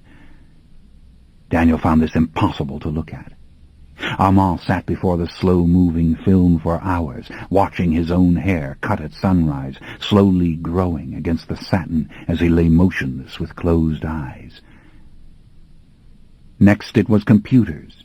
He was filling disk after disk with his secret writings. He rented additional apartments in Manhattan to house his word processors and video game machines. Finally, he turned to planes. Daniel had always been a compulsive traveler. He had fled Armand to cities worldwide, and certainly he and Armand had taken planes together. Nothing new in that. But now it was a concentrated exploration. They must spend the entire night in the air. Flying to Boston, then Washington, then to Chicago, then back to New York City was not unusual.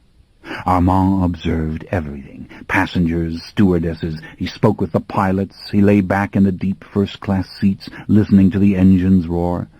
Double-decker jets particularly enchanted him. He must try longer, more daring adventures, all the way to Port-au-Prince or San Francisco, or Rome or Madrid or Lisbon. It didn't matter, as long as Armand was safely landed by dawn.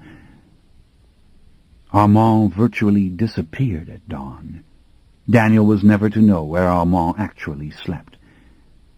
But then Daniel was dead on his feet by daybreak anyway. Daniel didn't see high noon for 5 years. Often Armand had been in the room some time before Daniel awakened. The coffee would be perking, the music going, Vivaldi or honky-tonk piano, as Armand loved both equally. And Armand would be pacing, ready for Daniel to get up. "Come, lover, we're going to the ballet tonight. I want to see Baryshnikov, and after that down to the village. You remember that jazz band I loved last summer? Well, they've come back. Come on, I'm hungry, my beloved. We must go." And if Daniel was sluggish, Armand would push him into the shower, soap him all over, rinse him off, drag him out, dry him thoroughly, then shave his face as lovingly as an old-fashioned barber, and finally dress him after carefully selecting from Daniel's wardrobe of dirty and neglected clothes.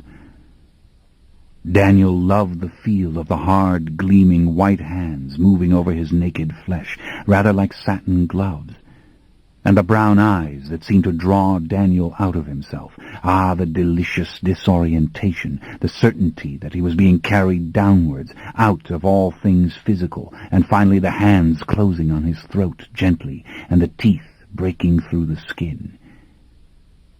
He closed his eyes, his body heating slowly, only to burn truly when Armand's blood touched his lips. He heard the distant sighs again, the crying. Was it of lost souls? It seemed a great luminous continuity was there, as if all his dreams were suddenly connected and vitally important, yet it was all slipping away. Once he'd reached out, held Armand with all his strength, and tried to gash the skin of his throat. Armand had been so patient, making the tear for him, and letting him close his mouth on it for the longest time. Yes, this... Then guiding him gently away. Daniel was past all decision. Daniel lived only in two alternating states, misery and ecstasy, united by love. He never knew when he'd be given the blood. He never knew if things looked different because of it, the carnations staring at him from their vases, skyscrapers hideously visible like plants sprung up from steel seeds overnight, or because he was just going out of his mind.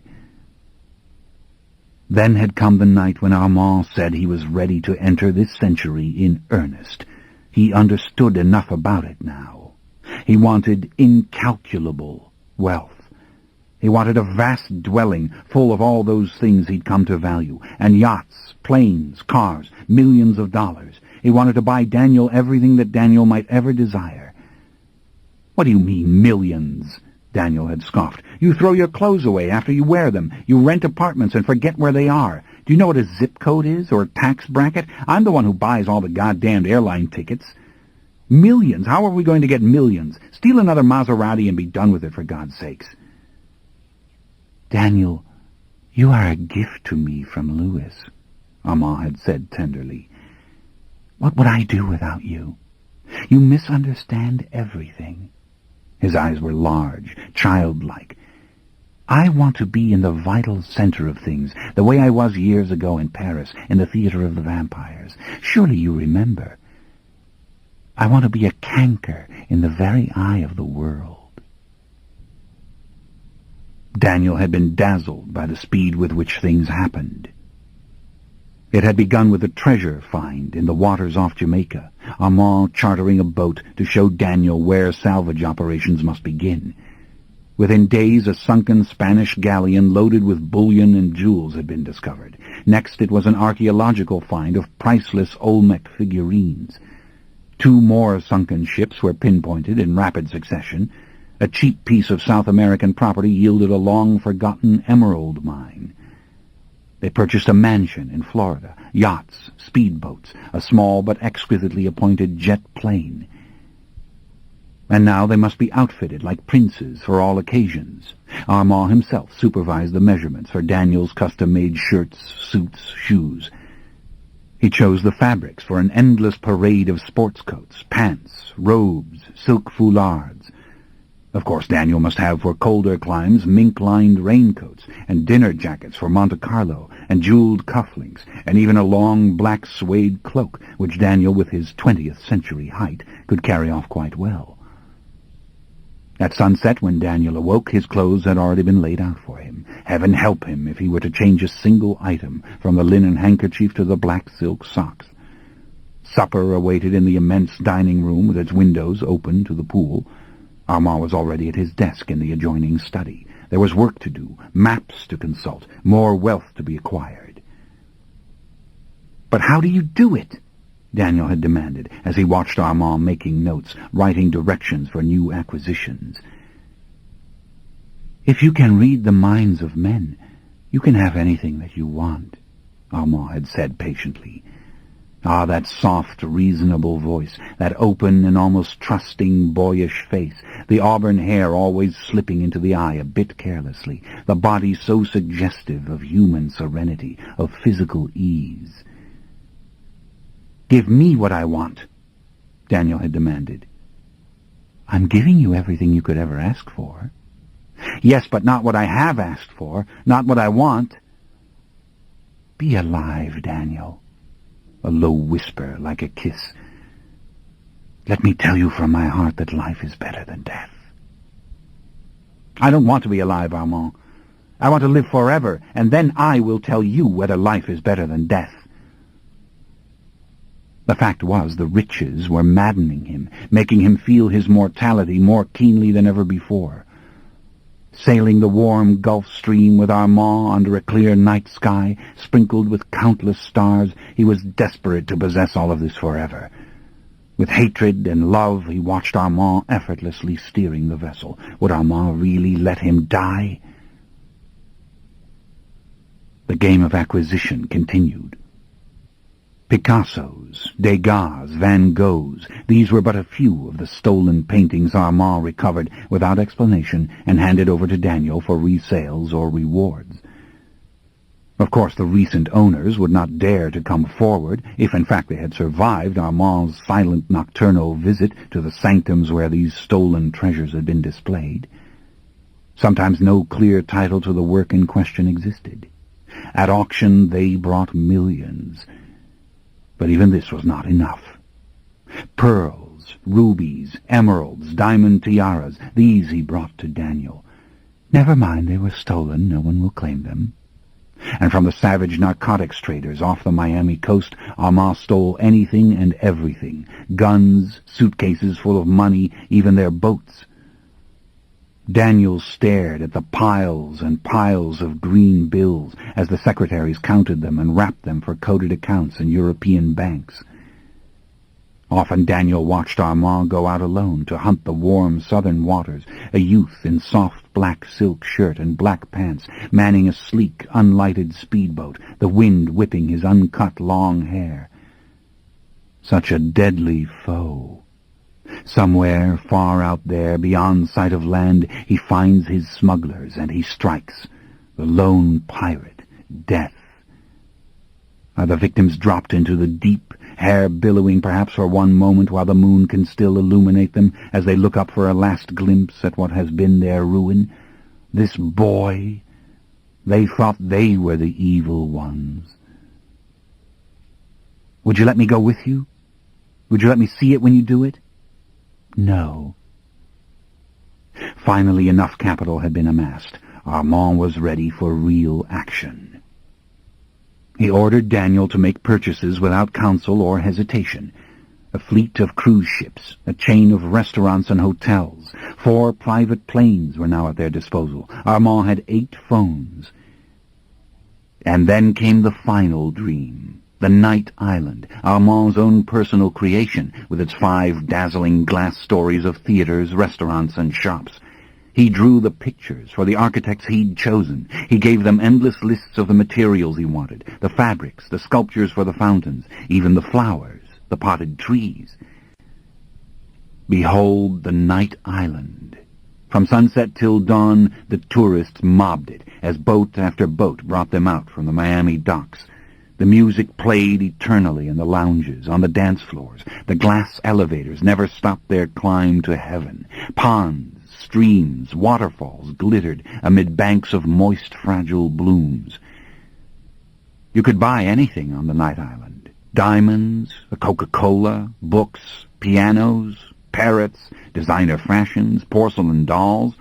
All the fine cuisines of the world awaited you. 5 films played nightly in the cinemas. Here was English tweed and Spanish leather, Indian silk, Chinese carpets, sterling silver, ice cream cones or cotton candy, bone china, and Italian shoes.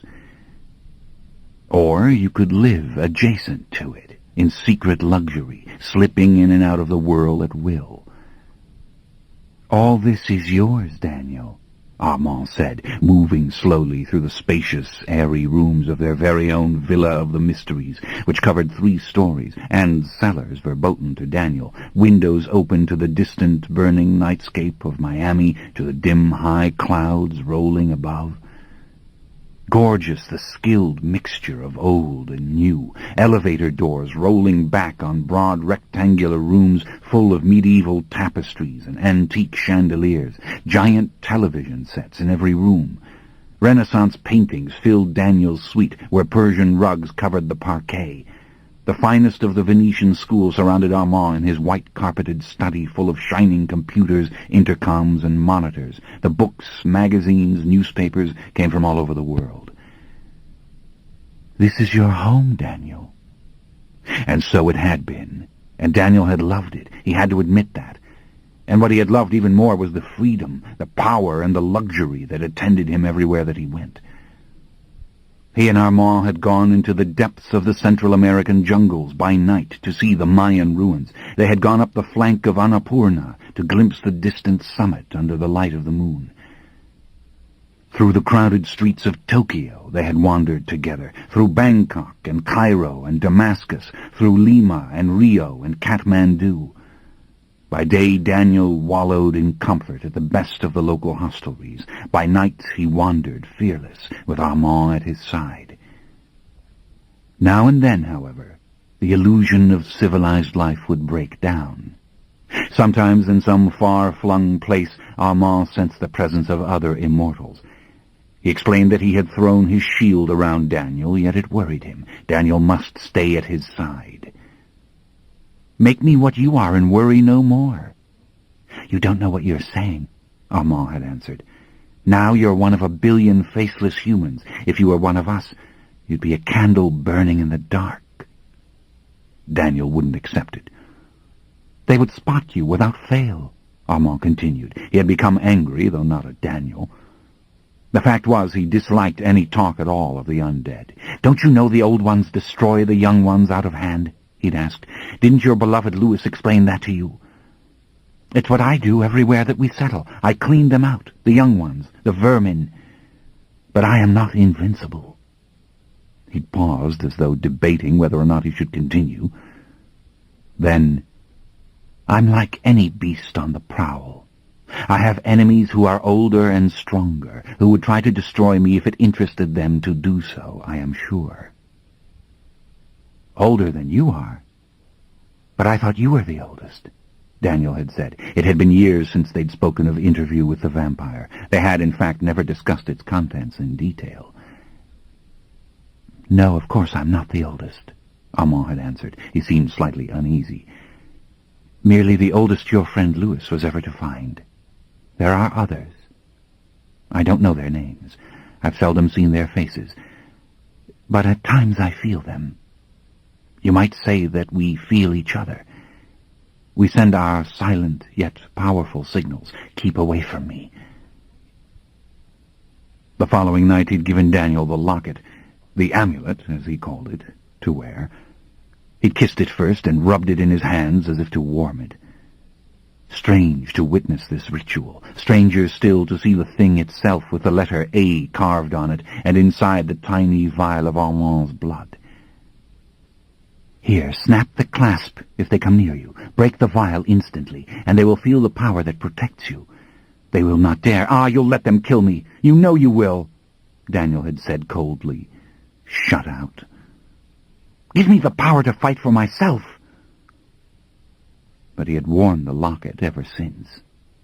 Under the lamp he'd examined the A and the intricate carvings all over the thing, to find they were tiny, twisted human figures, some mutilated, others writhing as if in agony, some dead. Horrid thing, actually. He had dropped the chain down into his shirt, and it was cold against his naked chest, but out of sight. Yet Daniel was never to see or sense the presence of another supernatural being. He remembered Louis as if he'd been a hallucination, something known in a fever. Armand was Daniel's single oracle, his merciless and all-loving demonic god. More and more his bitterness increased. Life with Armand inflamed him, maddened him. It had been years since Daniel had even thought of his family, of the friends he used to know. Checks went out to kin, of that he'd made certain, but they were just names now on a list. You'll never die. And yet you look at me and you watch me die. Night after night, you watch it. Ugly fights. Terrible fights, finally. Armand broken down, glassy-eyed with silent rage, then crying softly but uncontrollably, as if some lost emotion had been rediscovered which threatened to tear him apart. I will not do it. I cannot do it. Ask me to kill you, it would be easier than that. You don't know what you ask for, don't you see? It is always a damnable error. Don't you realize that any one of us would give it up for one human lifetime? Give up immortality just to live one life? I don't believe you. This is the first time you have told me an out-and-out lie. How dare you? Don't hit me, you might kill me, you're very strong. I'd give it up. If I weren't a coward when it gets right down to it. If I weren't, after 500 greedy years in this whirlwind, still terrified to the marrow of my bones of death. No, you wouldn't. Fear has nothing to do with it. Imagine one lifetime back then when you were born, and all this lost. The future in which you know power and luxury of which Genghis Khan never dreamed, but forget the technical miracles. Would you settle for ignorance of the world's destiny? Don't tell me that you would. No resolution in words was ever reached. It would end with the embrace, the kiss, the blood stinging him, the shroud of dreams closing over him like a great net. Hunger, I love you, give me more, yes, more, but never enough. It was useless. What had these transfusions done to his body and soul, made him see the descent of the falling leaf in greater detail? Armand was not going to give it to him. Armand would see Daniel leave time and again and drift off into the terrors of the everyday world. Risk that rather than do it. There was nothing Daniel could do, nothing he could give. And the wandering started, the escaping, and Armand did not follow him. Armand would wait each time until Daniel begged to come back, or until Daniel was beyond calling, until Daniel was on the verge of death itself, and then, and only then, Armand would bring him back.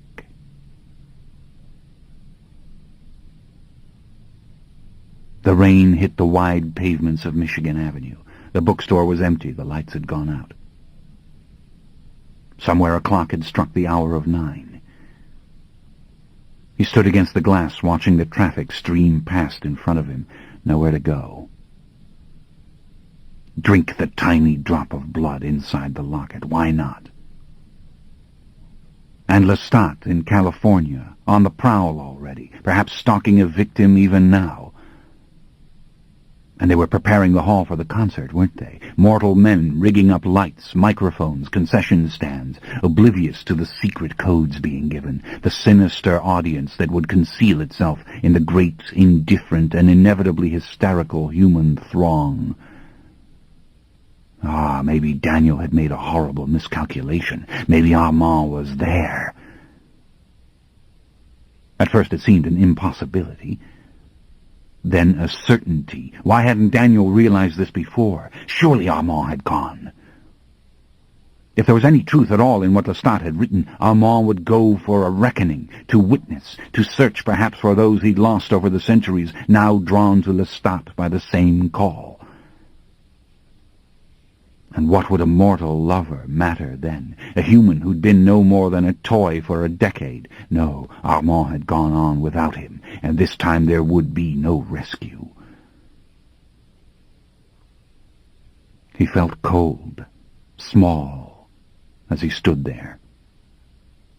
He felt miserably alone. It didn't matter his premonitions, how the dream of the twins descended upon him and then left him with foreboding. These were things that were passing him by like great black wings. You could feel the indifferent wind as they swept over. Armand had proceeded without him towards a destiny that Daniel would never fully understand. It filled him with horror, with sadness. Gates locked. The anxiety aroused by the dream mingled with a dull, sickening fear. He had come to the end of the line. What would he do? Wearily he envisioned the night island locked against him. He saw the villa behind its white walls, high above the beach, impossible to reach. He imagined his past gone, along with his future. Death was the understanding of the immediate present, that there is finally nothing else. He walked on a few steps. His hands were numb. The rain had drenched his sweatshirt. He wanted to lie down on the very pavement and let the twins come again. And Lestat's phrases ran through his head. The dark trick, he called the moment of rebirth. The savage garden, he called the world that could embrace such exquisite monsters.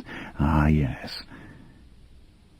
But let me be a lover in the savage garden with you, and the light that went out of life would come back in a great burst of glory. Out of mortal flesh I would pass into eternity. I would be one of you. Dizzy. Did he almost fall? Someone talking to him, someone asking if he was all right. No, of course not. Why should I be? But there was a hand on his shoulder. Daniel? He looked up. Armand stood at the curb. At first he could not believe it. He wanted it so badly, but there was no denying what he saw. Armand stood there. He was peering silently from the unearthly stillness he seemed to carry with him, his face flushed beneath the faintest touch of unnatural pallor. How normal he looked, if beauty is ever normal. And yet how strangely set apart from the material things touching him, the rumpled white coat and pants he wore. Behind him the big grey hulk of a Rolls waited like an ancillary vision, droplets teeming on its silver roof. Come on, Daniel. You made it hard for me this time, didn't you? So hard. Why the urgency of the command when the hand that pulled him forward was so strong? Such a rare thing to see Armand truly angry. Ah, how Daniel loved this anger. His knees went out from under him. He felt himself lifted, and then the soft velvet of the back seat of the car spread out under him. He fell over on his hands. He closed his eyes. But Armand gently pulled him upright, held him. The car rocked gently, deliciously, as it moved forward. So nice to sleep at last in Armand's arms. But there was so much he must tell Armand, so much about the dream, the book. "Don't you think I know?" Armand whispered. A strange light in the eye. What was it? Something raw and tender in the way Armand looked. All the composure stripped away. He lifted a tumbler half full of brandy and put it in Daniel's hand. "And you running from me," he said, "from Stockholm and Edinburgh and Paris. What do you think I am that I can follow you at such speed down so many pathways, and such danger?" Lips against Daniel's face suddenly. "Ah, that's better. I like kissing, and snuggling with dead things. Yes, hold me." He buried his face in Armand's neck. "Your blood." "Not yet, my beloved." Armand pushed him forward, pressing his fingers to Daniel's lips. Such uncommon feeling in the low, controlled voice. "Listen to what I'm saying to you. All over the world, our kind are being destroyed." Destroyed? It sent a current of panic through him, so that his body tensed in spite of his exhaustion. He tried to focus on Armand, but he saw the red-haired twins again, the soldiers, the blackened body of the mother being overturned in the ashes. But the meaning, the continuity, why? "I cannot tell you," Armand said. And he meant the dream when he spoke, because he'd had the dream too. He lifted the brandy to Daniel's lips. Oh, so warm, yes. He would slip into unconsciousness if he didn't hold tight. They were racing silently along the freeway now, out of Chicago, the rain flooding the windows, locked together in this warm, velvet-lined little place. Ah, such lovely silver rain. And Armand had turned away, distracted, as if listening to some far-away music, his lips parted, frozen on the verge of speech. "I'm with you, safe with you." "No, Daniel, not safe," he answered. "Maybe not even for a night, or so much as an hour." Daniel tried to think, to form a question, but he was too weak, too drowsy. The car was so comfortable, the motion of it so soothing, and the twins, the beautiful red-haired twins, wanted in now. His eyes closed for a split second, and he sank against Armand's shoulder, feeling Armand's hand on his back. Far away he heard Armand's voice. "What do I do with you, my beloved? Especially now, when I myself am so afraid." Darkness again. He held fast to the taste of brandy in his mouth, to the touch of Armand's hand, but he was already dreaming. The twins were walking in the desert. The sun was high above. It burned their white arms, their faces. Their lips were swollen and cracked from thirst. Their dresses were stained with blood. "Make the rain fall," Daniel whispered aloud. "You can do it. Make the rain fall." One of the twins fell down on her knees, and her sister knelt and put her arms around her. Red hair and red hair. Somewhere far off he heard Armand's voice again. Armand said that they were too deep in the desert. Not even their spirits could make rain in such a place. But why? Couldn't spirits do anything? He felt Armand kiss him gently again. The twins have now entered a low mountain pass, but there is no shade because the sun is directly above them, and the rocky slopes are too treacherous for them to climb. On they walk. Can't someone help them? They stumble and fall every few steps now. The rocks look too hot to touch. Finally, one of them falls face down in the sand, and the other lies over her, sheltering her with her hair. Oh, if only evening would come with its cold winds. Suddenly the twin who is protecting her sister looks up. Movement on the cliffs. Then stillness again. A rock falls, echoes with a soft, clear, shuffling sound. And then Daniel sees the men moving over the precipices, desert people as they have looked for thousands of years, with their dark skin and heavy white robes. The twins rise on their knees together as these men approach. The men offer them water. They pour the cool water over the twins. Suddenly the twins are laughing and talking hysterically, so great is their relief. But the men don't understand. Then it is gestures, so purely eloquent, as one twin points to the belly of her sister, and then folding her arms makes the universal sign for rocking a child. Ah, yes, the men lift the pregnant woman, and all move together towards the oasis, round which their tents stand. At last, by the light of a fire outside the tent, the twins sleep, safe, among the desert people, the Bedouins. Could it be that the Bedouins are so very ancient, that their history goes back thousands and thousands of years? At dawn, one of the twins rises, the one who does not carry a child. As her sister watches, she walks out towards the olive trees of the oasis. She lifts her arms, and at first it seems she is only welcoming the sun. Others have awakened. They gather to see. Then a wind rises, gently, moving the branches of the olive trees. And the rain, the light, sweet rain, begins to fall. He opened his eyes.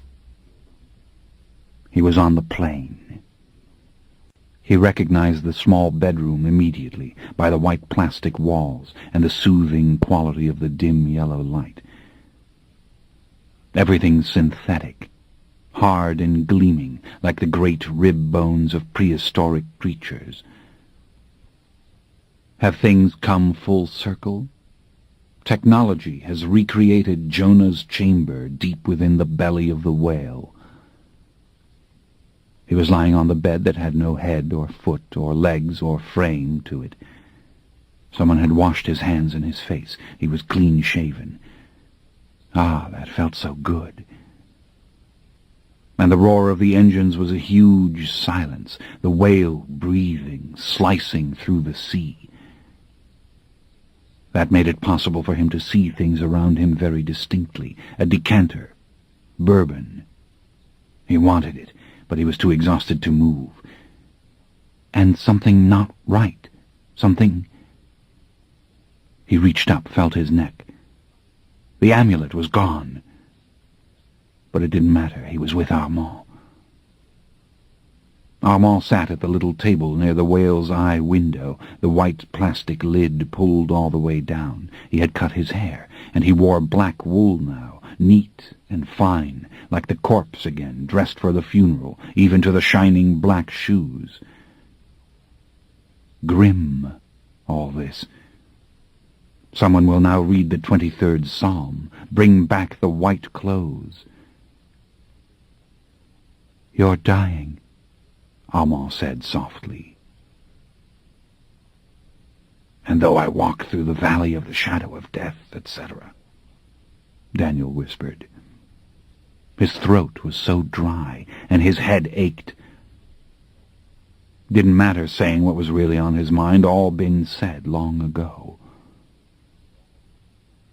Armand spoke again silently, a laser beam touching Daniel's brain. "Shall we bother with the particulars? You weigh no more than 130 pounds now, and the alcohol is eating at your insides. You are half mad. There is almost nothing left in the world that you enjoy. Except talking to you now and then. It's so easy to hear everything you say." If you were never to see me again, that would only make things worse. If you go on as you are, you won't live another 5 days. Unbearable thought, actually. But if that's so, then why have I been running away? No response. How clear everything seemed. It wasn't only the roar of the engines, it was the curious movement of the plane, that never-ending irregular undulation, as if it rode the air in bumps and dips and over curbs and now and then uphill. The whale speeding along on the whale path, as Beowulf called it.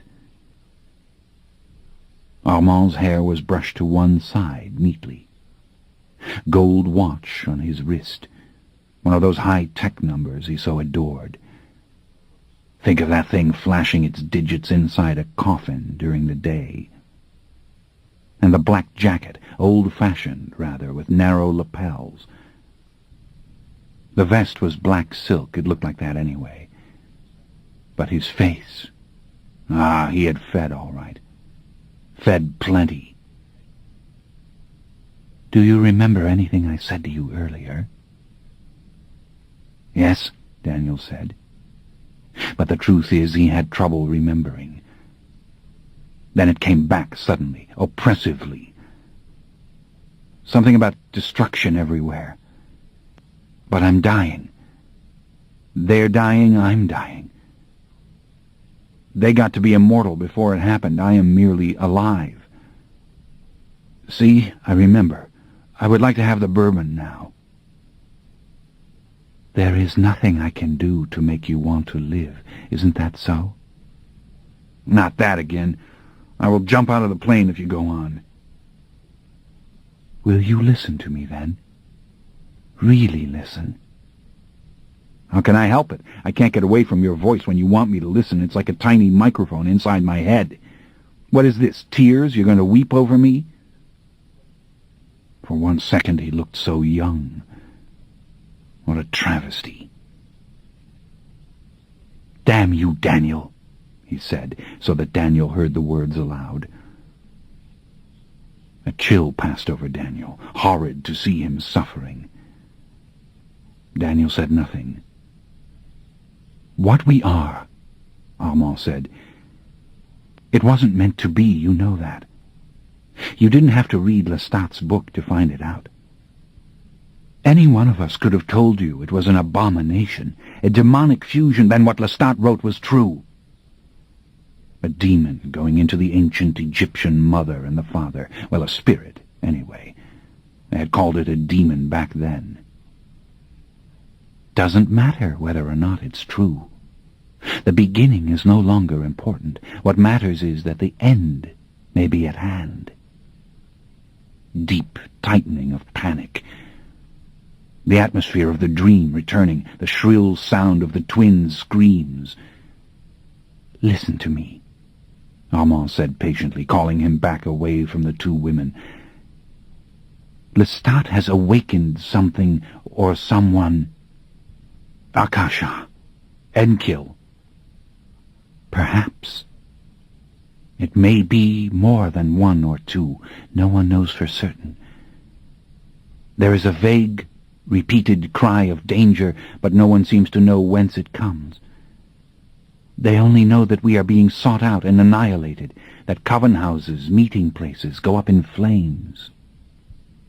I've heard the cry of danger, Daniel whispered, sometimes very strong in the middle of the night, and then at other moments like an echo. Again he saw the twins. It had to be connected to the twins. But how do you know these things about the coven houses? About Daniel, don't try me. There isn't much time left. I know.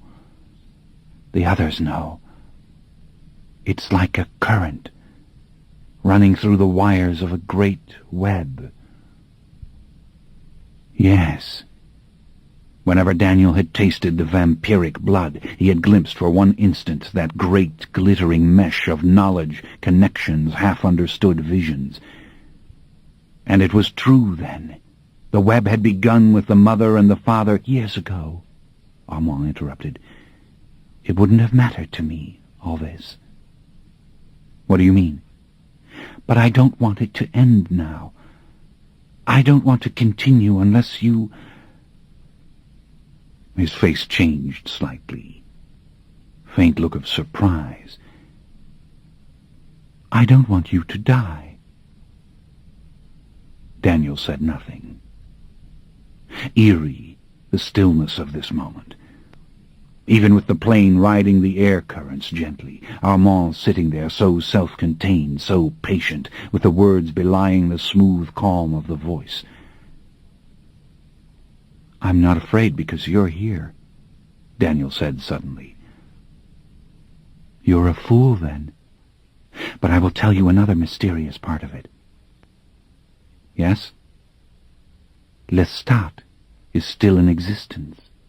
He goes on with his schemes, and those who've gathered near him are unharmed. But how do you know for certain?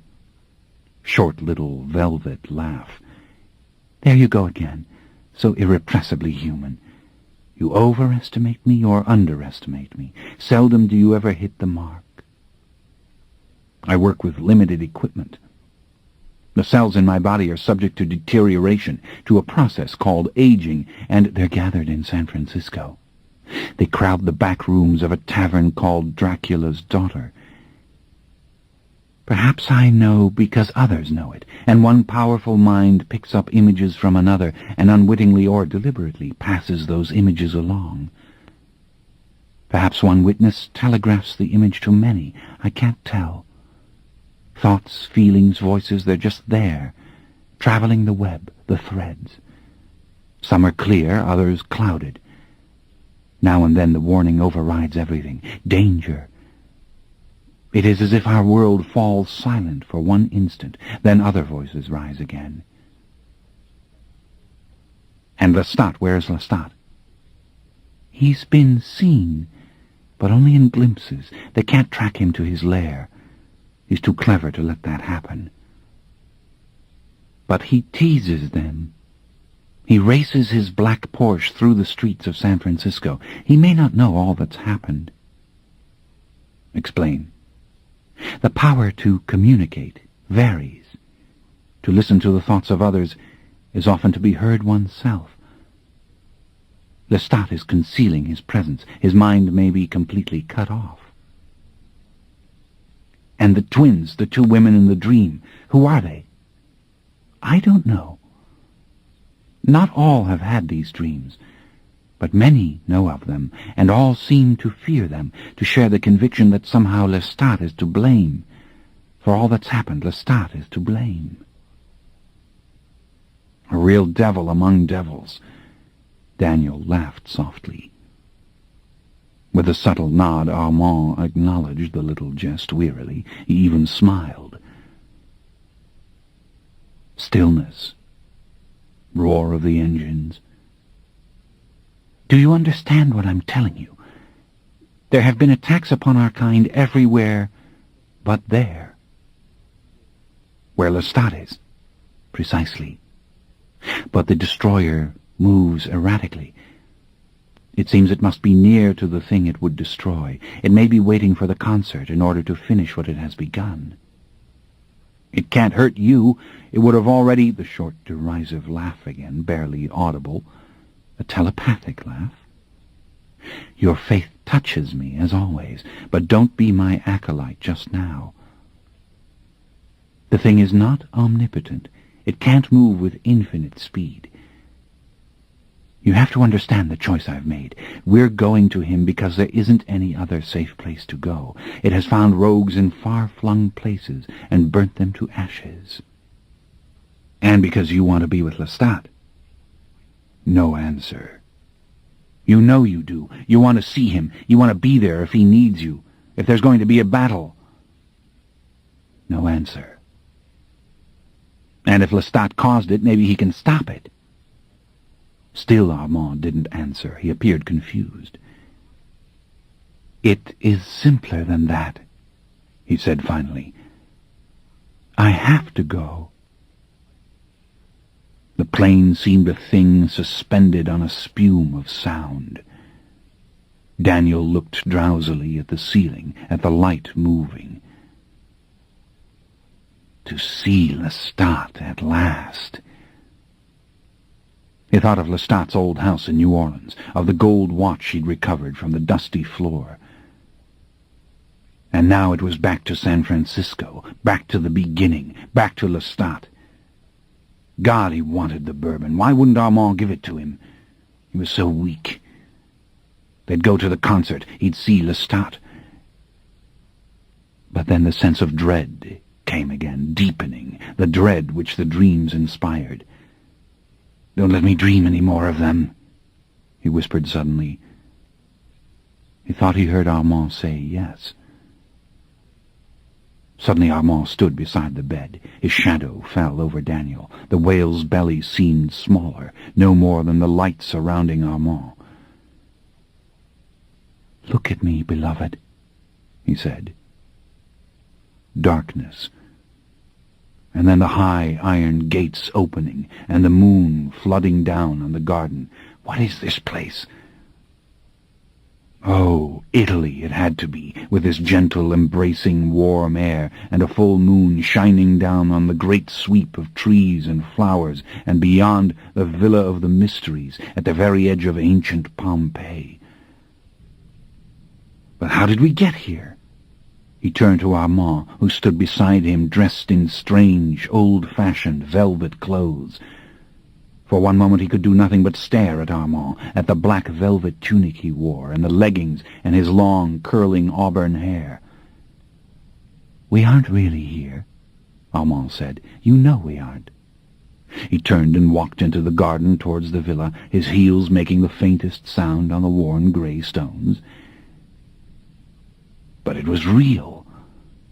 Look at the crumbling old brick walls, and the flowers in their long, deep beds, and the path itself with Armand's damp footprints, and the stars overhead, the stars. He turned around and reached up into the lemon tree and broke off a single fragrant leaf. Armand turned, reached back to take his arm. The smell of freshly turned earth rose from the flower beds. "Ah, I could die here." "Yes," said Armand, "you could. And you will, and you know I've never done it before. I told you, but you never believed me. Now Lestat's told you in his book. I've never done it. Do you believe him?" "Of course I believed you. The vow you made, you explained everything. But Armand, this is my question. To whom did you make this vow?" Laughter. Their voices carried over the garden. Such roses and chrysanthemums, how enormous they were. And light poured from the doorways of the Villa of the Mysteries. Was there music playing? Why, the whole ruined place was brilliantly illuminated under the incandescent blue of the night sky. "So you would have me break my vow. You would have what you think you want. But look well at this garden, because once I do it, you'll never read my thoughts or see my visions again. A veil of silence will come down." "But we'll be brothers, don't you see?" Daniel asked. Armand stood so close to him they were almost kissing. The flowers were crushed against them, huge, drowsing yellow dahlias and white gladioli, such lovely, drenching perfume. They had stopped beneath a dying tree in which the wisteria grew wild. Its delicate blossoms shivered in clusters, its great twining arms white as bone. And beyond, voices poured out of the villa. Were there people singing? "But where are we really?" Daniel asked. "Tell me." "I told you. It's just a dream. But if you want a name, let me call it the gateway of life and death. I'll bring you with me through this gateway. And why? Because I am a coward, and I love you too much to let you go." Such joy Daniel felt, such cold and lovely triumph. And so the moment was his, and he was lost no more in the awesome free fall of time. No more one of the teeming millions who would sleep in this dank, odoriferous earth beneath the broken, withered flowers without name or knowledge, all vision lost. I promise you nothing. How can I? I've told you what lies ahead. I don't care. I'll go towards it with you. Armand's eyes were reddened, weary, old. Such delicate clothes these were, hand-sewn, dusty, like the clothes of a ghost. Were they what the mind conjured effortlessly when it wanted to be purely itself? "Don't cry, it's not fair," Daniel said. "This is my rebirth. How can you cry? Don't you know what this means? Is it possible you never knew?" He looked up suddenly to catch the whole sweep of this enchanted landscape, the distant villa, the rolling land above and below, and then he turned his face upwards, and the heavens astonished him. Never had he seen so many stars. Why, it seemed as if the sky itself went up and up forever, with stars so plentiful and bright that the constellations were utterly lost. No pattern, no meaning, only the gorgeous victory of sheer energy and matter. But then he saw the Pleiades, the constellation beloved of the doomed red-haired twins in the dream, and he smiled. He saw the twins together on a mountain-top, and they were happy. It made him so glad. "Say the word, my love," Armand said. "I'll do it. We'll be in hell together after all." "But don't you see," Daniel said, "all human decisions are made like this. Do you think the mother knows what will happen to the child in her womb? Dear God, we are lost, I tell you. What does it matter if you give it to me and it's wrong? There is no wrong. There is only desperation, and I would have it. I want to live forever with you." He opened his eyes. The ceiling of the cabin of the plane. The soft yellow lights reflected in the warm wood-paneled walls, and then around him the garden, the perfume, the sight of the flowers almost breaking loose from their stems. They stood beneath the dead tree twined full of airy purple wisteria blossoms, and the blossoms stroked his face, the clusters of waxy petals. Something came back to him, something he had known long ago, that in the language of an ancient people the word for flowers was the same as the word for blood. He felt the sudden sharp stab of the teeth in his neck. His heart was caught, suddenly, wrenched in a powerful grip. The pressure was more than he could bear, yet he could see over Armand's shoulder, and the night was sliding down around him, the stars growing as large as these moist and fragrant blooms, while they were rising into the sky. For a split second he saw the vampire Lestat, driving, plunging through the night in his long, sleek black car. How like a lion Lestat looked, with his mane of hair blown back by the wind, his eyes filled with mad humor and high spirits, and then he turned and looked at Daniel, and from his throat came a deep, soft laugh. Louis was there, too. Louis was standing in a room under Visadero Street, looking out of the window, waiting, and then he said, "Yes, come, Daniel, if that is what must happen." But they didn't know about the burnt-out coven houses. They didn't know about the twins, about the cry of danger. They were all in a crowded room, actually, inside the villa, and Louis was leaning against the mantel in a frock coat. Everyone was there. Even the twins were there. "Thank God you've come," Daniel said. He kissed Louis on one cheek, and then the other, decorously. "Why, my skin is as pale as yours." He cried out suddenly as his heart was let go, and the air filled his lungs. The garden again. The grass was all around him. The garden grew up over his head. "Don't leave me here, not against the earth." "Drink, Daniel." The priest said the Latin words as he poured the Holy Communion wine into his mouth. The red-haired twins took the sacred plates, the heart, the brain.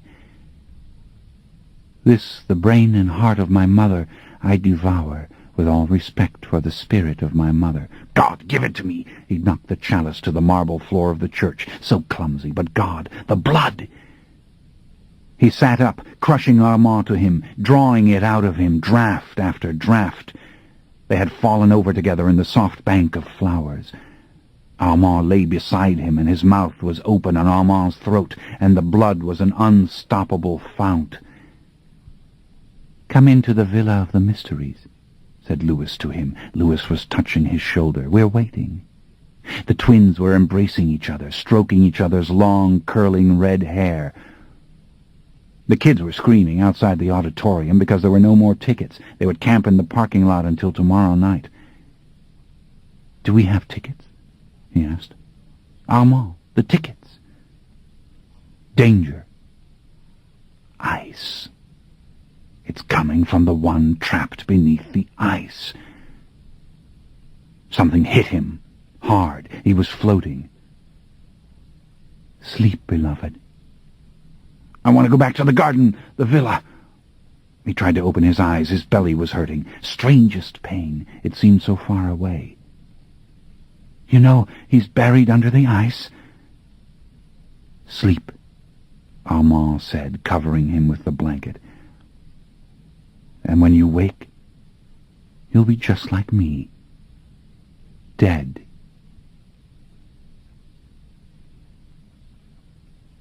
San Francisco. He knew he was there before he even opened his eyes. And such a ghastly dream, he was glad to leave it, suffocating, blackness, and riding the rough and terrifying current of the sea. But the dream was fading. A dream without sight, and only the sound of the water, the feel of the water, a dream of unspeakable fear. He'd been a woman in it, helpless, without a tongue to scream. Let it go away. Something about the wintry air on his face, a white freshness that he could almost taste. San Francisco, of course. The cold moved over him like a tight garment, yet inside he was deliciously warm. Immortal. Forever. He opened his eyes. Armand had put him here. Through the viscid darkness of the dream, he'd heard Armand telling him to remain. Armand had told him that here he would be safe. Here. The French doors stood open all along the far wall, and the room itself, opulent, cluttered, one of those splendid places that Armand so often found, so dearly loved. Look at the sheer lace panel blown back from the French doors. Look at the white feathers curling and glowing in the Aubusson carpet. He climbed to his feet and went out through the open doors. A great mesh of branches rose between him and the wet, shining sky, stiff foliage of the Monterey cypress. And down there, through the branches, against a velvet blackness, he saw the great burning arc of the Golden Gate Bridge. The fog poured like thick white smoke past the immense towers. In fits and gusts it tried to swallow the pylons, the cables, then vanished as if the bridge itself, with its glittering stream of traffic, burnt it away. Too magnificent, this spectacle, and the deep, dark outline of the distant hills beneath their mantle of warm lights. Ah, but to take one tiny detail, the damp rooftops spilling downhill away from him, or the gnarled branches rising in front of him, like elephant hide, this bark, this living skin. Immortal. Forever. He ran his hands back through his hair, and a gentle tingling passed through him. He could feel the soft imprint of his fingers on his scalp after he had taken his hands away. The wind stung him exquisitely. He remembered something. He reached up to find his fanged teeth. Yes, They were beautifully long and sharp. Someone touched him. He turned so quickly he almost lost his balance. Why, this was all so inconceivably different. He steadied himself, but the sight of Armand made him want to cry. Even in deep shadow, Armand's dark brown eyes were filled with a vibrant light. And the expression on his face, so loving. He reached out very carefully and touched Armand's eyelashes. He wanted to touch the tiny, fine lines in Armand's lips. Armand kissed him. He began to tremble. The way it felt, the cool, silky mouth, like a kiss of the brain, the electric purity of a thought. "Come inside, my pupil," Armand said. "We have less than an hour left." But the others? Armand had gone to discover something very important. What was it? Terrible things happening, coven houses burned. Yet nothing at the moment seemed more important than the warmth inside him and the tingling as he moved his limbs. "They're thriving, plotting," Armand said. Was he speaking out loud? He must have been. But the voice was so clear. "They're frightened of the wholesale destruction, but San Francisco isn't touched. Some say Lestat has done it to drive everyone to him. Others that it's the work of Marius, or even the twins, or those who must be kept, who strike with infinite power from their shrine." The twins! He felt the darkness of the dream again around him, a woman's body, tongueless, terror, closing him in. Nothing could hurt him now, not dreams or plots. He was Armand's child. "But these things must wait," Armand said gently. "You must come and do as I tell you. We must finish what was begun." Finish? It was finished. He was reborn. Armand brought him in out of the wind. Glint of the brass bed in the darkness, of a porcelain vase alive with gilded dragons, of the square grand piano with its keys like grinning teeth. Yes, touch it, feel the ivory, the velvet tassels hanging from the lampshade. The music. Where did the music come from? A low, mournful jazz trumpet playing all alone. It stopped him, this hollow, melancholy song, the notes flowing slowly into one another. He did not want to move just now. He wanted to say he understood what was happening, but he was absorbing each broken sound. He started to say thank you for the music, but again his voice sounded so unaccountably strange, sharper, yet more resonant. Even the feel of his tongue, and out there the fog, look at it, he pointed, the fog blowing right past the terrace, the fog eating the night. Armand was patient. Armand understood. Armand brought him slowly through the darkened room. "I love you," Daniel said. "Are you certain?" Armand answered. It made him laugh. They had come into a long, high hallway, the stairs descending in deep shadow, a polished balustrade. Armand urged him forward. He wanted to look at the rug beneath him, a long chain of medallions woven with lilies, but Armand had brought him into a brightly lighted room. He caught his breath at the sheer flood of illumination, light moving over the low-slung leather couches, chairs. But the painting on the wall.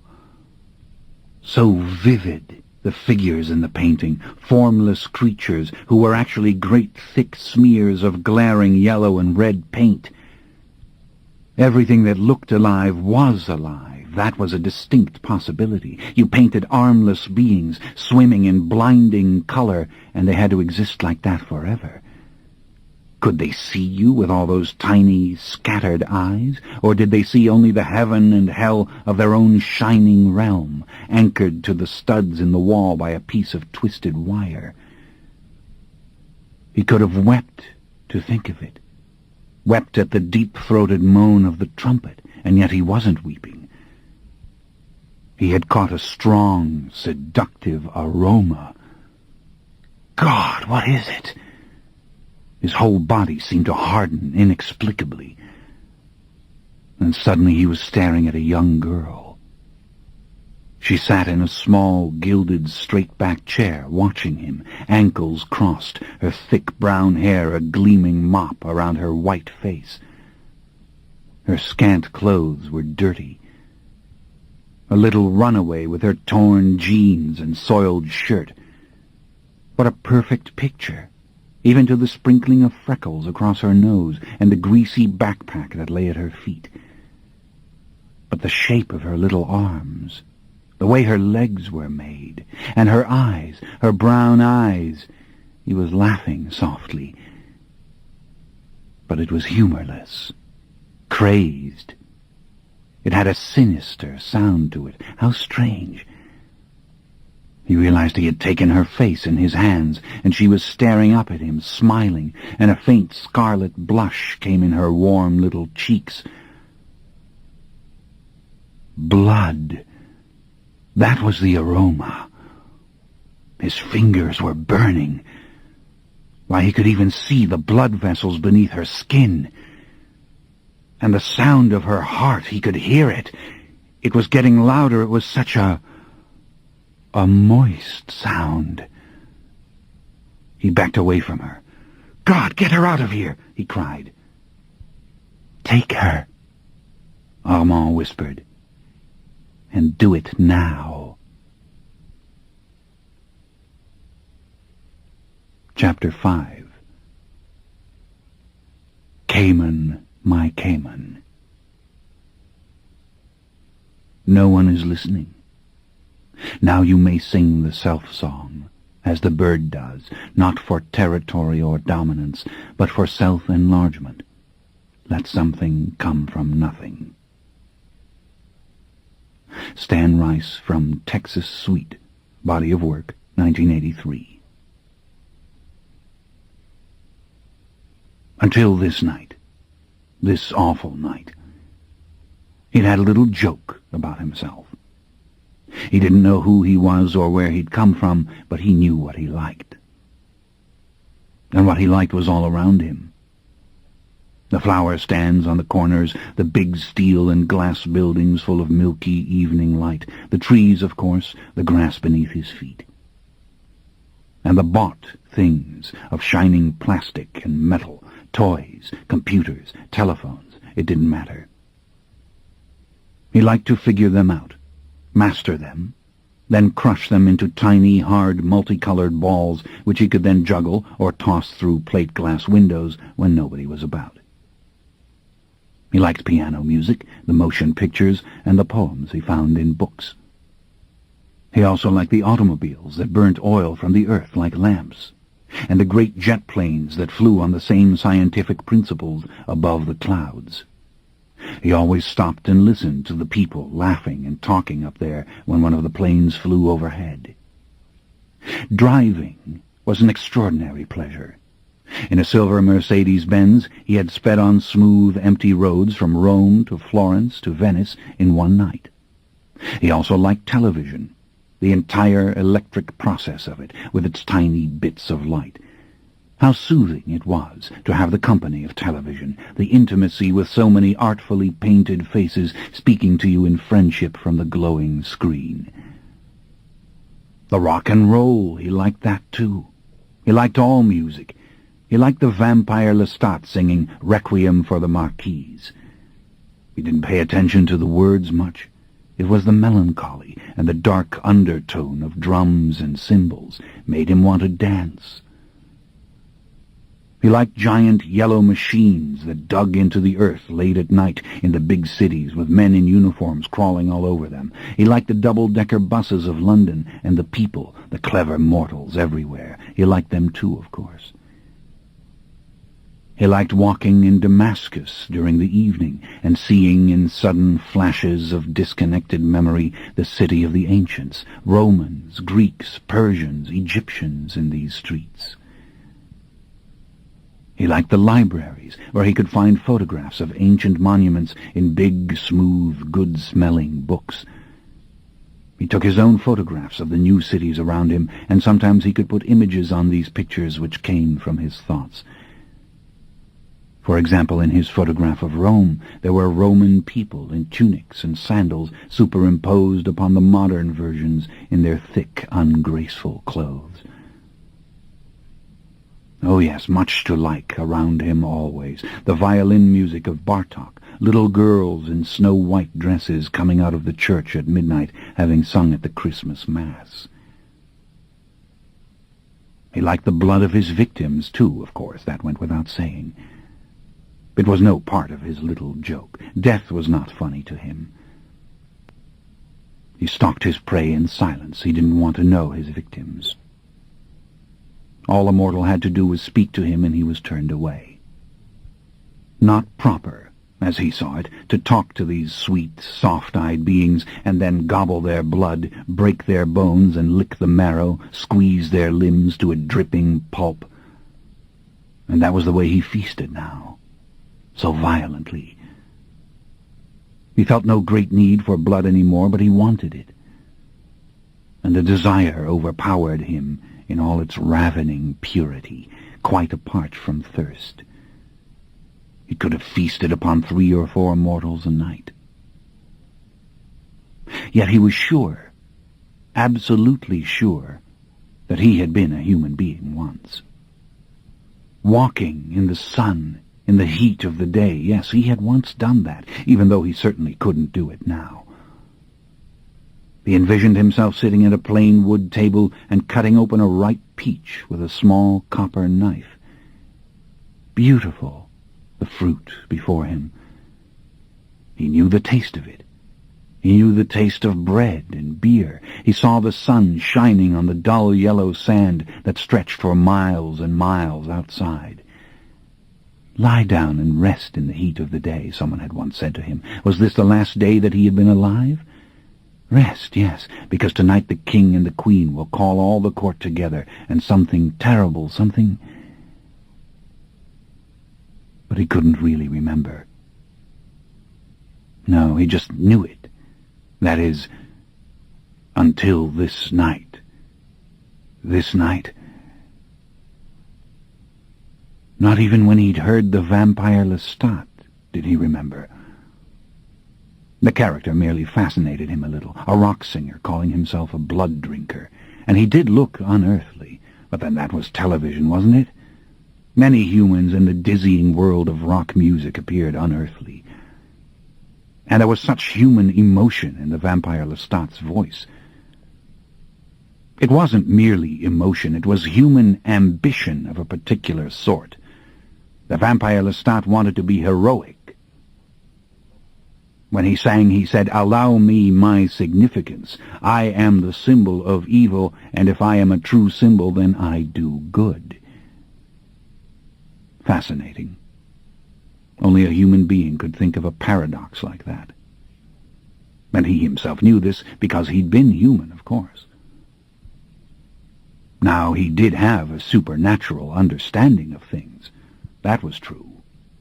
Humans couldn't look at machines and perceive their principles as he could, and the manner in which everything was familiar to him. That had to do with his superhuman powers as well. Why, there was nothing that surprised him, really. Not quantum physics, nor theories of evolution, or the paintings of Picasso, or the process by which children were inoculated with germs to protect them from disease. No. It was as if he'd been aware of things long before he remembered being here. Long before he could say, "I think, therefore I am." But disregarding all that, he still had a human perspective. That no one would deny. He could feel human pain with an eerie and frightening perfection. He knew what it meant to love and to be lonely. Ah, yes, he knew that, above all things, and he felt it most keenly when he listened to the vampire Lestat's songs. That's why he didn't pay attention to the words. And another thing. The more blood he drank, the more human-looking he became. When he'd first appeared in this time, to himself and others, he hadn't looked human at all. He'd been a filthy skeleton, walking along the highway in Greece towards Athens, his bones enmeshed in tight, rubbery veins, the whole sealed beneath a layer of toughened white skin. He'd terrified people. How they had fled from him, gunning the engines of their little cars, but he'd read their minds, seen himself as they saw him, and he understood, and he was so sorry, of course. In Athens he'd gotten gloves, a loose wool garment with plastic buttons, and these funny modern shoes that covered up your whole foot. He'd wrapped rags around his face with only holes for his eyes and mouth. He'd covered his filthy black hair with a grey felt hat. They still stared, but they didn't run screaming. At dusk, he roamed through the thick crowds in Omonia Square, and no one paid him any mind. How nice the modern bustle of this old city, which in long-ago ages had been just as vital, when students came there from all over the world to study philosophy and art. He could look up at the Acropolis and see the Parthenon, as it had been then, perfect, the house of the goddess, not the ruin it was today. The Greeks, as always, were a splendid people, gentle and trusting, though they were darker of hair and skin now, on account of their Turkish blood. They didn't mind his strange clothes. When he talked in his soft, soothing voice, imitating their language perfectly, except for a few apparently hilarious mistakes, they loved him. And in private, he had noticed that his flesh was slowly filling out. It was hard as a rock to the touch, yet it was changing. Finally, one night, when he unwrapped the ragged covering, he had seen the contours of a human face. So this is what he looked like, was it? Big black eyes with fine, soft wrinkles at the corners and rather smooth lids. His mouth was a nice, smiling mouth. The nose was neat and finely made, he didn't disdain it, and the eyebrows, he liked those best of all, because they were very black and straight, not broken or bushy, and they were drawn high enough above his eyes so that he had an open expression, a look of veiled wonder that others might trust. Yes, it was a very pretty young male face. After that he'd gone about uncovered, wearing modern shirts and pants. But he had to keep to the shadows. He was just too smooth and too white. He said his name was Cayman when they asked him, but he didn't know where he'd gotten it. And he had been called Benjamin once later. He knew that, too. There were other names, but when? Cayman. That was the first and secret name, the one he never forgot. He could draw 2 tiny pictures that meant Cayman, but where these symbols had come from he had no idea. His strength puzzled him as much as anything else. He could walk through plaster walls, lift an automobile and hurl it into a nearby field. Yet he was curiously brittle and light. He drove a long, thin knife right through his own hand. Such a strange sensation, and blood everywhere. Then the wounds closed, and he had to open them again to pull the knife out. As for the lightness, well, there was nothing that he could not climb. It was as though gravity had no control over him once he decided to defy it. And one night, after climbing a tall building in the middle of the city, he flew off the top of it, descending gently to the street below. Lovely, this. He knew he could traverse great distances if only he dared. Why, surely he had once done it, moving into the very clouds. But then, maybe not. He had other powers as well. Each evening as he awakened, he found himself listening to voices from all over the world. He lay in the darkness, bathed in sound. He heard people speaking in Greek, English, Romanian, Hindustani. He heard laughter, cries of pain. And if he lay very still, he could hear thoughts from people, a jumbled undercurrent full of wild exaggeration that frightened him. He did not know where these voices came from, or why one voice drowned out another. Why, it was as if he were God, and he were listening to prayers. and now and then, quite distinct from the human voices, there came to him immortal voices too. Others like him out there, thinking, feeling, sending a warning? Far away their powerful, silvery cries, yet he could easily separate them from the human warp and woof. But this receptiveness hurt him. It brought back some awful memory of being shut up in a dark place with only these voices to keep him company for years and years and years. Panic. He would not remember that. Some things one doesn't want to remember. Like being burned, imprisoned. Like remembering everything and crying, terrible, anguished crying. Yes, bad things had happened to him. He had been here on this earth under other names and at other times, but always with this same gentle and optimistic disposition, loving things. Was his a migrant soul? No. He had always had this body. That's why it was so light and so strong. Inevitably he shut off the voices. In fact, he remembered an old admonition: if you do not learn to shut out the voices, they will drive you mad. But with him now it was simple. He quieted them simply by rising, opening his eyes. Actually, it would have required an effort to listen. They just went on and became one irritating noise. The splendor of the moment awaited him, and it was easy to drown out the thoughts of mortals close at hand. He could sing, for instance, or fix his attention hard upon anything around him. Blessed quiet. In Rome there were distractions everywhere. How he loved the old Roman houses, painted ochre and burnt sienna and dark green. How he loved the narrow stone streets. He could drive a car very fast through the broad boulevard full of reckless mortals, or wander the Via Veneto until he found a woman with whom to fall in love for a little while. And he did so love the clever people of this time. They were still people, but they knew so much. A ruler was murdered in India, and within the hour all the world could mourn. All manner of disasters, inventions, and medical miracles weighed down upon the mind of the ordinary man. People played with fact and fancy. Waitresses wrote novels at night that would make them famous. Laborers fell in love with naked movie queens in rented cassette films. The rich wore paper jewelry, and the poor bought tiny diamonds. And princesses sallied forth onto the Champs-Élysées in carefully faded rags. Ah, he wished he was human. After all, what was he?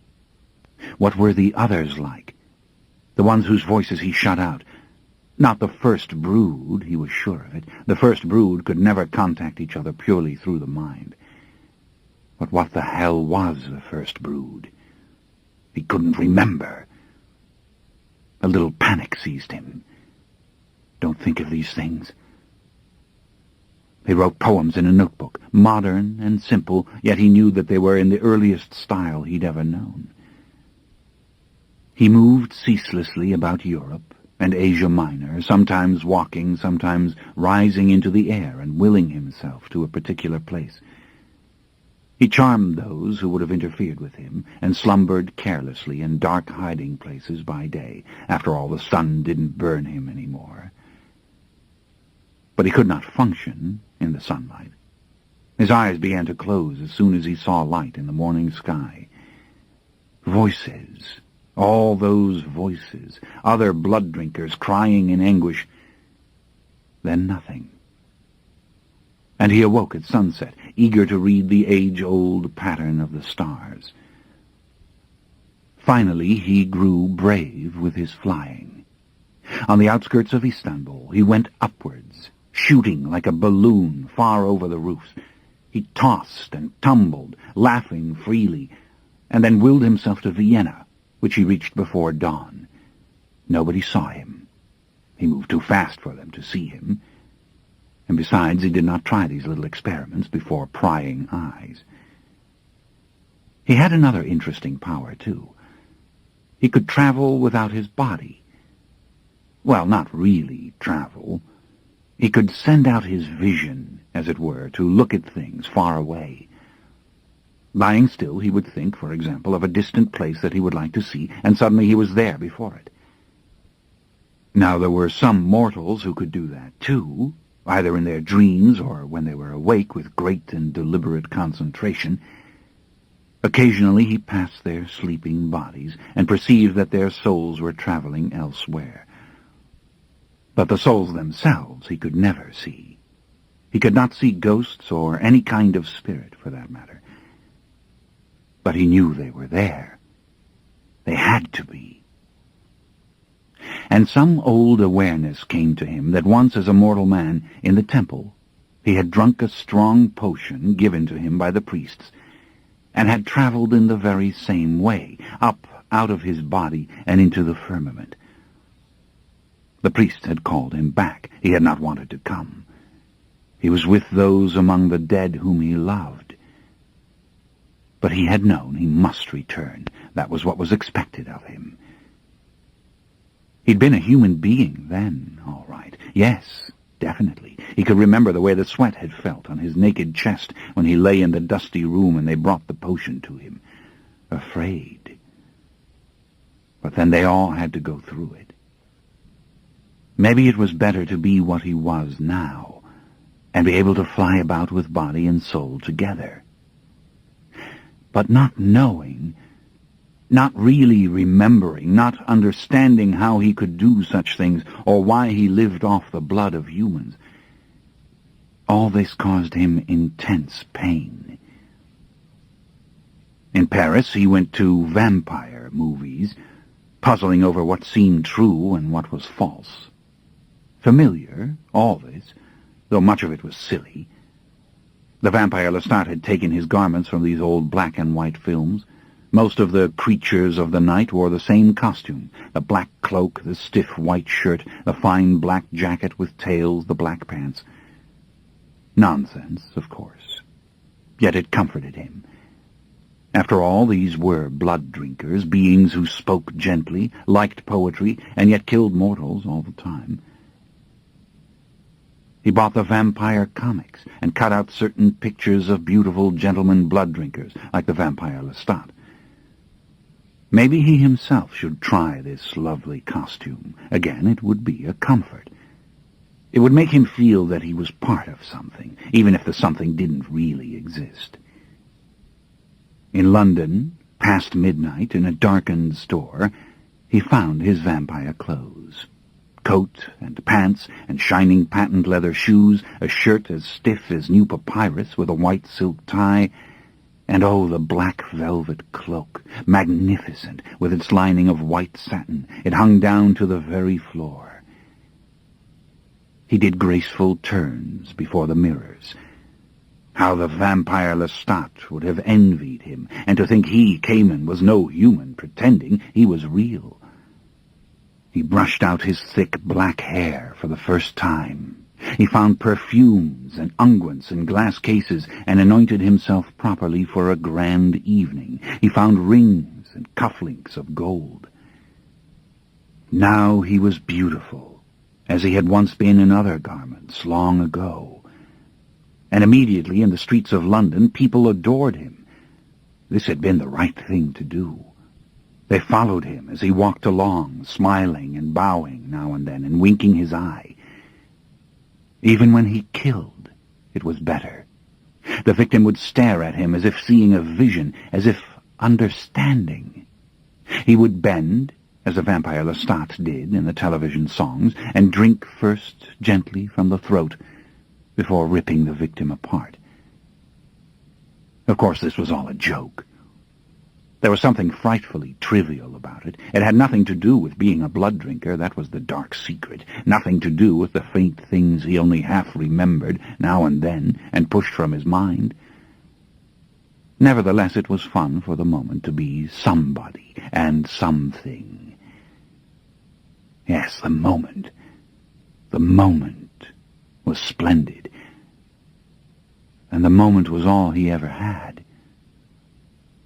After all, he would forget this time too, wouldn't he? These nights with their exquisite details would vanish from him, and in some even more complex and demanding future he would be loosed again, remembering only his name. Home to Athens he went finally. Through the museum by night he roamed with a stub of candle, inspecting the old tombstones with their carved figures, which made him cry. The dead woman seated, always the dead are seated, reaches out for the living baby she has left behind, who is held in her husband's arm. Names came back to him, as if bats were whispering in his ear. Go to Egypt, you'll remember. But he would not.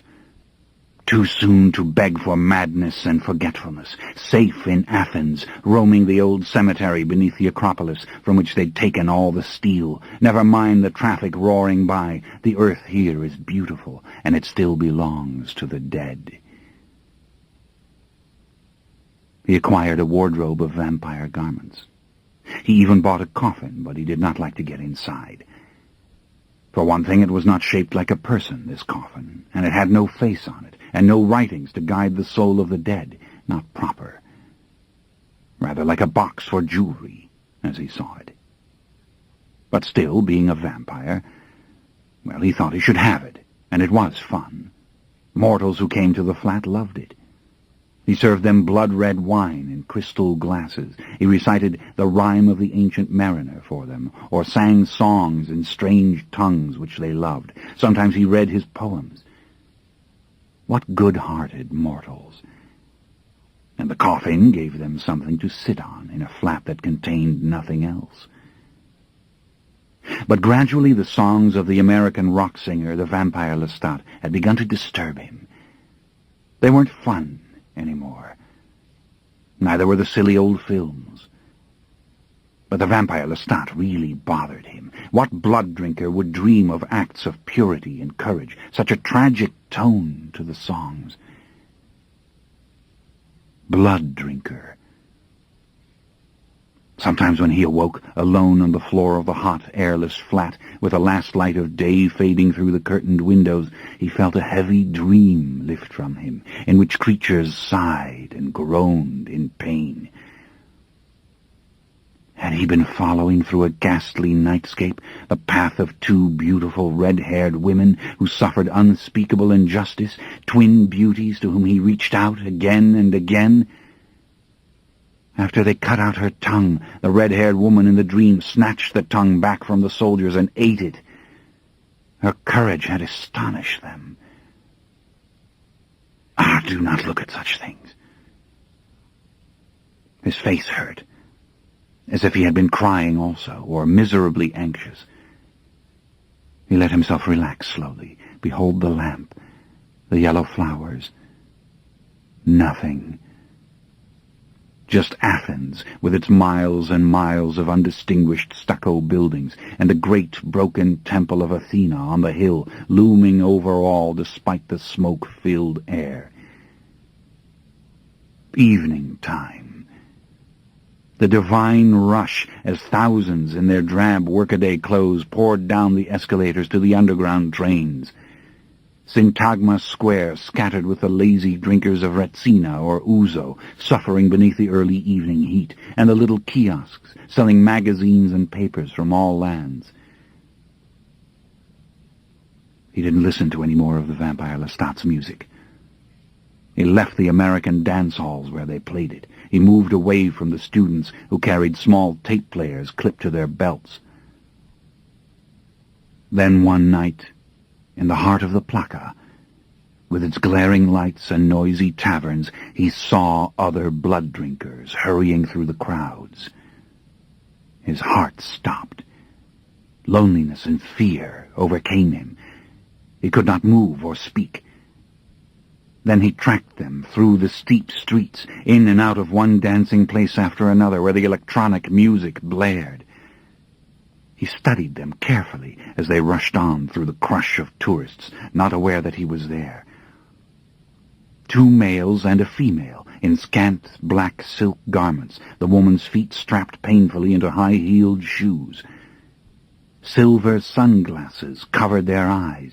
They whispered together and gave out sudden, piercing bursts of laughter. Decked with jewels and scent, they flaunted their shining, preternatural skin and hair. But never mind these superficial matters. They were very different from him. They were nothing as hard and white to begin with. In fact, they were made up of so much soft human tissue that they were animated corpses still, beguilingly pink and weak, and how they needed the blood of their victims. Why, they were suffering agonies of thirst right now, and surely this was their fate nightly, because the blood had to work endlessly on all the soft human tissue. It worked not merely to animate the tissue, but to convert it slowly into something else. As for him, he was all made up of that something else. He had no soft human tissue left. Though he lusted for blood, it was not needed for this conversion. Rather, he realized suddenly that the blood merely refreshed him, increased his telepathic powers, his ability to fly, or to travel out of his body, or his prodigious strength.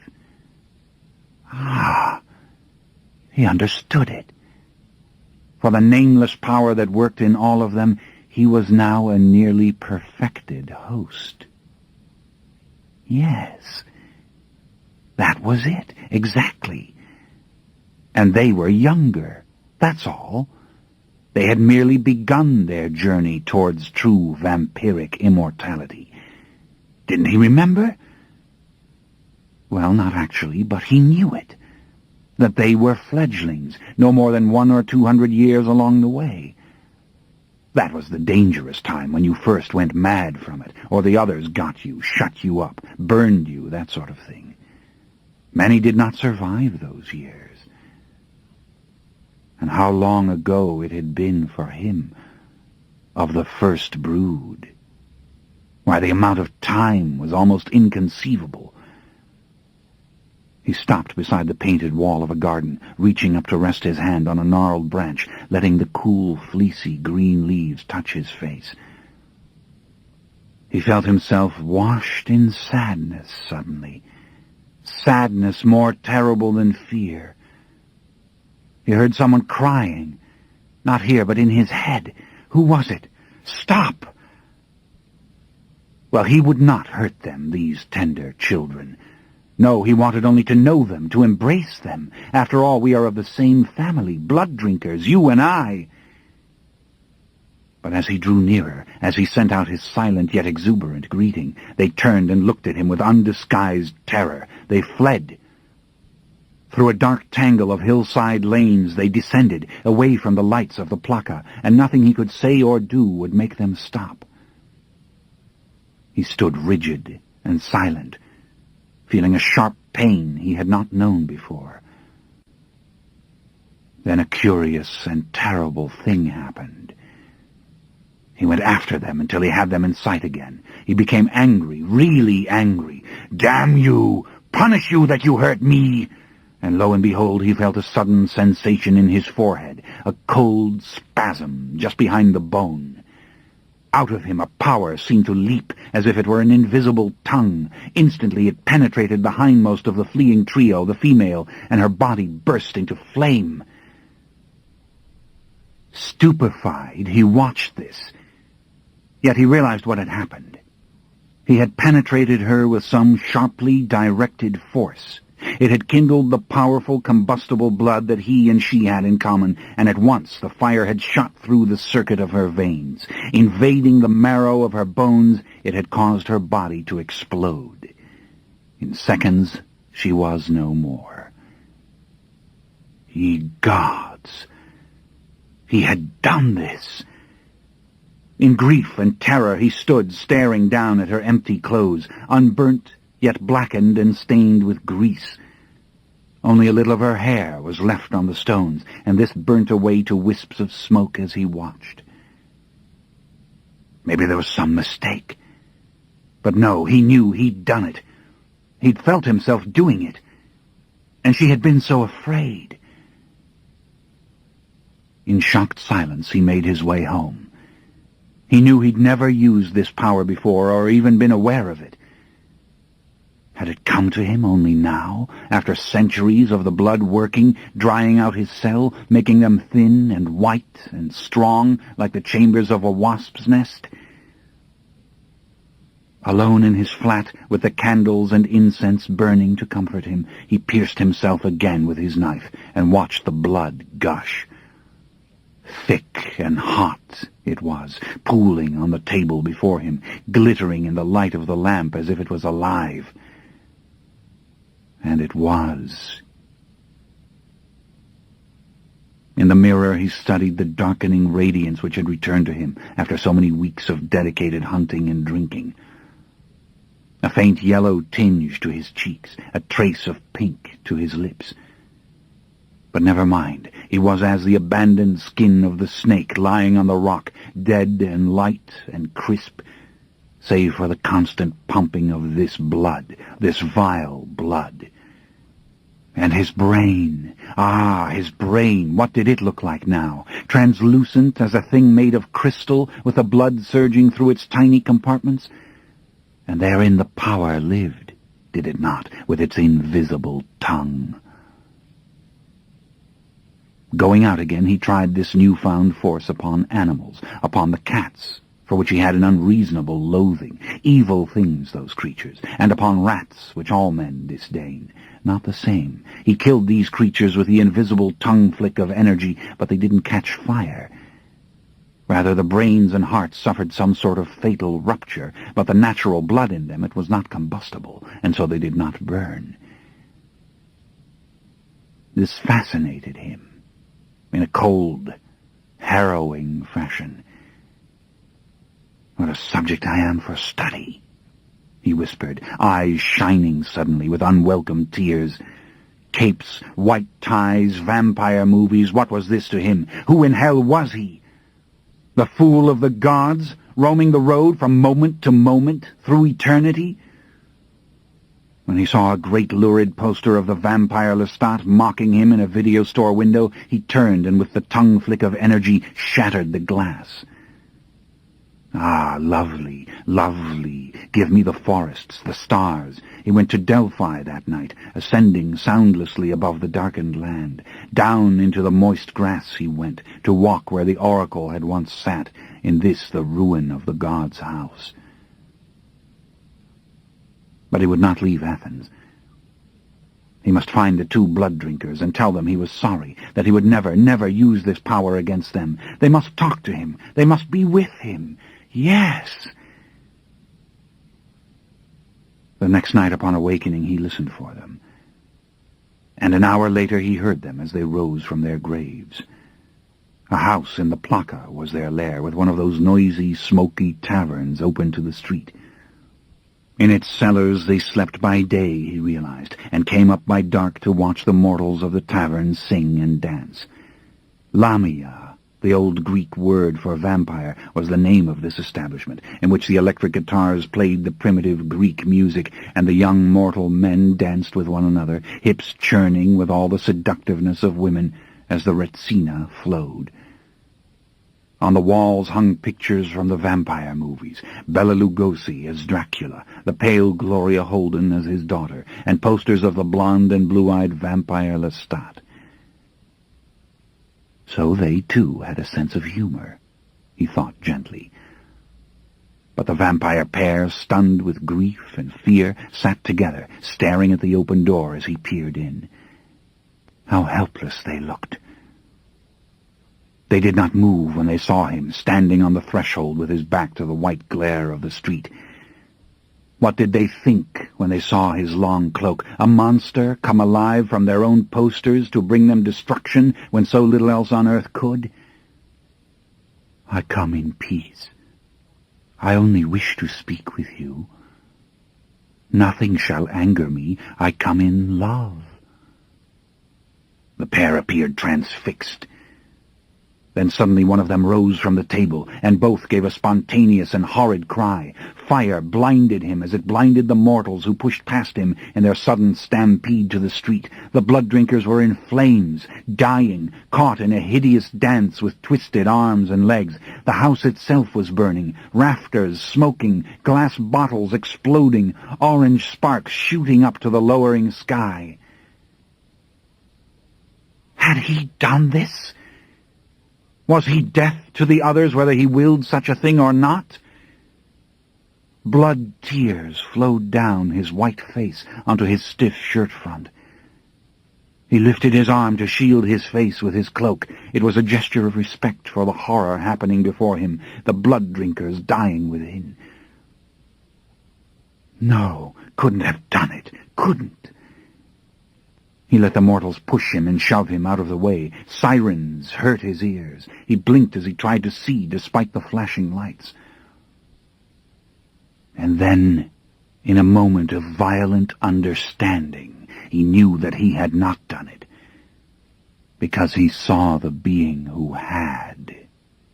There, covered in a cloak of grey wool and half hidden in a dark alleyway, stood the One, silently watching him. And as their eyes met, she softly whispered his name. Cayman, my Cayman. His mind went blank, wiped clean. It was as though a white light descended on him, burning out all detail. He felt nothing for one serene moment. He heard no noise of the raging fire, nothing of those who still jostled him as they went past. He merely stared at this thing, this beautiful and delicate being, exquisite as ever she had been. An unsupportable horror overcame him. He remembered everything, everything he had ever seen or been or known. The centuries opened before him, the millennia stretched out, going back and back to the very beginning. First brood. He knew it all. He was shuddering, crying. He heard himself say with all the rancor of an accusation, "You!" Suddenly, in a great, withering flash, he felt the full force of her undisguised power. The heat struck him in the chest, and he felt himself staggering backwards. "Ye gods, you will kill me too!" But she could not hear his thoughts. He was knocked against the whitewashed wall. A fierce pain collected in his head. Yet he continued to see, to feel, to think, and his heart beat steadily as before. He was not burning. And then, with sudden calculation, he gathered his strength and fought this unseen energy with a violent thrust of his own. "Ah, it is malice again, my sovereign!" he cried out in the ancient language. How human the sound of his voice! But it was finished. The alleyway was empty. She was gone. Or more truly, she had taken flight, rising straight upwards, just as he himself had often done, and so fast that the eye could not see. Yes, he felt her receding presence. He looked up and without effort found her, a tiny penstroke moving towards the west, above the bits and pieces of pale cloud. Raw sounds shocked him, sirens, voices, the crackle of the burning house as its last timbers collapsed. The little narrow street was jam-crowded. The bawling music of the other taverns had not stopped. He drew back, away from the place, weeping with one backward glance for the domain of the dead blood-drinkers. Ah, how many thousands of years he could not count. And yet it was still the same war. For hours he wandered the dark back streets. Athens grew quiet. People slept behind wooden walls. The pavement shone in the mist that came as thick as rain. Like a giant snail shell was his history, curling and immense above him, pressing him down to the earth, with its impossible weight.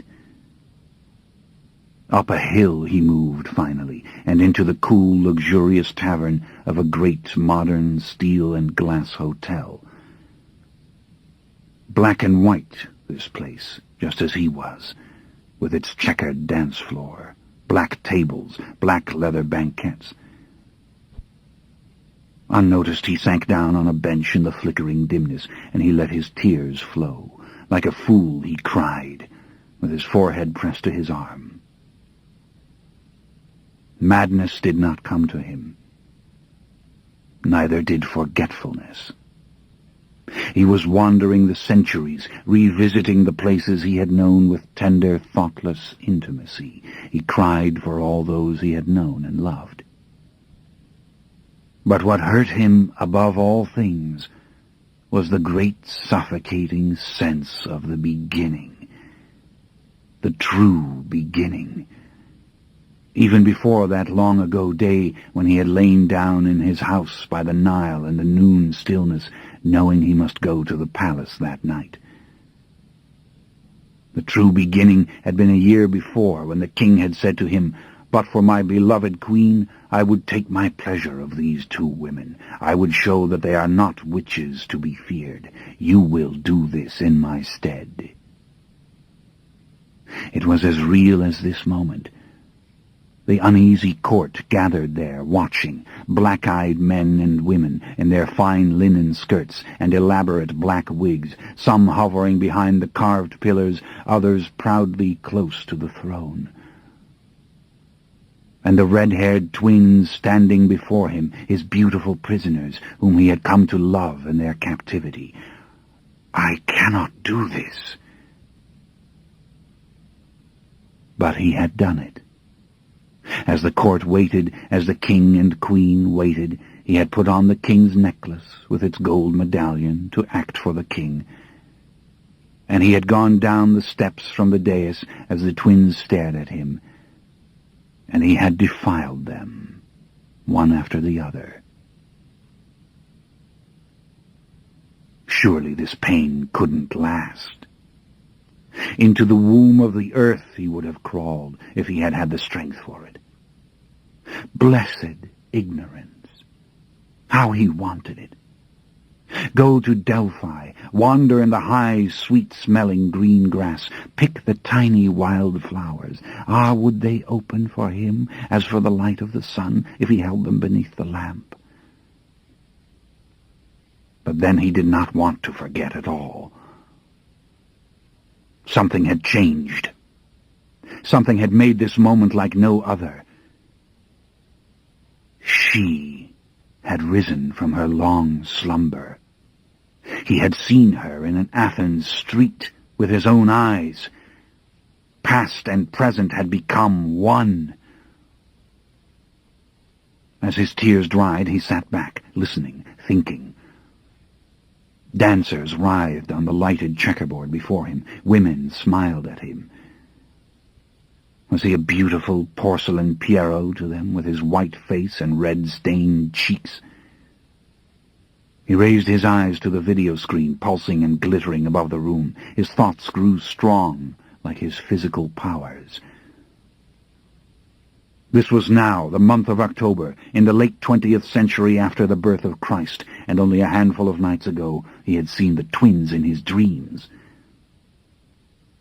No, there was no retreat. For him the true agony was just beginning, but that did not matter. He was more alive than he had ever been. He wiped his face slowly with a small linen handkerchief. He washed his fingers in the glass of wine before him, as if to consecrate them. And he looked up again to the high video screen where the vampire Lestat sang his tragic song. Blue-eyed demon, yellow hair flung wild about him with the powerful arms and chest of a young man. Jagged, yet graceful his movements, lips seductive, voice full of carefully modulated pain. And all this time you have been telling me, haven't you? Calling me. Calling her name. The video image seemed to stare at him, respond to him, sing to him, when of course it could not see him at all. Those who must be kept. My king and my queen. Yet he listened with his full attention to each syllable, carefully articulated above the din of horns and throbbing drums. And only when the sound and the image faded did he rise and leave the tavern to walk blindly through the cool marble corridors of the hotel and into the darkness outside. Voices called out to him, voices of blood-drinkers the world over, signaling, voices that had always been there. They spoke of calamity, of converging to prevent some horrid disaster. The mother walks. They spoke of the dreams of the twins, which they did not understand. And he had been deaf and blind to all this. How much you do not understand, Lestat, he whispered. He climbed to a dim promontory finally and gazed at the high city of temples far beyond, broken white marble gleaming beneath the feeble stars. "Damn you, my sovereign," he whispered. "Damn you into hell for what you did to all of us. And to think that in this world of steel and gasoline, of roaring electronic symphonies and silent, gleaming computer circuitry, we wander still." But another curse came back to him, far stronger than his own. It had come a year after the awful moment when he had raped the two women. A curse screamed within the courtyard of the palace, under a night sky as distant and uncaring as this. "Let the spirits witness, for theirs is the knowledge of the future, both what it would be and what I will. You are the queen of the damned. That's what you are. Evil is your only destiny. But at your greatest hour, it is I who will defeat you. Look well on my face. It is I who will bring you down."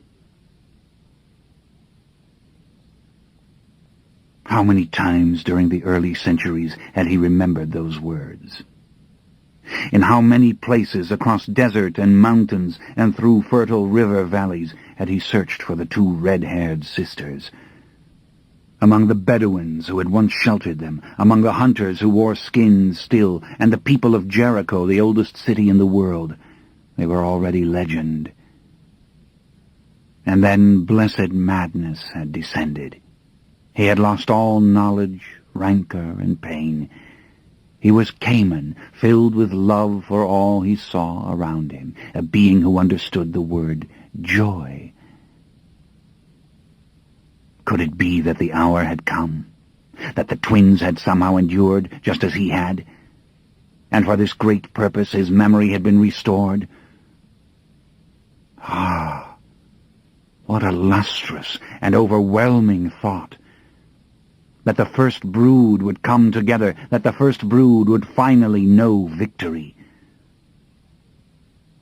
But with a bitter smile he thought of the vampire Lestat's human hunger for heroism. "Yes, my brother, forgive me for my scorn. I wanted too the goodness, the glory.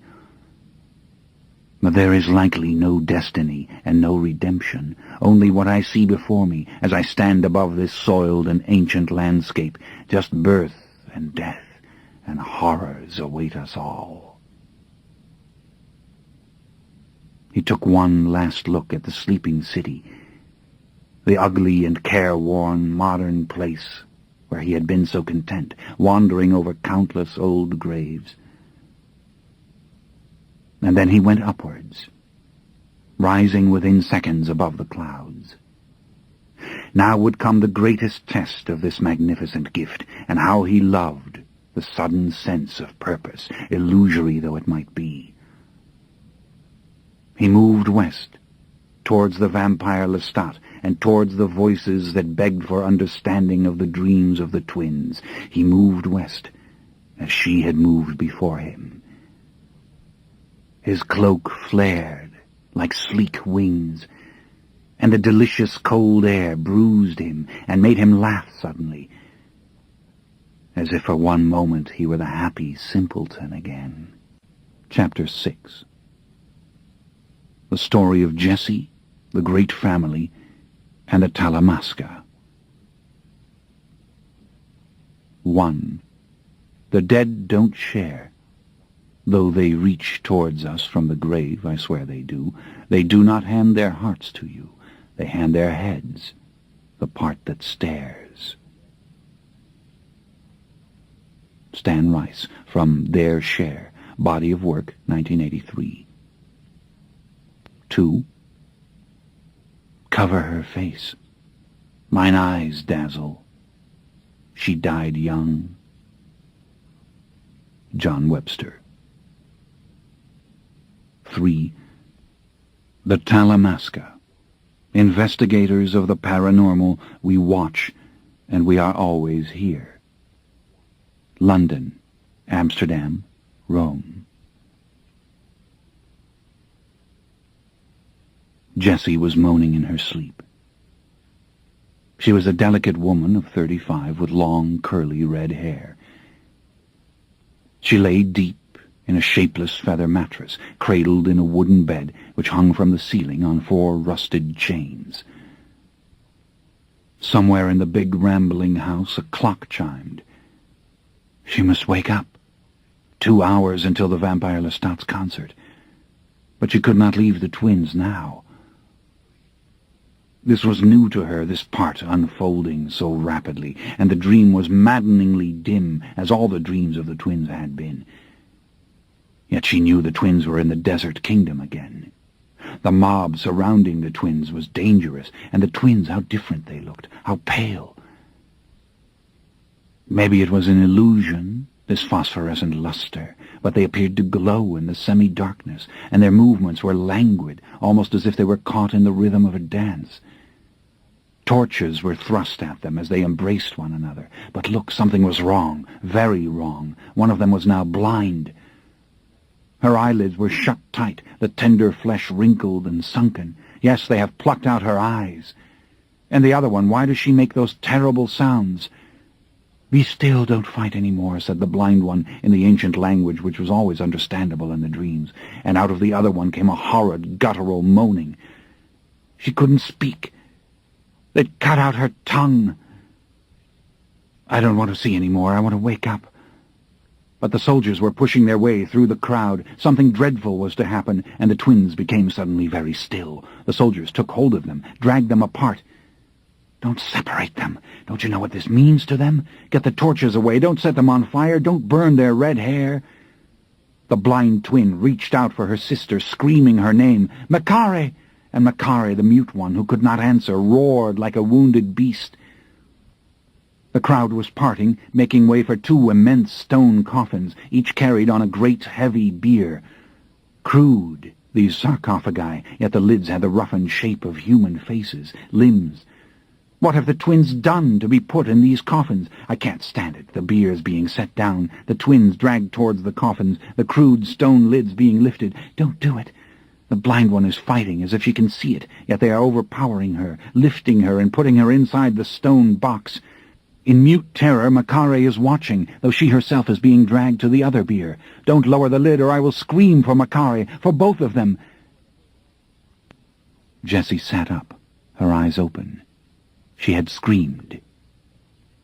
Alone in this house with no one to hear her, she'd screamed, and she could feel the echoes still. Then nothing but the quiet settling around her, and the faint creaking of the bed as it moved on its chains. The song of the birds outside in the forest, the deep forest, and her own curious awareness that the clock had struck 6. The dream was fading rapidly. Desperately she tried to hold on to it, to see the details that always slipped away, the clothing of these strange people, the weapons the soldiers carried, the faces of the twins. But it was already gone. Only the spell remained, and an acute awareness of what had happened, and the certainty that the Vampire Lestat was linked to these dreams. Sleepily she checked her watch. No time left. She wanted to be in the auditorium when the vampire Lestat entered. She wanted to be at the very foot of the stage. Yet she hesitated, staring at the white roses on the bedside table. Beyond, through the open window, she saw the southern sky full of a faint orange light. She picked up the note that lay beside the flowers, and she read it through once more.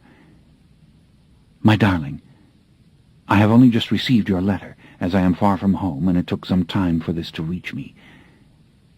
I understand the fascination which this creature Lestat holds for you. They are playing his music even in Rio. I have already read the books which you have enclosed, and I know of your investigation of this creature for the Talamasca. As for your dreams of the twins, this we must talk about together. It is of the utmost importance, for there are others who have had such dreams. But I beg you, no, I order you not to go to this concert. You must remain at the Sonoma compound until I get there. I am leaving Brazil as soon as I can. Wait for me. I love you. Your Aunt, Maharet." "Maharet, I'm sorry," she whispered. But it was unthinkable that she not go, and if anyone in the world would understand, it was Maharet. The Talamasca, for whom she'd worked for 12 long years, would never forgive her for disobeying their orders. But Maharet knew the reason. Maharet was the reason. Maharet would forgive. Dizzy, the nightmare still wouldn't let go. The random objects of the room were disappearing in the shadows, yet the twilight burned so clear suddenly that even the forested hills were giving back the light. And the roses were phosphorescent, like the white flesh of the twins in the dream. White roses. She tried to remember something she'd heard about white roses. You send white roses for a funeral. But no, Maharet could not have meant that. Jessie reached out, took one of the blossoms in both hands, and the petals came loose instantly. Such sweetness.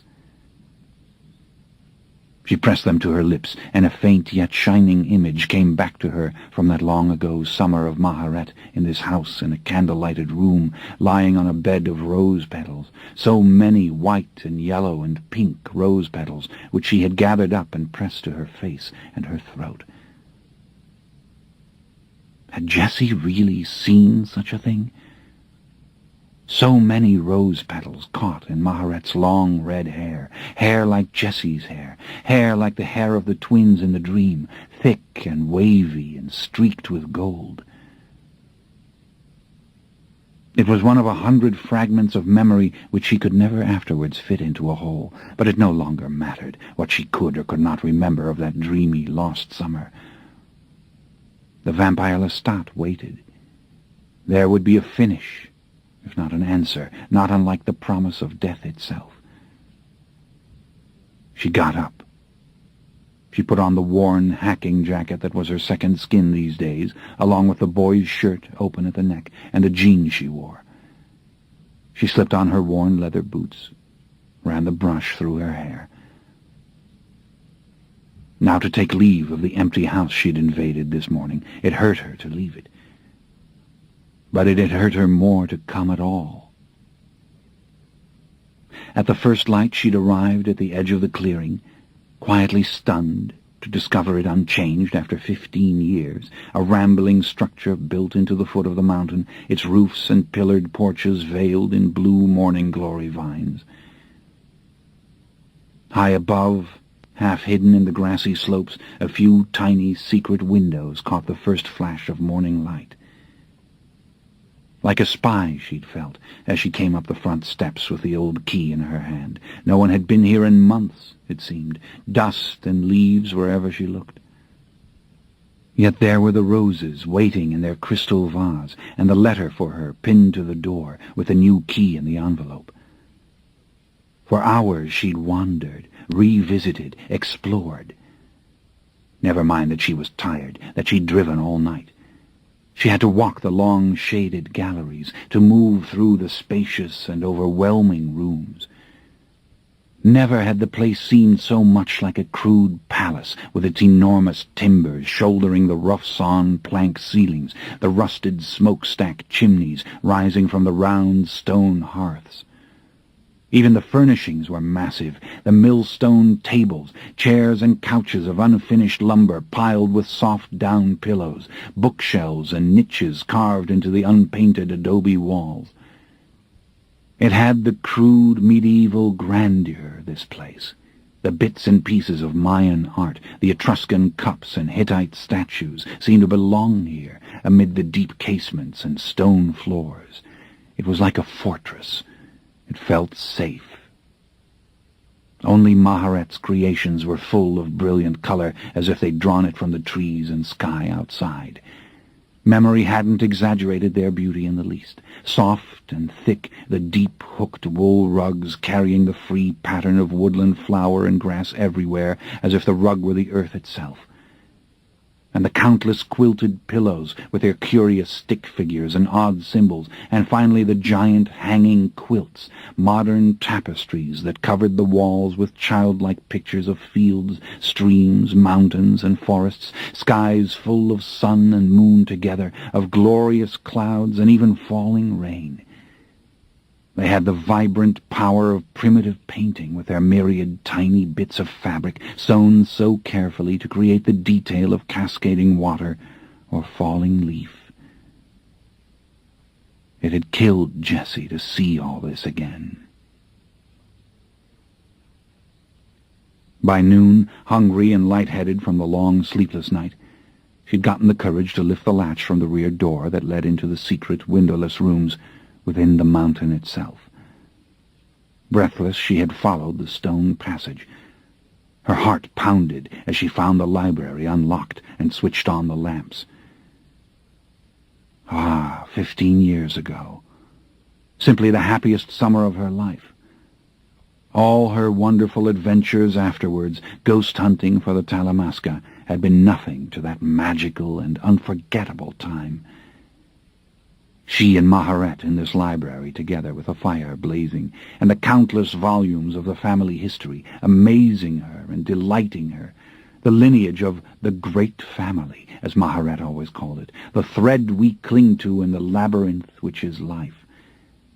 How lovingly she had taken down the books for Jessie, unlocked for her the caskets that contained the old parchment scrolls.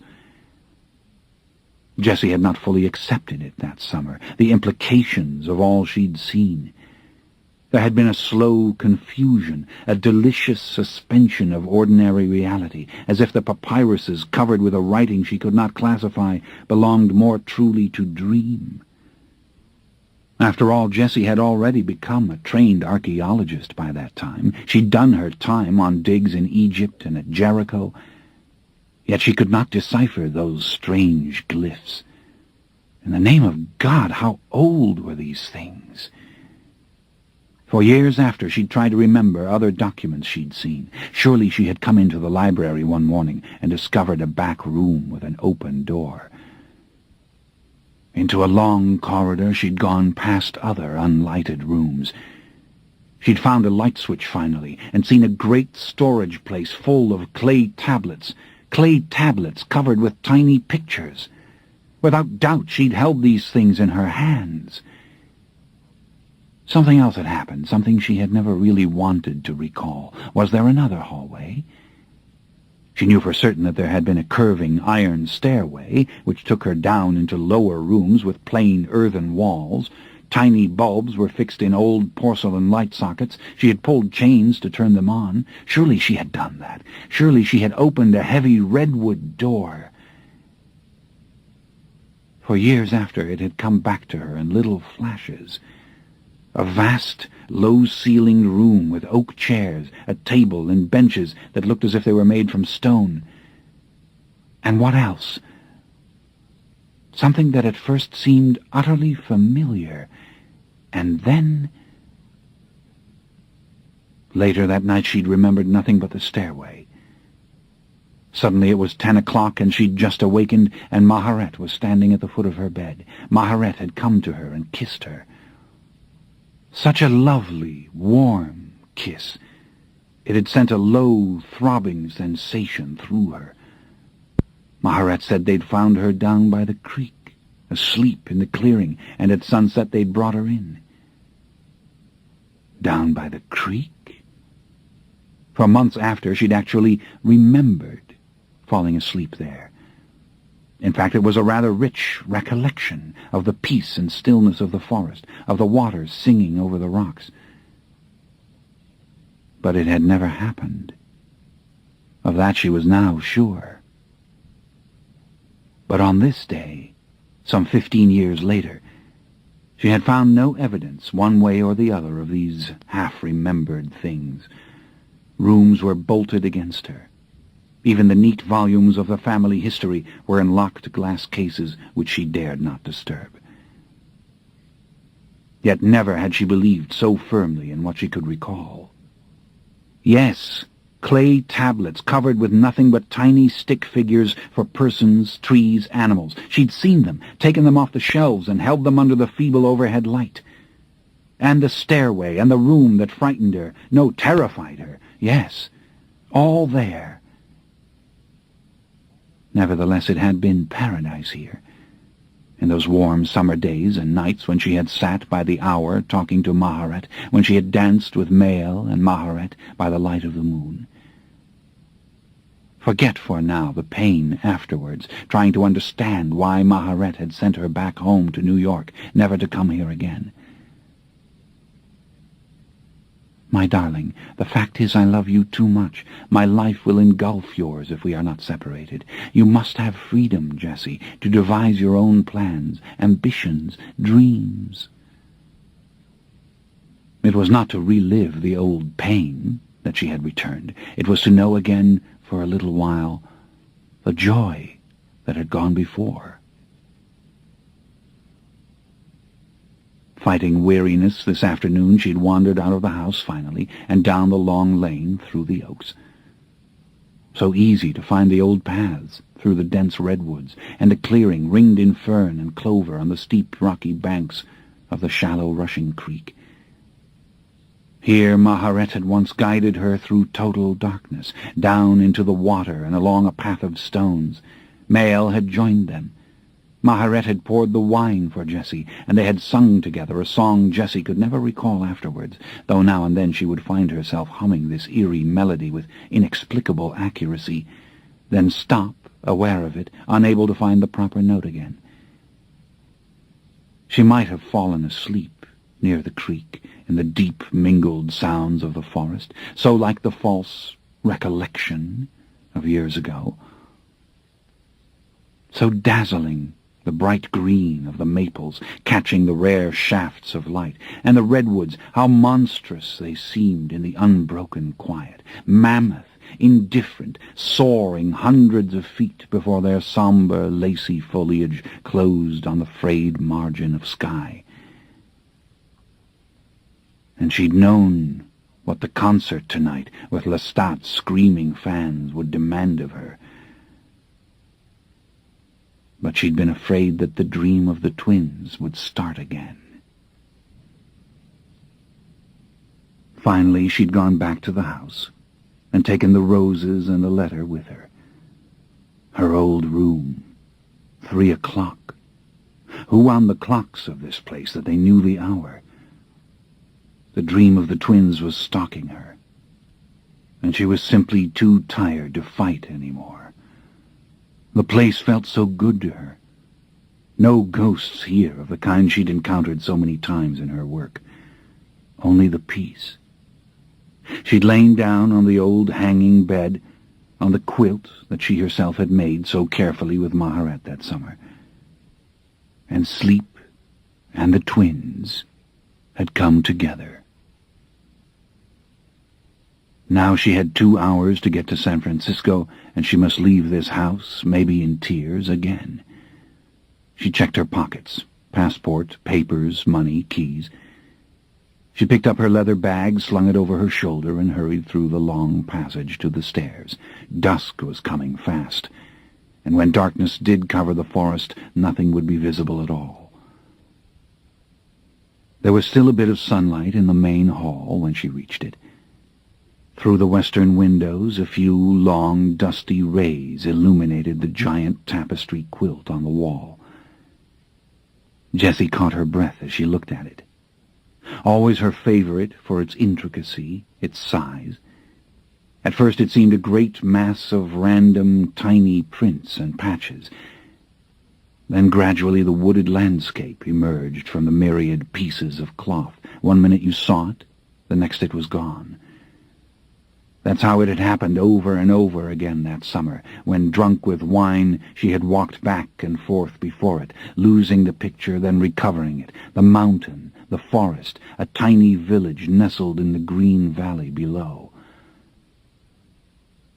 "I'm sorry, Maharet," she whispered again softly. She had to go. Her journey was nearly ended. But as she looked away, something in the quilted picture caught her eye. She turned back, studied it again. Were there figures there, which she had never seen? Once more it was a swarm of stitched-together fragments. Then slowly the flank of the mountain emerged, then the olive trees, and finally the rooftops of the village, no more than yellow huts scattered on the smooth valley floor. The figures? She could not find them. That is until she again turned her head away. In the corner of her eye they were visible for a split second, two tiny figures holding each other, women with red hair. Slowly, almost cautiously, she turned back to the picture. Her heart was skipping. Yes, there. But was it an illusion? She crossed the room until she stood directly before the quilt. She reached up and touched it. Yes. Each little rag-doll being had a tiny pair of green buttons for its eyes, a carefully sewn nose and red mouth. And the hair was red yarn, crimped into jagged waves and delicately sewn over the white shoulders. She stared at it, half disbelieving, yet there they were, the twins. And as she stood there, petrified, the room began to darken. The last light had slipped below the horizon. The quilt was fading before her eyes into an unreadable pattern. In a daze she heard the clock strike the quarter hour. Call the Talamasca. Call David in London. Tell him part of it, anything. But that was out of the question, and she knew it. And it broke her heart to realize that no matter what did happen to her tonight, the Talamasca would never know the whole story. She forced herself to leave, to lock the door behind her and walk across the deep porch and down the long path. She didn't fully understand her feelings, why she was so shaken and on the verge of tears. It confirmed her suspicions, all she thought she knew, and yet she was frightened. She was actually crying. Wait for Maharet. But that she could not do. Maharet would charm her, confuse her, drive her away from the mystery in the name of love. That's what had happened in that long-ago summer. The vampire Lestat withheld nothing. The vampire Lestat was the crucial piece in the puzzle. To see him and touch him was to validate everything. The red Mercedes Roadster started instantly, and with a spray of gravel she backed up, turned, and made for the narrow, unpaved road. The convertible top was down. She'd be frozen by the time she reached San Francisco, but it didn't matter. She loved the cold air on her face. She loved to drive fast.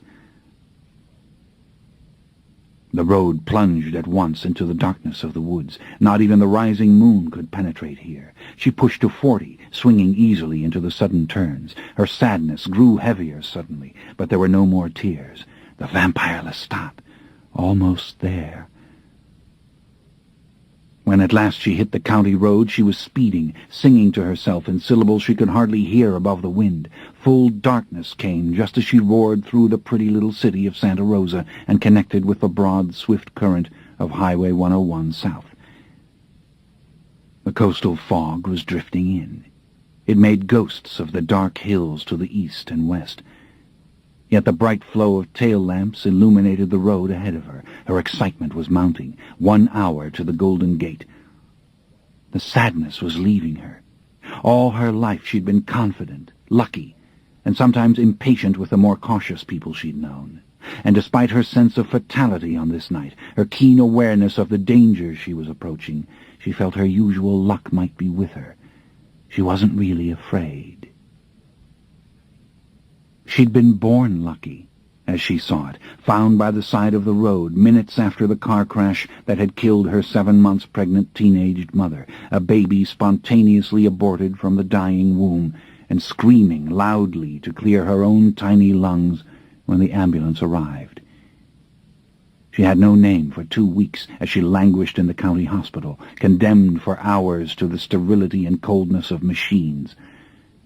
But the nurses had adored her, nicknaming her the Sparrow, and cuddling her and singing to her whenever allowed.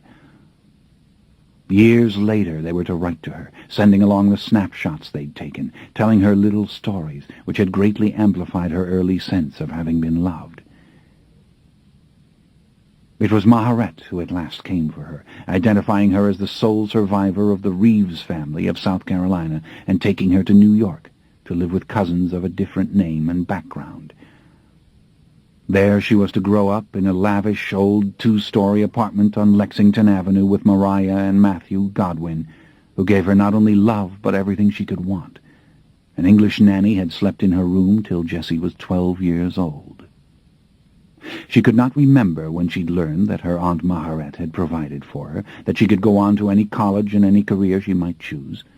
Matthew Godwin was a doctor. Mariah was a sometime dancer and teacher. They were frank about their attachment to Jessie, their dependence upon her. She was the daughter they had always wanted, and these had been rich and happy years. The letters from Maharet started before she was old enough to read. They were wonderful, often full of colorful postcards and odd pieces of currency from the countries where Maharet lived.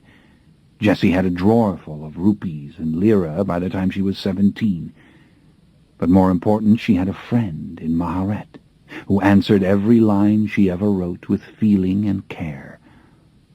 It was Maharet who inspired her in her reading, encouraged her music lessons and painting classes, arranged her summer tours of Europe, and finally her admission to Columbia, where Jessie studied ancient languages and art. It was Maharet who arranged her Christmas visits with European cousins, the Scartinos of Italy, a powerful banking family who lived in a villa outside Siena, and the humbler Borchards of Paris, who welcomed her to their overcrowded but cheerful home. The summer that Jessie turned 17, she went to Vienna to meet the Russian émigré branch of the family, young, fervent intellectuals and musicians whom she greatly loved.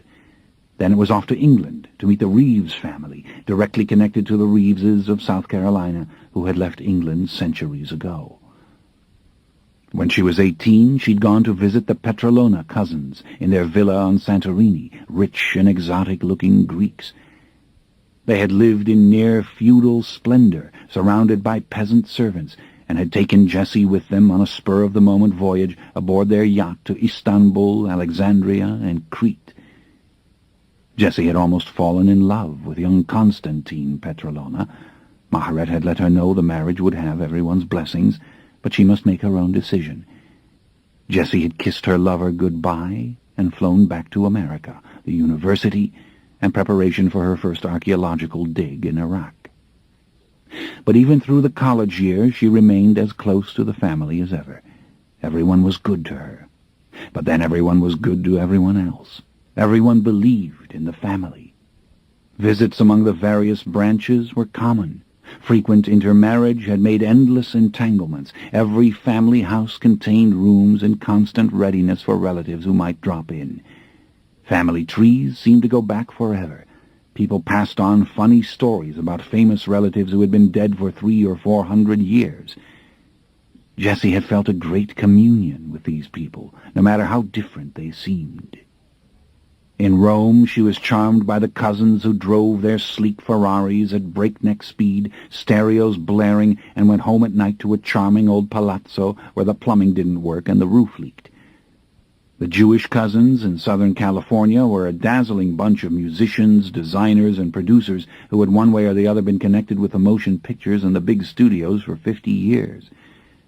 Their old house off Hollywood Boulevard was home to a score of unemployed actors. Jessie could live in the attic if she wanted to. Dinner was served at 6 to anybody and everybody who walked in. But who was this woman Maharet, who had always been Jessie's distant but ever attentive mentor, who guided her studies with frequent and thoughtful letters, who gave her the personal direction to which she so productively responded and which she secretly craved? To all the cousins whom Jessie was ever to visit, Maharet was a palpable presence, though her visits were so infrequent as to be remarkable. She was the keeper of the records of the great family, that is, all the branches under many names throughout the world. It was she who frequently brought members together, even arranging marriages to unite different branches, and the one who could invariably provide help in times of trouble, help that could sometimes mean the difference between life and death.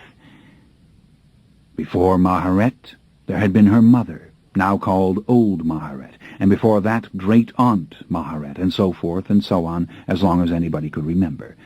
There will always be a Maharet, was an old family saying, rattled off in Italian as easily as in German or Russian or Yiddish or Greek. That is, a single female descendant in each generation would take the name and the record-keeping obligations, or so it seemed anyhow, for no one save Maharet herself really knew those details. "When will I meet you?" Jessie had written many times over the years. She had collected the stamps off the envelopes from Delhi and Rio and Mexico City, from Bangkok and Tokyo and Lima and Saigon and Moscow. All the family were devoted to this woman and fascinated by her. But with Jessie there was another secret and powerful connection. From her earliest years, Jessie had had unusual experiences, unlike those of the people around her. For example, Jessie could read people's thoughts in a vague, wordless way. She knew when people disliked her or were lying to her. She had a gift for languages because she frequently understood the gist, even when she did not know the vocabulary. And she saw ghosts, people and buildings that could not possibly be there. When she was very little, she often saw the dim gray outline of an elegant townhouse across from her window in Manhattan. She'd known it wasn't real, and it made her laugh at first, the way it came and went, sometimes transparent, other times as solid as the street itself, with lights behind its lace-curtained windows. Years passed before she learned that the phantom house had once been the property of architect Stanford White. It had been torn down decades ago. The human images she saw were not at first so well formed. On the contrary, there were brief flickering apparitions that often compounded the inexplicable discomfort she felt in particular places. But as she got older, these ghosts became more visible, more enduring.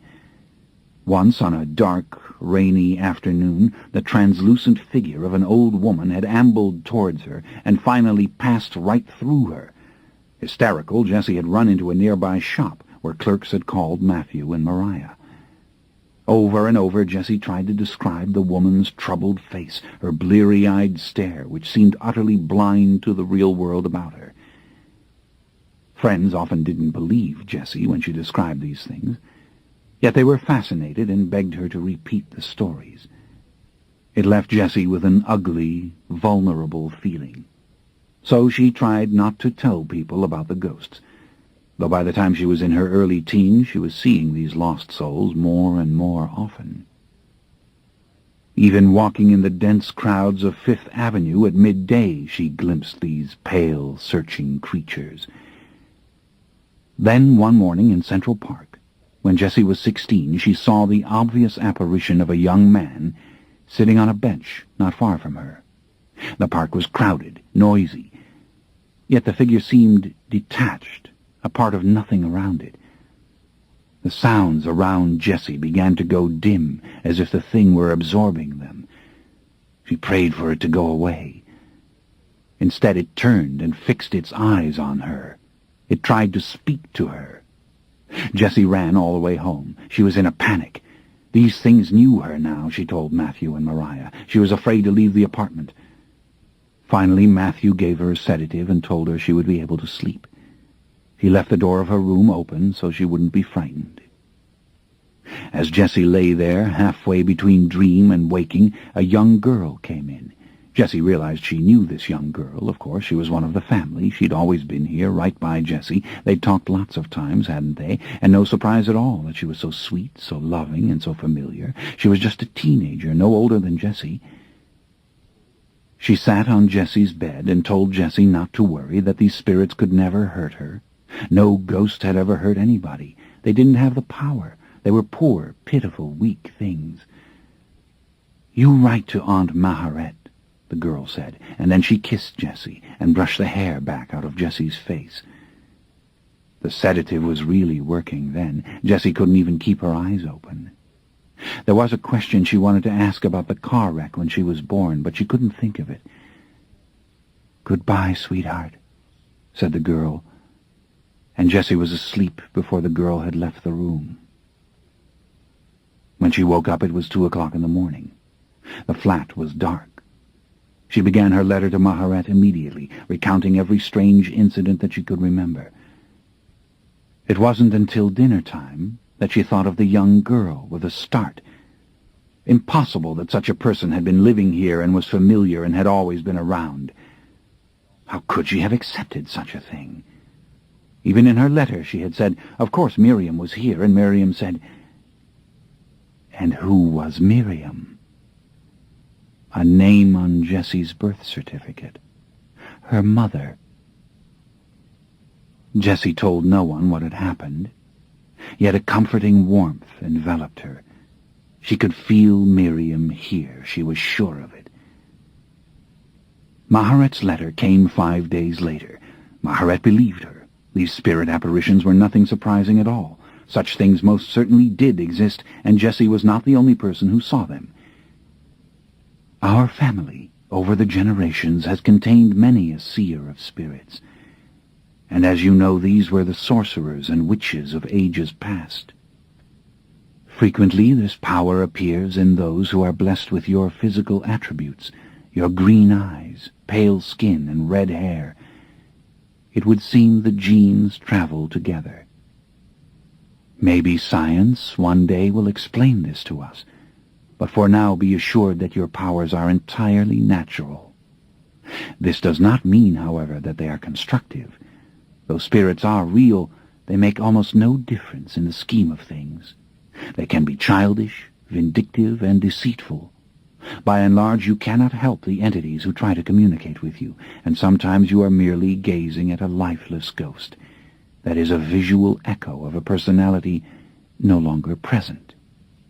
Don't fear them, but do not let them waste your time, for that they love to do once they know that you can see them. As for Miriam, you must tell me if you see her again. But as you have done as she asked in writing to me, I do not think she will find it necessary to return. In all probability she is quite above the sad antics of those whom you see most often. Write to me about these things whenever they frighten you, but try not to tell others. Those who do not see will never believe you. This letter proved invaluable to Jessie. For years she carried it with her in her purse or pocket wherever she went. Not only had Maharet believed her, but Maharet had given her a way to understand and survive this troublesome power. Everything that Maharet said had made sense. After that, Jessie was occasionally frightened again by spirits, and she did share these secrets with her closest friends. But by and large she did as Maharet had instructed her, and the powers ceased to bother her. They seemed to go dormant. She forgot them for long periods. Maharet's letters came with ever greater frequency. Maharet was her confidant, her best friend. As Jessie entered college, she had to admit that Maharet was more real to her through the letters than anyone else she had ever known. But she had long come to accept that they might never see each other.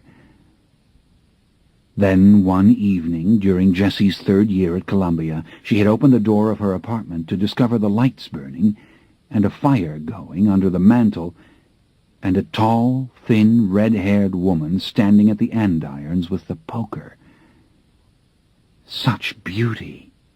That had been Jessie's first overwhelming impression. Skillfully powdered and painted, the face had an oriental artifice, save for the remarkable intensity of the green eyes and the thick, curly red hair pouring down over the shoulders. "My darling," the woman said, "it's Maharet." Jessie had rushed into her arms, but Maharet had caught her, gently holding her apart as if to look at her. Then she'd covered Jessie with kisses, as if she dared not touch her in any other way, her gloved hands barely holding Jessie's arms. It had been a lovely and delicate moment. Jessie had stroked Maharet's soft, thick red hair, so like her own. "You are my child," Maharet had whispered. "You are everything I had hoped you would be. Do you know how happy I am?" Like ice and fire, Maharet had seemed that night, immensely strong yet irrepressibly warm. A thin yet statuesque creature, with a tiny waist and flowing skirts, she had the high-toned mystery of fashion mannequins, the eerie glamour of women who have made of themselves sculpture, her long brown wool cape moving with sweeping grace as they left the flat together, yet how easy with one another they had been. It had been a long night on the town. They'd gone to galleries, the theatre, and then to a late-night supper, though Maharet had wanted nothing. She was too excited, she said. She did not even remove her gloves. She wanted only to listen to all that Jessie had to tell her, and Jessie had talked unendingly about everything, Columbia, her work in archaeology, her dreams of fieldwork in Mesopotamia. So different from the intimacy of letters. They had even walked through Central Park in the pitch darkness together, Maharet telling Jessie there was not the slightest reason to be afraid, and it had seemed entirely normal then, hadn't it? And so beautiful, as if they were following the paths of an enchanted forest, fearing nothing, talking in excited yet hushed voices. How divine to feel so safe! Near dawn, Maharet left Jessie at the apartment with promises to bring her to visit in California very soon. Maharet had a house there, in the Sonoma Mountains.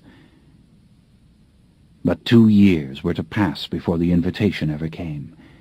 Jessie had just finished her bachelor's degree. She was scheduled to work on a dig in Lebanon in July. "You must come for 2 weeks," Maharet had written. The plane ticket was enclosed. Mail, a dear friend, would fetch her from the airport. Though Jessie hadn't admitted it at the time, there had been strange things happening from the start. Mail, for instance, a tall, overpowering man with long, wavy blonde hair and deep-set blue eyes. There had been something almost eerie about the way he moved, the timbre of his voice, the precise way he handled the car as they drove north to Sonoma County. He'd worn the rawhide clothes of a rancher, it seemed, even to the alligator boots, except for a pair of exquisite black kid gloves and a large pair of gold-rimmed, blue-tinted glasses. And yet he'd been so cheerful, so glad to see her, and she'd liked him immediately. She'd told him the story of her life before they reached Santa Rosa. He had the most lovely laugh. But Jessie had gotten positively dizzy looking at him once or twice. Why? The compound itself was unbelievable. Who could have built such a place? It was at the end of an impossible unpaved road to begin with, and its back rooms had been dug out of the mountain as if by enormous machines. Then there were the roof timbers. Were they primeval redwood? They must have been 12 feet in girth. And the adobe walls, positively ancient. Had there been Europeans in California so long ago that they could have... But what did it matter? The place was magnificent, finally. She loved the round iron hearths and animal skin rugs, and the huge library and the crude observatory with its ancient brass telescope. She had loved the good-hearted servants who came each morning from Santa Rosa to clean, do laundry, prepare the sumptuous meals. It did not even bother her that she was alone so much. She loved walking in the forest. She went into Santa Rosa for novels and newspapers. She studied the tapestried quilts. There were ancient artifacts here she could not classify. She loved examining these things. And the compound had every convenience. Aerials high on the mountain brought television broadcasts from far and wide. There was a cellar movie theater complete with projector, screen, and an immense collection of films. On warm afternoons she swam in the pond to the south of the house. As dusk fell, bringing the inevitable northern California chill, huge fires blazed in every hearth. Of course, the grandest discovery for her had been the family history, that there were countless leather volumes tracing the lineage of all the branches of the great family for centuries back. She was thrilled to discover photograph albums by the hundreds and trunks full of painted portraits, some no more than tiny oval miniatures, others large canvases now layered with dust. At once she devoured the history of the Reeveses of South Carolina, her own people, rich before the Civil War and ruined after. Their photographs were almost more than she could bear. Here at last were the forebears she truly resembled. She could see her features in their faces. They had her pale skin, even her expression, and two of them had her long, curly red hair. To Jessie, an adopted child, this had a very special significance. It was only towards the end of her stay that Jessie began to realize the implications of the family records as she opened scrolls covered with ancient Latin, Greek, and finally Egyptian hieroglyphs. Never afterwards was she able to pinpoint the discovery of the clay tablets deep within the cellar room, but the memory of her conversations with Maharet were never clouded. They'd talked for hours about the family chronicles. Jessie had begged to work with the family history. She would have given up school for this library. She wanted to translate and adapt the old records and feed them into computers. Why not publish the story of the great family? For surely such a long lineage was highly unusual, if not absolutely unique. Even the crowned heads of Europe could not trace themselves back before the Dark Ages. Maharet had been patient with Jessie's enthusiasm, reminding her that it was time-consuming and unrewarding work. After all, it was only the story of one family's progress through the centuries. Sometimes there were only lists of names in the record, or short descriptions of uneventful lives, tallies of births and deaths, and records of migration. Good memories, those conversations. And the soft, mellow light of the library, the delicious smells of the old leather and parchment, of the candles and the blazing fire.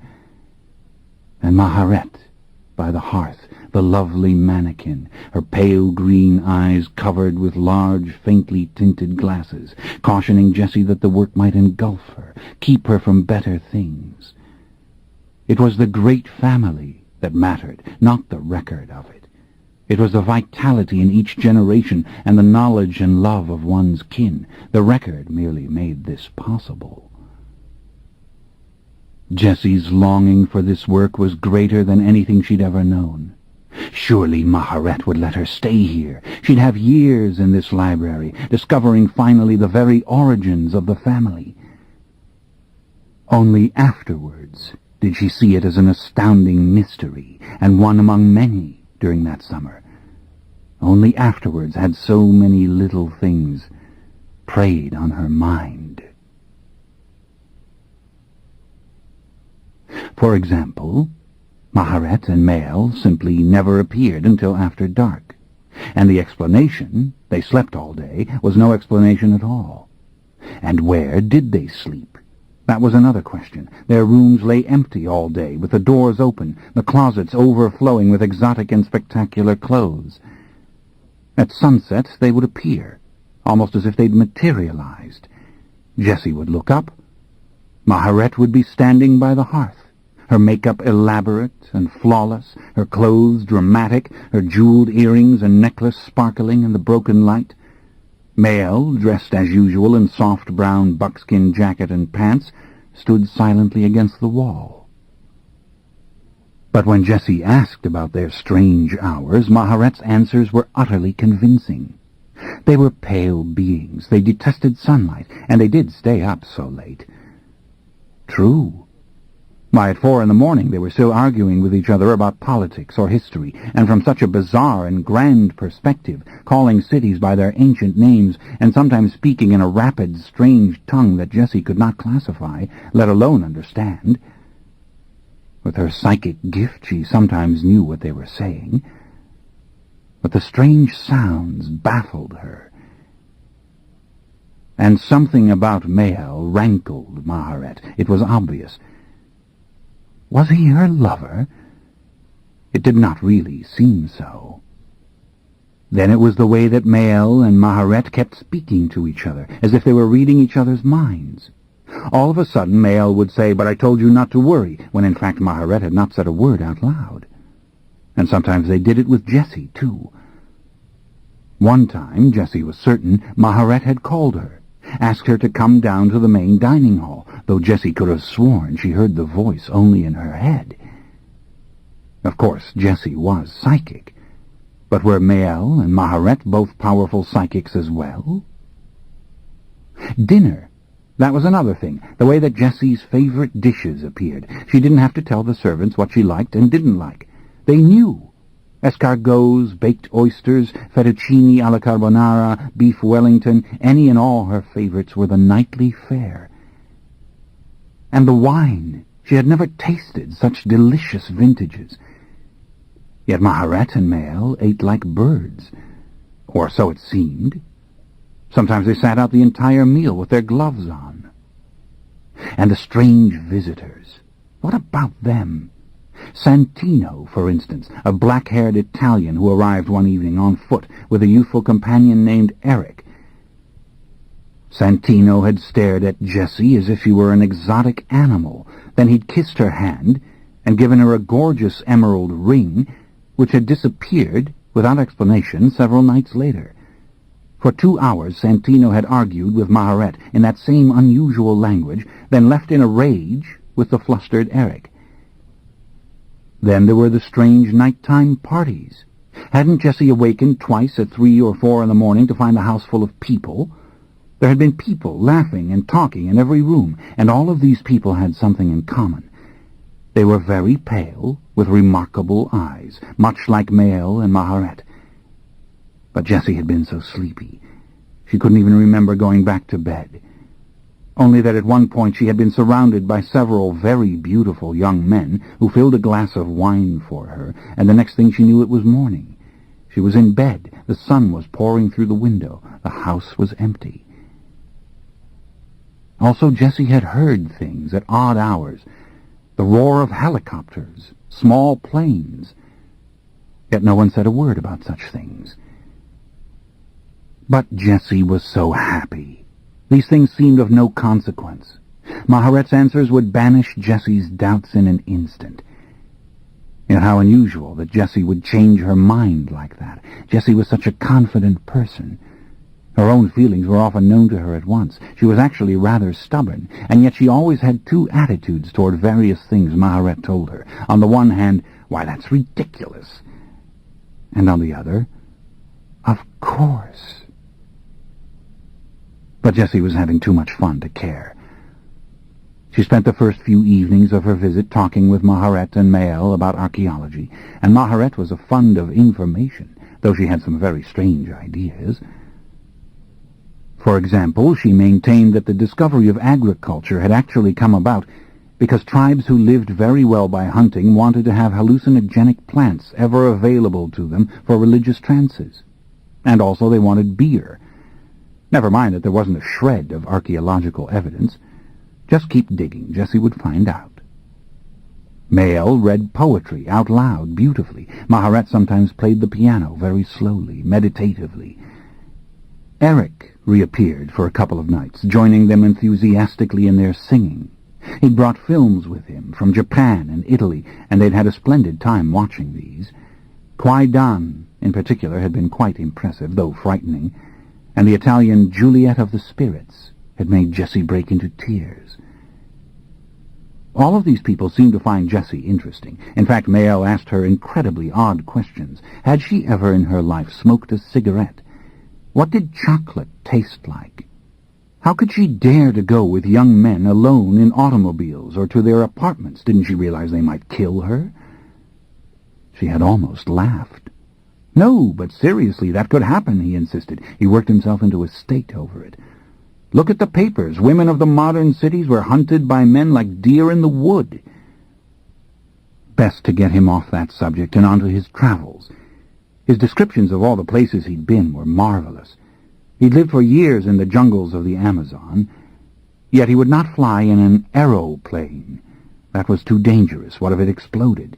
And he didn't like cloth garments, because they were too fragile. Jessie had a very peculiar moment with Mael. They'd been talking together at the dining table. She'd been explaining about the ghosts she sometimes saw, and he had referred to these crossly as the addle-brained dead, or the insane dead, which had made her laugh in spite of herself. But it was true. Ghosts did behave as if they were a little addle-brained. That was the horror of it. Do we cease to exist when we die? Or do we linger in a stupid state, appearing to people at odd moments and making nonsensical remarks to mediums? When had a ghost ever said anything interesting? But they are merely the earthbound, of course, Mael had said. Who knows where we go when we at last let loose of the flesh and all its seductive pleasures? Jessie had been quite drunk by this time, and she felt a terrible dread coming over her. Thoughts of the old ghost mansion of Stanford White and the spirits roaming the New York crowds. She'd focused sharply upon Mael, who for once was not wearing his gloves or his tinted glasses. Handsome Mael, whose eyes were very blue, except for a bit of blackness at the centers. Besides, Mael said, there are other spirits who have always been here. They were never flesh and blood, and it makes them so angry. What a curious idea. How do you know this? Jessie had asked, still staring at Mael. Mael was beautiful. The beauty was the sum of the faults, the hawk nose, the too prominent jaw, the leanness of the face with the wild, wavy, straw-colored hair around it. Even the eyes were too deep-set, yet all the more visible for it. Yes, beautiful. To embrace, to kiss, to invite to bed. In fact, the attraction she'd always felt to him was suddenly overwhelming. Then an odd realization had seized her. This isn't a human being. This is something pretending to be a human being. It was so clear. But it was also ridiculous. If it wasn't a human being, what the hell was it? It certainly was no ghost or spirit, that was obvious. I guess we don't know what's real or unreal, she had said without meaning to. You stare at anything long enough, and suddenly it looks monstrous. She had in fact turned away from him to stare at the bowl of flowers in the middle of the table. Old tea roses falling to pieces amid the baby's breath and fern and purple zinnias. And they did look absolutely alien, these things, the way that insects always do, and sort of horrible. What were these things, really? Then the bowl broke into pieces, and the water went everywhere, and Mael had said quite sincerely, "Oh, forgive me, I didn't mean to do that." Now that had happened, without question. Yet it had made not the slightest impact. Mael had slipped away for a walk in the woods, kissing her forehead before he went, his hand trembling suddenly as he reached to touch her hair, and then apparently thought the better of it. Of course, Jessie had been drinking. In fact, Jessie drank too much the entire time she was there, and no one seemed to notice. Now and then they went out and danced in the clearing under the moon. It was not an organized dancing. They would move singly, in circles, gazing up at the sky. Mael would hum, or Maharet would sing songs in the unknown language.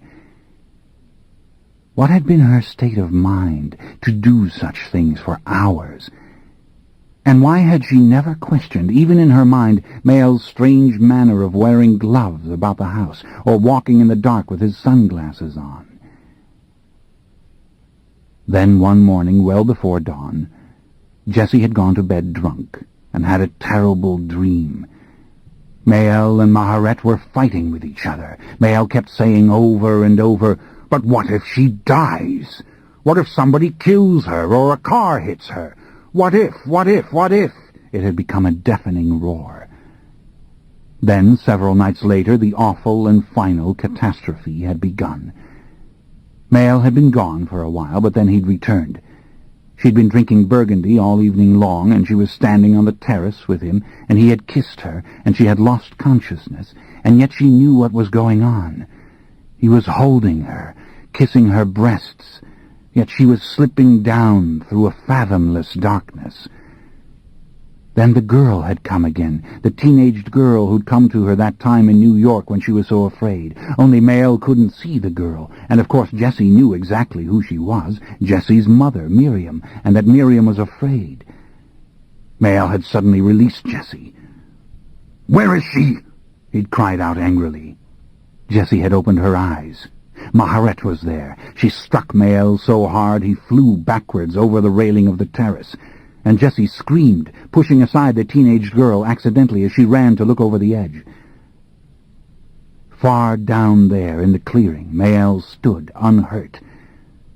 Impossible, yet obviously the case. He was on his feet already, and he made Maharet a deep ceremonial bow. He stood in the light falling from the windows of the lower rooms, and he blew a kiss to Maharet. Maharet looked sad, but she smiled. She'd said something under her breath and made a little dismissive gesture to Mael, as if to say she wasn't angry. Jessie was in a panic that Maharet would be angry with her, but when she looked into Maharet's eyes, she knew that there was no cause for worry. Then Jessie looked down and saw that the front of her dress was torn. She felt a sharp pain where Mael had been kissing her, and when she turned to Maharet, she became disoriented, unable to hear her own words. She was sitting on her bed somehow, propped against the pillows, and she wore a long flannel gown. She was telling Maharet that her mother had come again. She'd seen her on the terrace. But that was only part of what she'd been saying, because she and Maharet had been talking for hours about the whole thing. But what whole thing? Maharet told her she would forget. Oh, God, how she tried to recall after. Bits and pieces had tormented her for years. Maharet's hair was down, and it was very long and full. They had moved through the dark house together like ghosts, she and Maharet, Maharet holding her, and now and then stopping to kiss her, and she had hugged Maharet. Maharet's body felt like stone that could breathe. They were high up in the mountain in a secret room.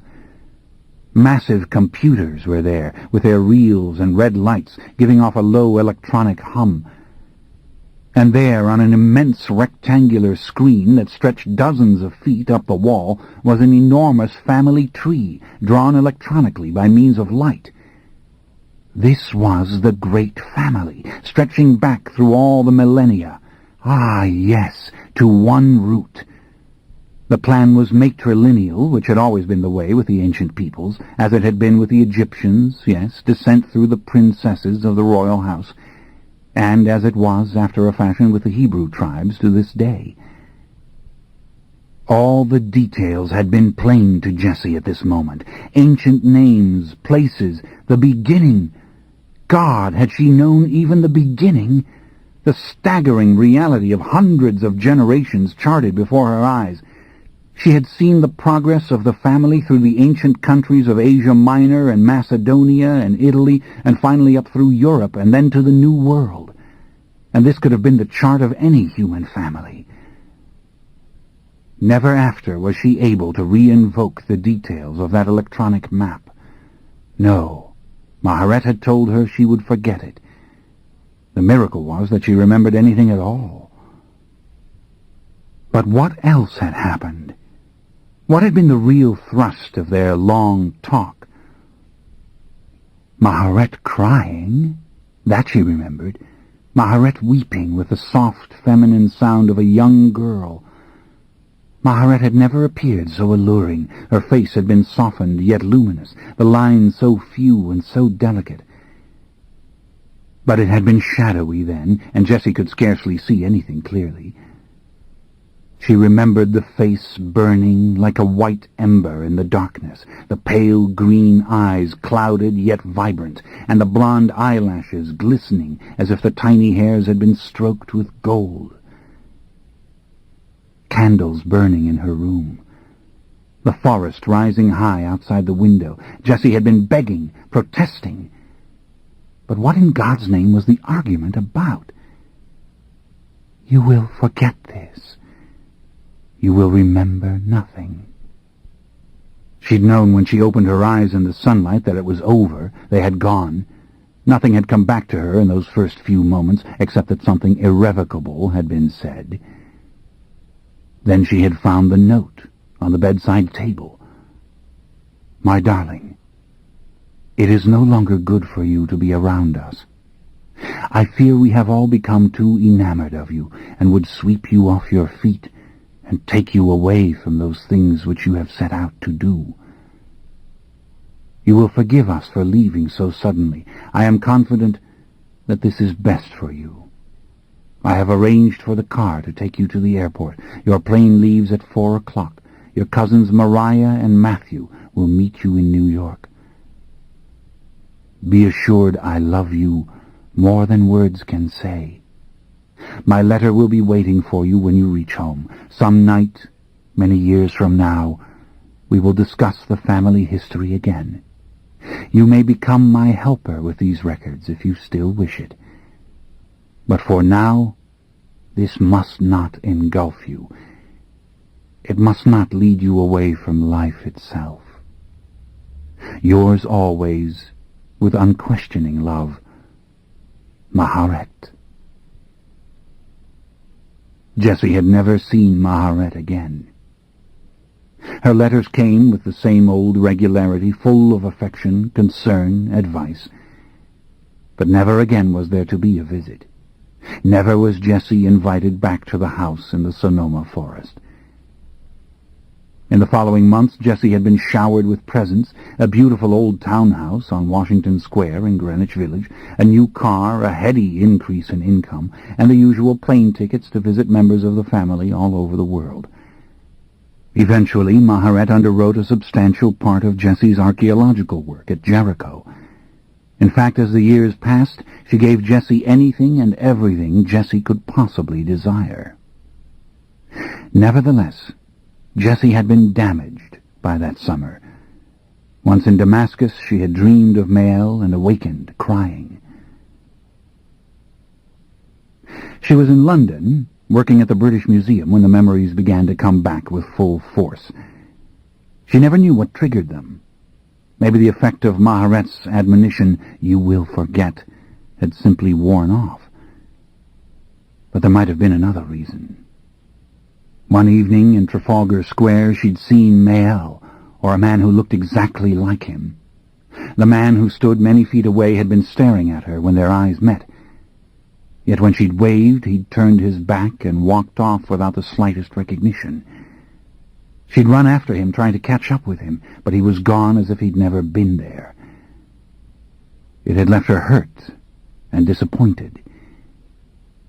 Yet 3 days later she'd received an anonymous gift, a bracelet of hammered silver. It was an ancient Celtic relic, she soon found out, and probably priceless. Could Mael have sent her this precious and lovely thing? She wanted so to believe it. Holding the bracelet tightly in her hand, she felt his presence.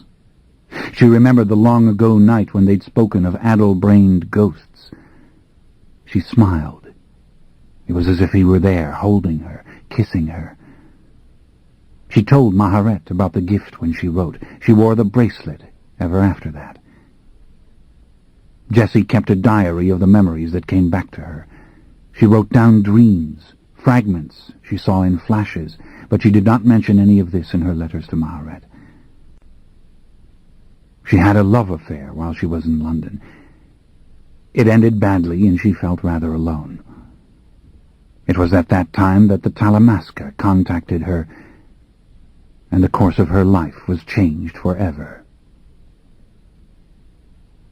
Jessie had been living in an old house in Chelsea, not far from where Oscar Wilde had once lived.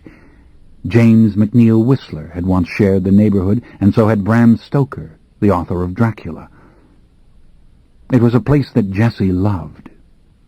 But unbeknownst to her, the house in which she'd leased her rooms had been haunted for many years. Jessie saw several strange things within the first few months. They were faint, flickering apparitions of the kind one frequently sees in such places, echoes, as Maharet had called them, of people who'd been there years before. Jessie ignored them.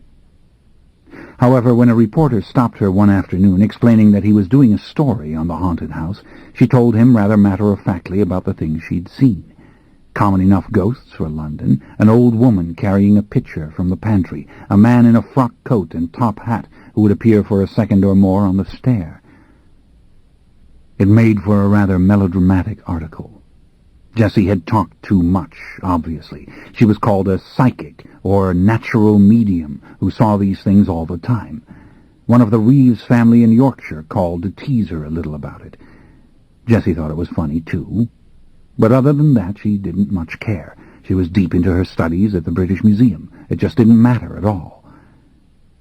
Then the Talamasca, having read the paper, came to call. Aaron Leitner, an old-fashioned gentleman with white hair and exquisite manners, asked to take Jessie to lunch. In an old but meticulously maintained Rolls-Royce, he and Jessie were driven through London to a small and elegant private club.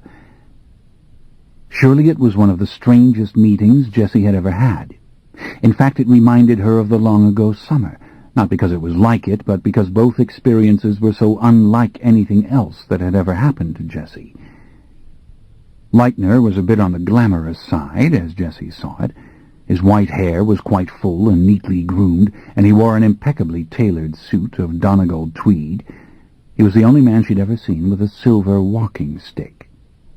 Rapidly and pleasantly he explained to Jessie that he was a psychic detective. He worked for a secret order called the Talamasca, whose sole purpose was to collect data on paranormal experiences and maintain those records for the study of such phenomena.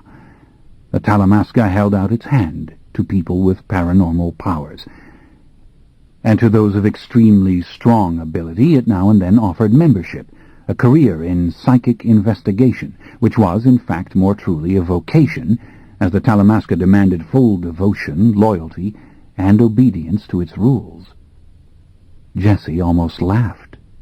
But Leitner was apparently prepared for her skepticism. He had a few tricks he always used at such introductory meetings, and to Jessie's utter amazement he managed to move several objects on the table without touching them. A simple power, he said, which functioned as a calling card. As Jessie watched the salt shaker dance back and forth of its own volition, she was too amazed to speak. But the real surprise came when Leitner confessed he knew all about her. He knew where she'd come from, where she'd studied. He knew that she'd seen spirits when she was a little girl. It had come to the attention of the Order years ago through routine channels, and a file had been created for Jessie. She must not be offended. Please understand that Talamasca proceeded in its investigations with the utmost respect for the individual. The file contained only hearsay reports of things that Jessie had told neighbors, teachers, and school friends. Jessie could see the file any time she wanted. That was always the way it was with the Talamasca. Contact was always eventually attempted with subjects under observation. Information was freely given to the subject, though it was otherwise confidential. Jessie questioned Leitner rather relentlessly. It soon became clear that he did know a great deal about her, but he knew nothing whatsoever about Maharet or the great family. And it was this combination of knowledge and ignorance that lured Jessie. One mention of Maharet, and she would have turned her back on the Talamasca forever, for to the great family Jessie was unfailingly loyal. But the Talamasca cared only about Jessie's abilities, and Jessie, in spite of Maharet's advice, had always cared about them too. Then the history of the Talamasca itself proved powerfully attractive. Was this man telling the truth? A secret order which traced its existence back to the year 758, an order with records of witches, sorcerers, mediums, and seers of spirits going back to that remote period. It dazzled her, as the records of the great family had once dazzled her. And Leitner graciously withstood another round of relentless questioning. He knew his history and his geography, that was clear enough. He spoke easily and accurately of the persecution of the Cathars, the suppression of the Knights Templar, the execution of Grandier, and a dozen other historical events. In fact, Jessie couldn't stump him. On the contrary, he referred to ancient magicians and sorcerers of whom she had never heard. That evening, when they arrived at the Mother House outside London, Jessie's fate was pretty much sealed. She didn't leave the Mother House for a week, and then only to close up her flat in Chelsea and return to the Talamasca. The Mother House was a mammoth stone structure built in the 1500s and acquired by the Talamasca only 200 years ago. Though the sumptuous panelled libraries and parlours had been created in the 18th century, along with appropriate plasterwork and friezes, the dining room and many of the bedchambers dated back to the Elizabethan period. Jessie loved the atmosphere immediately, the dignified furnishings, the stone fireplaces, the gleaming oak floors. Even the quiet civil members of the order appealed to her as they greeted her cheerfully, then returned to their discussions or the reading of the evening papers as they sat about the vast, warmly lighted public rooms. The sheer wealth of the place was startling. It lent substance to Leitner's claims, and the place felt good. Psychically good. People here were what they said they were. But it was the libraries themselves that finally overwhelmed her, and brought her back to that tragic summer when another library and its ancient treasures had been shut against her.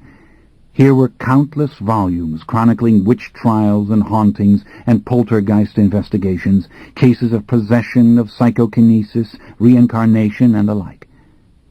Then there were museums beneath the building, rooms crammed with mysterious objects connected with paranormal occurrences. There were vaults to which no one was admitted except the senior members of the order. Delicious, the prospect of secrets revealed only over a period of time. "So much work to be done always," Aaron had said casually. "Why, all these old records, you see, are in Latin, and we can no longer demand that the new members read and write Latin. It's simply out of the question in this day and age.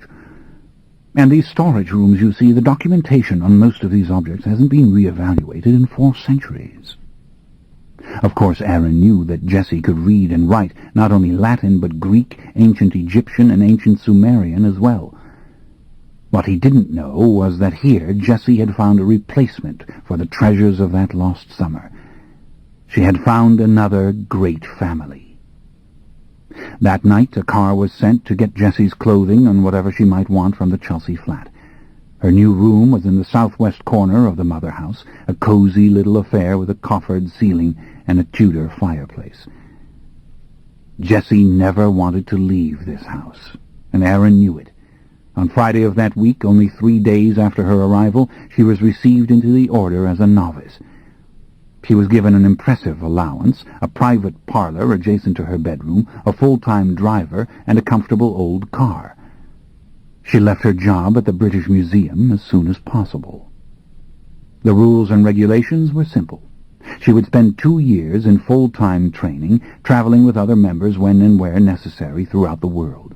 She could talk about the order to members of her family or friends, of course, but all subjects, files, and related details remained confidential, and she must never seek to publish anything about the Talamasca. In fact, she must never contribute to any public mention of the Talamasca.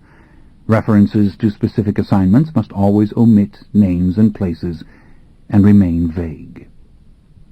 Her special work would be within the archives, translating and adapting old chronicles and records. And in the museum she would work on organizing various artifacts and relics at least 1 day of each week. But fieldwork, investigations of hauntings and the like, would take precedence over research at any time. It was a month before she wrote to Maharet of her decision, and in her letter she poured out her soul. She loved these people and their work. Of course, the library reminded her of the family archive in Sonoma and the time when she'd been so happy. Did Maharet understand? Maharet's answer astonished her. Maharet knew what the Talamasca was. In fact, Maharet seemed quite thoroughly familiar with the history of the Talamasca. She said without preamble that she admired enormously the efforts of the order during the witchcraft persecutions of the 15th and 16th centuries to save the innocent from the stake. Surely they have told you of their underground railroad, by means of which many accused persons were taken from the villages and hamlets where they might have been burnt, and given refuge in Amsterdam, an enlightened city where the lies and foolishness of the witchcraft era were not long believed. Jessie hadn't known anything about this, but she was soon to confirm every detail. However, Maharet had her reservations about the Talamasca. Much as I admire their compassion for the persecuted of all eras, you must understand that I do not think their investigations amount to much. To clarify, spirits, ghosts, vampires, werewolves, witches, entities that defy description, all these may exist, and the Talamasca may spend another millennium studying them, but what difference will this make to the destiny of the human race?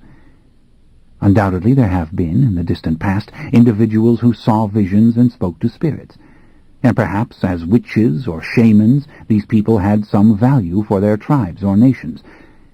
But complex and fanciful religions have been founded upon such simple and deceptive experiences, giving mythical names to vague entities and creating an enormous vehicle for compounded superstitious belief. Have not these religions been more evil than good? Allow me to suggest that, however one interprets history, we are now well past the point where contact with spirits can be of any use. A crude but inexorable justice may be at work in the skepticism of ordinary individuals regarding ghosts, mediums, and like company. The supernatural, in whatever form it exists, should not interfere in human history. In sum, I am arguing that, except for comforting a few confused souls here and there, the Talamasca compiles records of things that are not important and should not be important. The Talamasca is an interesting organization, but it cannot accomplish great things. I love you. I respect your decision, but I hope for your sake that you tire of the Talamasca and return to the real world very soon. Jessie thought carefully before answering. It tortured her that Maharet didn't approve of what she had done.